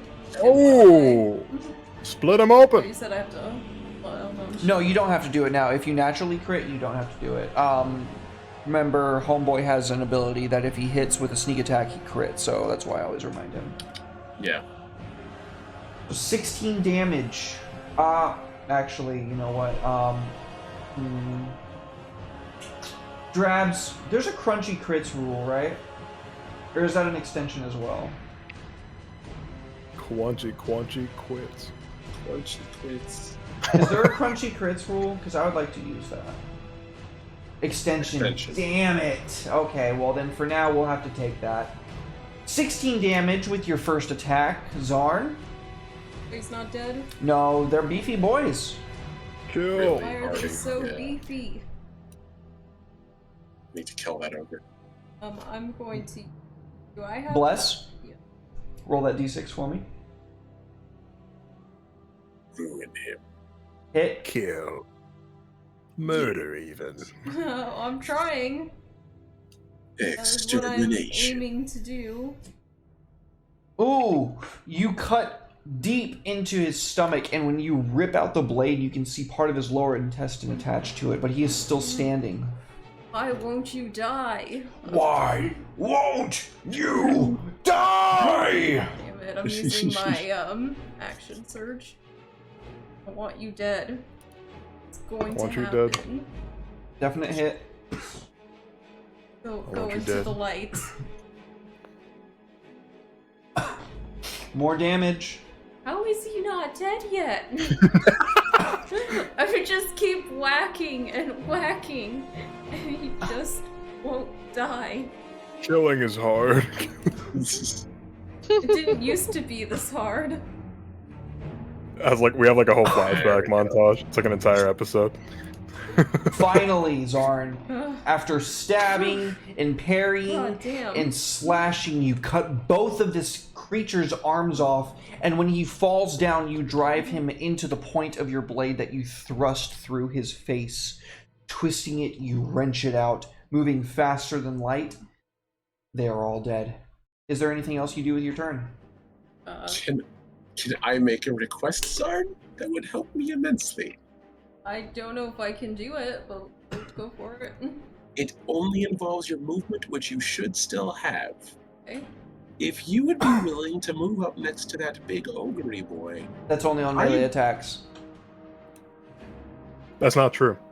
What? It's literally at any point. If there's an ally within 5 feet of an What? enemy. Yeah. Yep. All right. And also, I'm eyeing up to make a huge blitz across this battlefield, which I can actually do thanks to a couple of unique things. So, Okay. That is why. if you can get him up to that, I can, in fact, ballistic missile this guy, and I might stand a decent chance of killing him. Or at least Oh. seriously wounding the crap out of that ogre. Very cautiously go up to the ogre and hope that I don't die. Cure wounds on the ogre, of course. Thank you, Fuck Trax. you. Trabs, you motherfucker. Ooh! Come on, man. I hope you have That's a the fucking exact amount you pleasant healed the Grey review. Render for earlier. No, that's a lot of puzzone. So much for that. Alright, The well, I'm ogre still seems gonna- renewed with strength. Right, lot of it. Right as I go to stand next to it. How wonderful. Thank you, Travis. Thanks, Trabs. That's That's a lot of spaduli. It's totally helpful. Alright. And is that your turn, Zarn? Yeah, that's about all I can do. My bonus action. All right. Ashwell. Technically, you didn't use your bonus action. Action Surge does not cost anything to use. Oh, well. Yeah, it actually Here's a is. freebie. Yeah, it's a non-action, which is kind of nuts. Still, All right. that's all I can It's a really do. special action, technically. Sarn is special, so. True. So, So looking is at Vaughn. this, For different reasons. looking at this giant thing, I'm trying to make sure I got the right thing. Yeah, I can come around the back of the tree. So, Ashwell, seeing all this nonsense, You're such a happen fucking with- coward. Fucking Uh, 60 feet away from the action the whole goddamn I'm fight. the only person with a longbow in this whole party, and it feels amazing. So, Such a Uh, bitch. as he puts the bow away, and he sees basically all this revolving around the beast, he kind of puts two and two together. Is like, okay, they're protecting that creature for something, and considering it's been killing these hobgoblins, it seems like it's good enough for me. Bugbears. But the ogre's got to die, and so he reaches his hands down and he grabs the guitars and draws them, and as he does, he just exhales and surrenders himself under the blades. Help me. And he closes his eyes and opens them, and bright purple light ignites them. And he is going to use his cunning action to dash, in addition to his movement, to get him easily. He would have actually, I think it'd be it's 30 times 2 times 3 actually, because it's his base movement plus another dash. So he's going to get across there, literally sprinting across the battlefield as the blades pull him, like he's practically being yanked along by them. And when he gets there, he pulls his arms back, and you hear basically pops as he throws a million swings into the sky. So let's do this. One attack. So I am going to use advantage here. Okay. You since did I get that have- advantage earlier. Yep. Nope. This is not for that. It's for the other one. Oh, okay, got you. Yeah. oh, no, and the also oth- you did use that earlier. That's true. Yeah, no. Earlier that was for nothing. Yes. So we have so we have Sundered Song. So this one coming in on the Ogre Bruiser. Come on, buddy. Hell yeah, get hit. And so it's an automatic crit. So we're gonna do the damage from Sundered Song, numero uno. That's spicy damage. I like it. Next, the sneak attack. Please die. Okay, thanks. I'm gonna re-roll the 1 on that. So, just roll the d6 for me. Yep, just roll 2. One more Sure, damage. whatever. That's fine. Next swing. Coming in from the left hand. Please get riggedy wrecked. Good thing you're fat. And go in with this attack. They're So this is big just normal targets, damage. people. They are. So this is just normal damage, right? I don't get any pop. I don't get any That's buffs to correct. this. Okay, A stab. Dreadlord imposes their will. Press the Flash roll the advantage. next roll. Fresh I never one. thought I'd hate hearing my voice so goddamn much. That's Hey, for that's us, for you actually. though. Yep. Is it? Wait, it is? Yeah. That's advantage for me on my next roll. Hell yes. Thanks, Thank Ashwell. you, Okay, buddy. good. Right on. Hell yeah. All All right, right. something good. Ashwell, So, feeling yourself first pulled six. alongs by these blades, go ahead and describe to me how you strike this ogre. And then I have to add something. Okay. So again, as he's sort of pulled along by them, he pushes himself off the ground, and for a second, his eyes flash, and you just hear a crack, crack, like 2 small sonic booms, as his arms move faster than they should be able to, and the blades leave a flaming streak behind them of cavitation as they both plunge into the creature, like going almost all the way down to the fist, then back out again. And he's still in midair because he's going to do an action surge, but I'll wait Go for you to ahead. do your thing. All right, action surge then. Let's do it, buddy. Advantage on my next attack, so I will take this. Get ready to get dunked on, Mr. O. Please give me a crit. You got it! Oh, I'm so happy. Okay, buddy, get riggedy wrecked. Oh, Give him that that's some good stuff. snap! That's so good. And then the other one as well. And because actually, think about it. Hold on a second. It's Sneak attack is once per turn. It's unfortunate. Yeah, no, it's not a sneak attack. I was thinking the other one. Unfortunate. Rogues don't need any more help. They definitely didn't need steady aim, which they got in Tasha's, but okay. They definitely Okay. did. And I can't complain about that. No! Monks needed the help and they didn't get shit! There we go. Okay, buddy, get burned. And let's see. I don't think I have extra attack of my character yet. So that is. Do I? You're not a 5th level fighter, are you? No, I'm not yet. No. Man, no you don't. Nope, unfortunately. So yes, that was him, like literally so fast that it leaves behind searing, fiery cavitations as he lands on his feet and brings his blades up. All right, you piece of shit, let's go. And that's where he's gonna end his turn. You can My hear man's from speed across the battlefield this deep, guttural.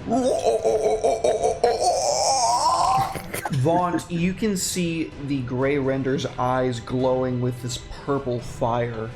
The same fire that A you're used to Dreadlord seeing imposes their will. Press the advantage. in the psionic force emanated from the guitars that Ashwell wields. Something psionic just resonated throughout this area, and this Grey Render seems to have caught it. Did you take my pet? If you took my pet, you're dying after this combat's over.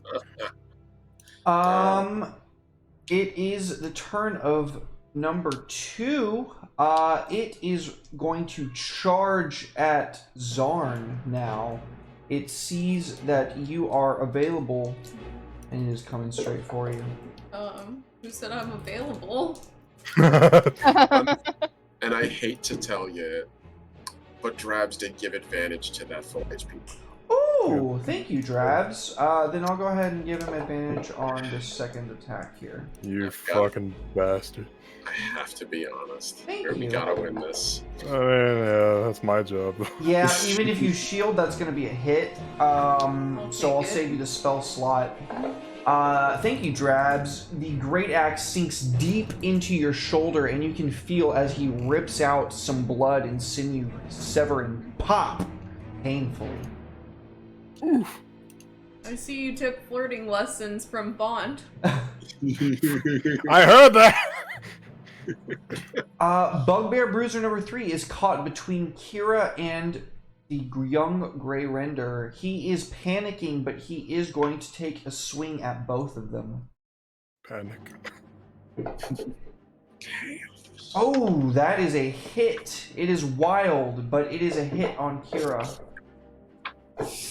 I can take it. You're taking no damage this whole fight, so I'd hope you can. And then his second attack coming at the young Grey Render is also a hit. He carves a rent into the poor creature's back, and it is devastating. It is a wild blow, but it severely injures the creature. Kira, it is your turn. Okay, how much damage did I take from that, by the way? It looks to me like you took 14. Okay, so that just did my temp HP. Cool. Yep. What condition is this bugbear in? He is very, very wounded. His one leg has been ripped off. He is shrieking in agony, and you assume that both of those strikes that he just got on you and the Grey Render were lucky blows. Okay, I'm gonna move myself around here to try to, like, to the other side of him, right here, so I can see everything better. So that is a And- ridge. Okay, I'll stand on the edge of the ridge. I'll say Okay. I'm standing on, so I'm not, like, falling or anything like that. Okay. A shame Kira missed that super cool move from Ashwell just now. I feel If like the- you if that- definitely saw the creature's eyes burning with that purple light from within, and you definitely noticed that something just happened. You might not have seen him actually hitting the ogre, but you saw the Grey Render reacting to it. Okay. And this Grey Render is really not doing well, are they? No, the poor thing is really severely wounded. Okay.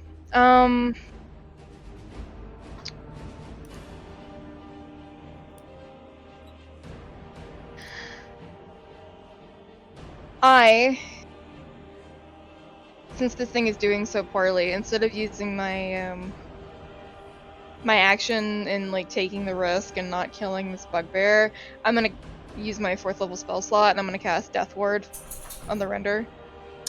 Good. Okay. What does it look like when you do that? She reaches out her hand and brushes the creature's hide, and this ice, like frost on eyelashes, or on a leaf, how it crystallizes very pleasantly, spreads over this creature's skin. The creature seems to ease for a moment, even though it's in a lot of pain.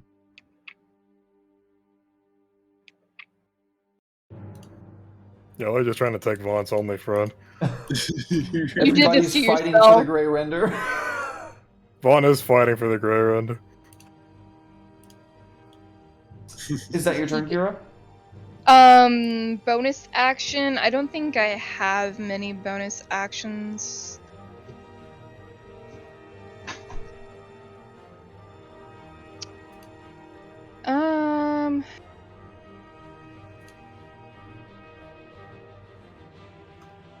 I use my spell. What I will do.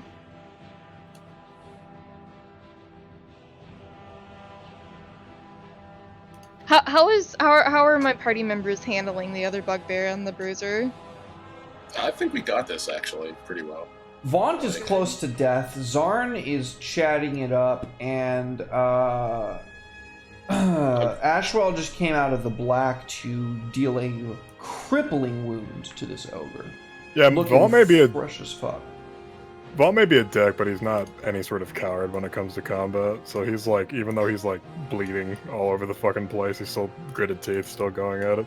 Alright, well, I'm Try. sorry, I just used my spell slot, or my spell action to save the render. No, you're fine. No, that's I'd good. rather you save the render. Yeah, please save the baby boy.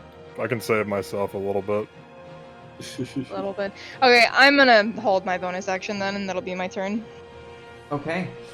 The young Grey Render is going to turn to this creature that has dealt so much pain to it, chopping its legs off again and again. And it is going to slam down on top of it with one claw. In an instant, the bugbear is there, And in an instant, the second claw comes down upon it, and it is but mere paste. It is super fucking dead. The creature bellows out, and it charges forward at this ogre bruiser with its bite attack. Yes. And it hits. Kill! Kill. And look, it's an extra attack. Pac-Man. Nice. It hits. The ogre is gonna have to make a strength saving throw versus being knocked prone, which he does pass, but with his second attack, he's gonna come in with that claw fast as fuck. And he nat 2s. Unfortunate, but the ogre is just in the 11th hour of him about to get clobbered to death, able to put his great club up. And he's going to retaliate brutally. If I'm not mistaken, Drabs gave advantage to the ogre earlier. Just the HP bugbear. If it was it would have been before he gave advantage. Drabs, did you give advantage to the ogre earlier? I'm expecting that he's probably about to do it now because I'm asking. Way back at the beginning. Thank you, Very Drabs. beginning of the encounter. Press the advantage. Thank you, Drabs. Appreciate you, bud. Shit. Get fucked. Get fucked. He misses with his first attack.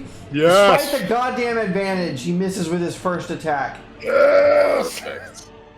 Perfect. He did just get ventilated from like both sides, so. I feel like Plankton right now. I'm just like, yes!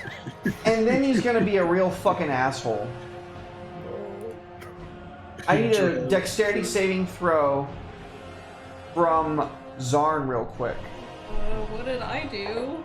You're in cleaving swing range. What did I do? I've just been standing here minding my business. Killing people. Been standing here murdering. The abyss wanes. May their For aim Bless to the players. Oh, no bless is gonna save that though. Ooh. Pull a shield. No. No, because it's a dexterity saving throw. It's not an attack roll.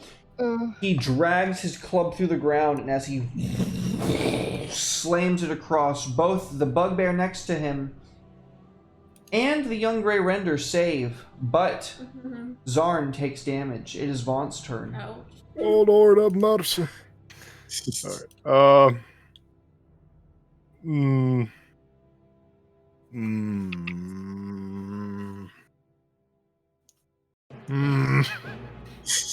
That's such a big mood, man. That is so big. Thank you, by the way, Drabs. Love you, bro. I need to get around a tree so I can actually see this thing again. Because it's not currently in my LOS. You miss Bane. I'm sorry, dude. You Derek! can only have 5. Everyone loves Bane. Oh, Batman, don't you love the Mets? What? I love those Mets, baby. All about those Mets. That ogre's not in good condition. No, he looks very cripplingly wounded. Although you I'm gonna can't see knock it from him. where you are. I'm gonna knock it 50 feet in the air. I think. I want it to die. I mean, like, Vaughn's just kind of sort of like limp over into view. Oh, wait. Huh? What's blocking me? This tree. There's a Big tree in the tree. way. There's a There's tree. another, there's another tree. It's a big tree. Fucking, oh man. Yeah, it's true. Honestly, Yeah, we can. it's hard to see the tree with the rain effect. If I went around here, would I be able to? Yeah, okay, cool. Vaughn's gonna run around and he's gonna see the bruiser and he's gonna take his staff and grind it along the ground again, and I'm gonna upcast, use my last 3rd level spell slot to upcast my vaulting missile. So let me Okay. pull it up real quick. I trust my spellcasters are marking off their spells, but go ahead and roll in the damage. I have 2 2nd level and 1 1st level left, so yeah. Actually, I just used shield, so I technically don't have any 1st level spell slots You left. do get that fucking arcane recovery, though. That's true. So let's see. Okay, yeah, Vaughn's vaulting missile, auto hit, 3rd level, so that'll be 5. So, whoops, nope, meant to click it. Hold on. There we go. Booyah! 16! How do you kill this ogre? Nice. Vaughn sees this thing readying to kill the Grey Render again, and you hear him like gutturally yell no. And he swings his staff across the ground, and you just see like this array of missiles just traveling across the ground, and they knock this guy 50 feet up into the air. His Like corpse a is just crater. flying. Like a crater, he falls to the earth, and there's this wet splatting sound as this resounding, and you can see his bone fragments scattering out amongst the trees. He's gonna pat the Grey Render. Like my boy. It is bellowing in pain. Zarn. There's My still son. one bugbear left, Yep. Ah, this my son. buddy.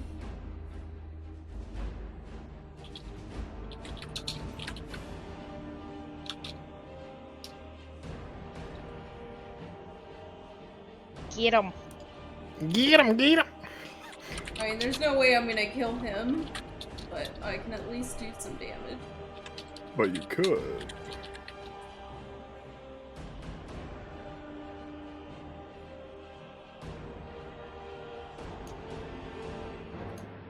In one swift arc, Zarn, you step into this bugbear and slice off its dominant hand. As the arm falls to the ground, he cries out in pain. Oh! And in broken common, spare me! Spare me, please!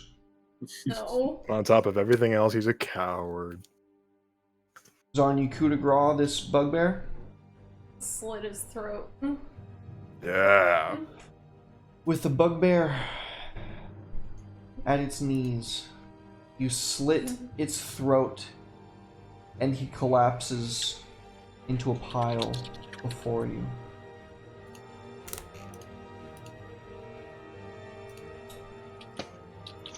Folks, it is midnight. I don't like ending on a cold close after combat. There is still a bit of role-playing to be done, but I will leave it up to my players. What do you want to do? I'm pretty tired too, but I don't have to be anywhere till 5 tomorrow, so if there's like a tiny scene after this, I can get through it.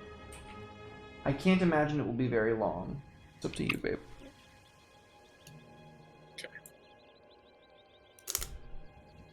Okay. Red, Elise, Oh, you guys yeah. good with it? Oh yeah, I'm awake. Yeah, I'm. All right.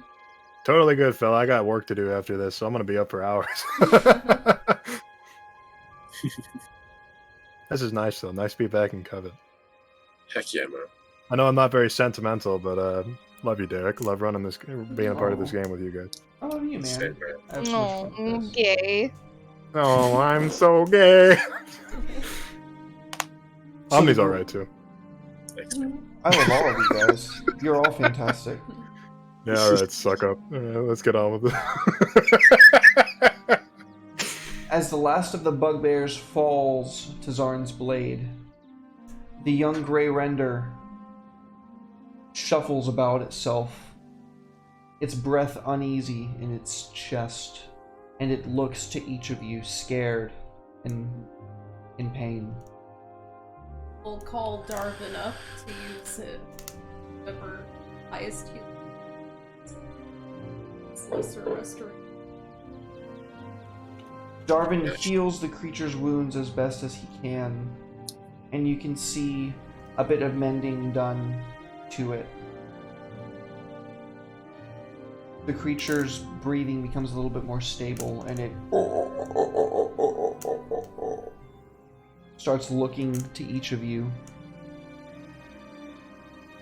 Ashwell slowly walks up to it, guitar still in hand, eyes still glowing, and sort of looks up and speaks. And there's almost like an echo to his voice that's a little unnatural. He just says, "Hey there." Give me an Arcana check. Oh, well, that's not gonna do shit. Don't you take my boy, he's mine. Nah, I'm sure it's gonna be nothing. That's a natural 20. Oh my god, my boy. The creature's eyes blazon over, all 6 of them, again with that purple. It looks to the guitars and looks you up and down, Ashwell. It judders closer to you, weakly pushing itself. And as its wounds begin to mend once more, this thick, pale tongue hangs out of its mouth and licks you up the face. Sort of knocks his mask halfway down and sort of chuckles and pulls it back down. Hey there. Well And done. you can feel this presence on your mind, like a visitor making itself at home.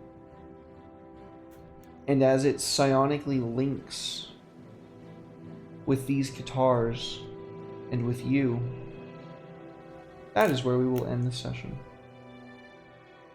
I'm sorry, Vaunt. He stole your boy, but he rolled a nat 20. There's nothing I can do. You're taking everything from me. I'm sorry. I literally was just like, I just want to be nice to her. Baby. Vaughn is not gonna forgive that, and he's gonna be so spiteful.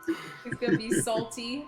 There was literally only one roll that I would have fucking given it to him on, and it was a fucking 20.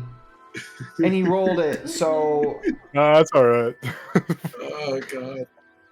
If it makes you feel better, I'm pretty sure it's not him that linked to the thing. It's what's pulling him through the guitars that did it. That's definitely true. I thought a lot about who the Grey Render might link to before the session. Vaunt was the obvious choice, being the wizard. Yeah. Magic. I will say Ashwell was the second choice with the psionic links of the guitars. The only player that has thus far said that they have psionics. But I have a psionic spell. that's true, you do. Tasha's mind whip.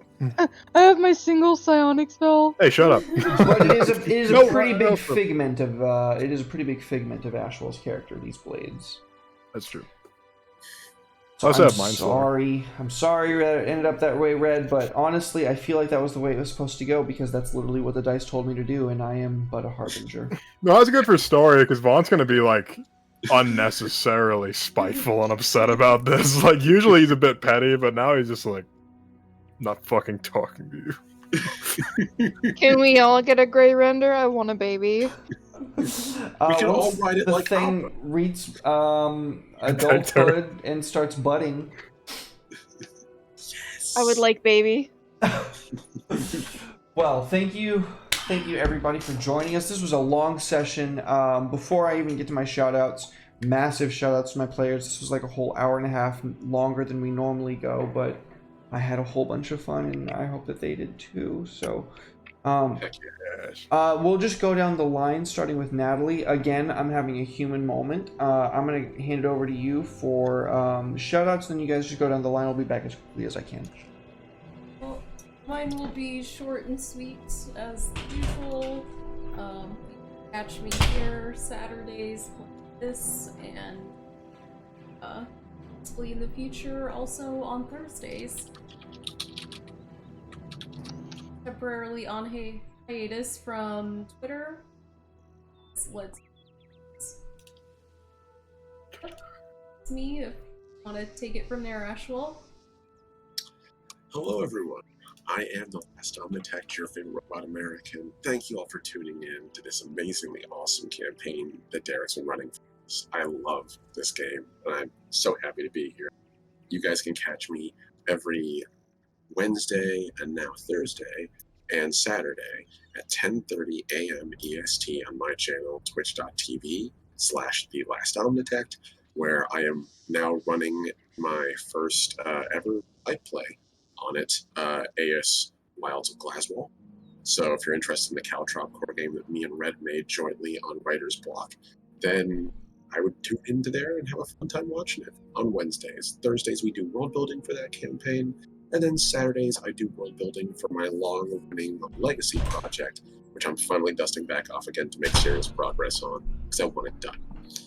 Other than that, you can catch me here on this channel often, because I love Derek, and I'm happy to play in the games here. I love you too. And yeah, man. And that's me. What about you, Kier? I see you're next on the list. Yes, it's me. Hello, friends. I'm Elise. I am also on hiatus on Twitter, but I'll be coming back soon. I've been working on a lot of cool things.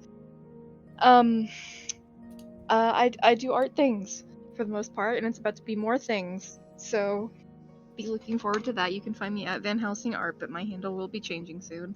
And thank y'all so much for having me. I'm so happy to be joining the party, and I had so much fun. Here. Yes, it was so fun, and I can't wait to play more in the campaign. I miss playing Dungeons and Dragons in the party. So Not to my own horn here, but I think I was absolutely right. My logic was correct. I was like, I need the person with the best chemistry with the rest of the people at the table, and then everything else is gonna work out. And god damn it, Elise, you're fantastic. Thank you. Like, obviously, I miss my boy Jihan. I love you, Jihan. If you're still paying attention, if you're still here, man, I fucking love you. I miss you, dude. I really miss you. But Elise, you're fantastic. I'm super grateful that you could join us. You are super fantastic. Thank you. Just plug and play, man. You were here, and this was great. Thank you. Well, I am happy to be here, and I am happy to join the party, and I love you guys. Y'all are great. Oh, I love you too, dude. Thank you. Red, what's up, man?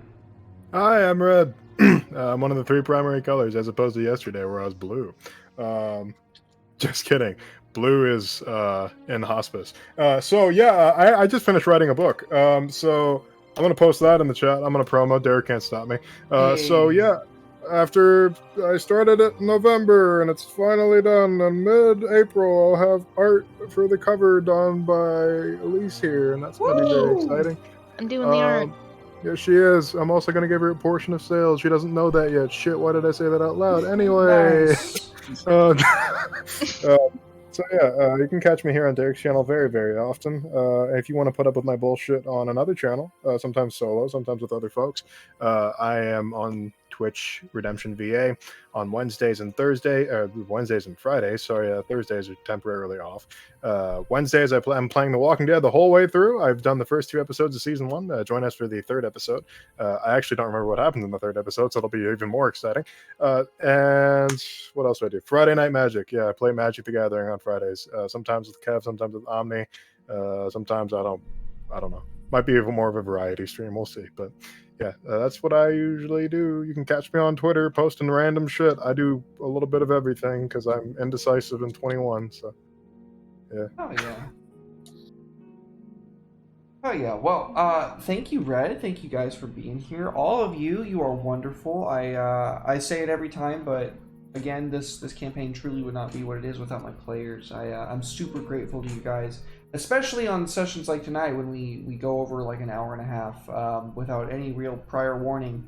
If I'm being honest, I really just wanted to get to that gray render encounter because I really felt like everybody was going to vibe off of it, and I'm glad that everybody did. But yeah, apologies to my players for going over for so long. Tomorrow you can find me streaming Irazumi, which is a Caltrop Core D4 at 2 p.m. Central Standard Time. Curse of Strahd, Rise of Alma, Monday. Jesus, what the fuck? Monday at 7 p.m. Central Standard Time. Homebrew Homies, Tuesday at 7 p.m. Central Standard Time. I'm off Wednesday. Thursday, probably Elden Ring stream at 7 p.m. Central Standard Time. And then Friday, I believe there might be a session 0 streamed on my channel by S. Moore. So shoutouts to S. Moore, absolute Chad. And stay tuned for that. But again, thank you to all my players. Thank you to everybody in chat for staying with us for so long. This was so much fun. I love every single campaign that I play on my channel, but there's just something about running Covet Syndicate. I mean, like, I really enjoy Curse of Strahd Valma as well. But there's just something about Covet Syndicate, the chemistry that all the players bring to the table, and we all just... I don't know, man. I put a lot of fucking prep into Covet, and it's really fucking cool to, like, sit down at the table and see it come to fruition, so... I love you guys. Thank you. We're going to raid into Ron Roscoe, who is streaming session 1 of, I believe their campaign is called Iron Sworn. So stick around for that. Love you guys. I will see you tomorrow at 2 p.m. Good night, everybody. Peace.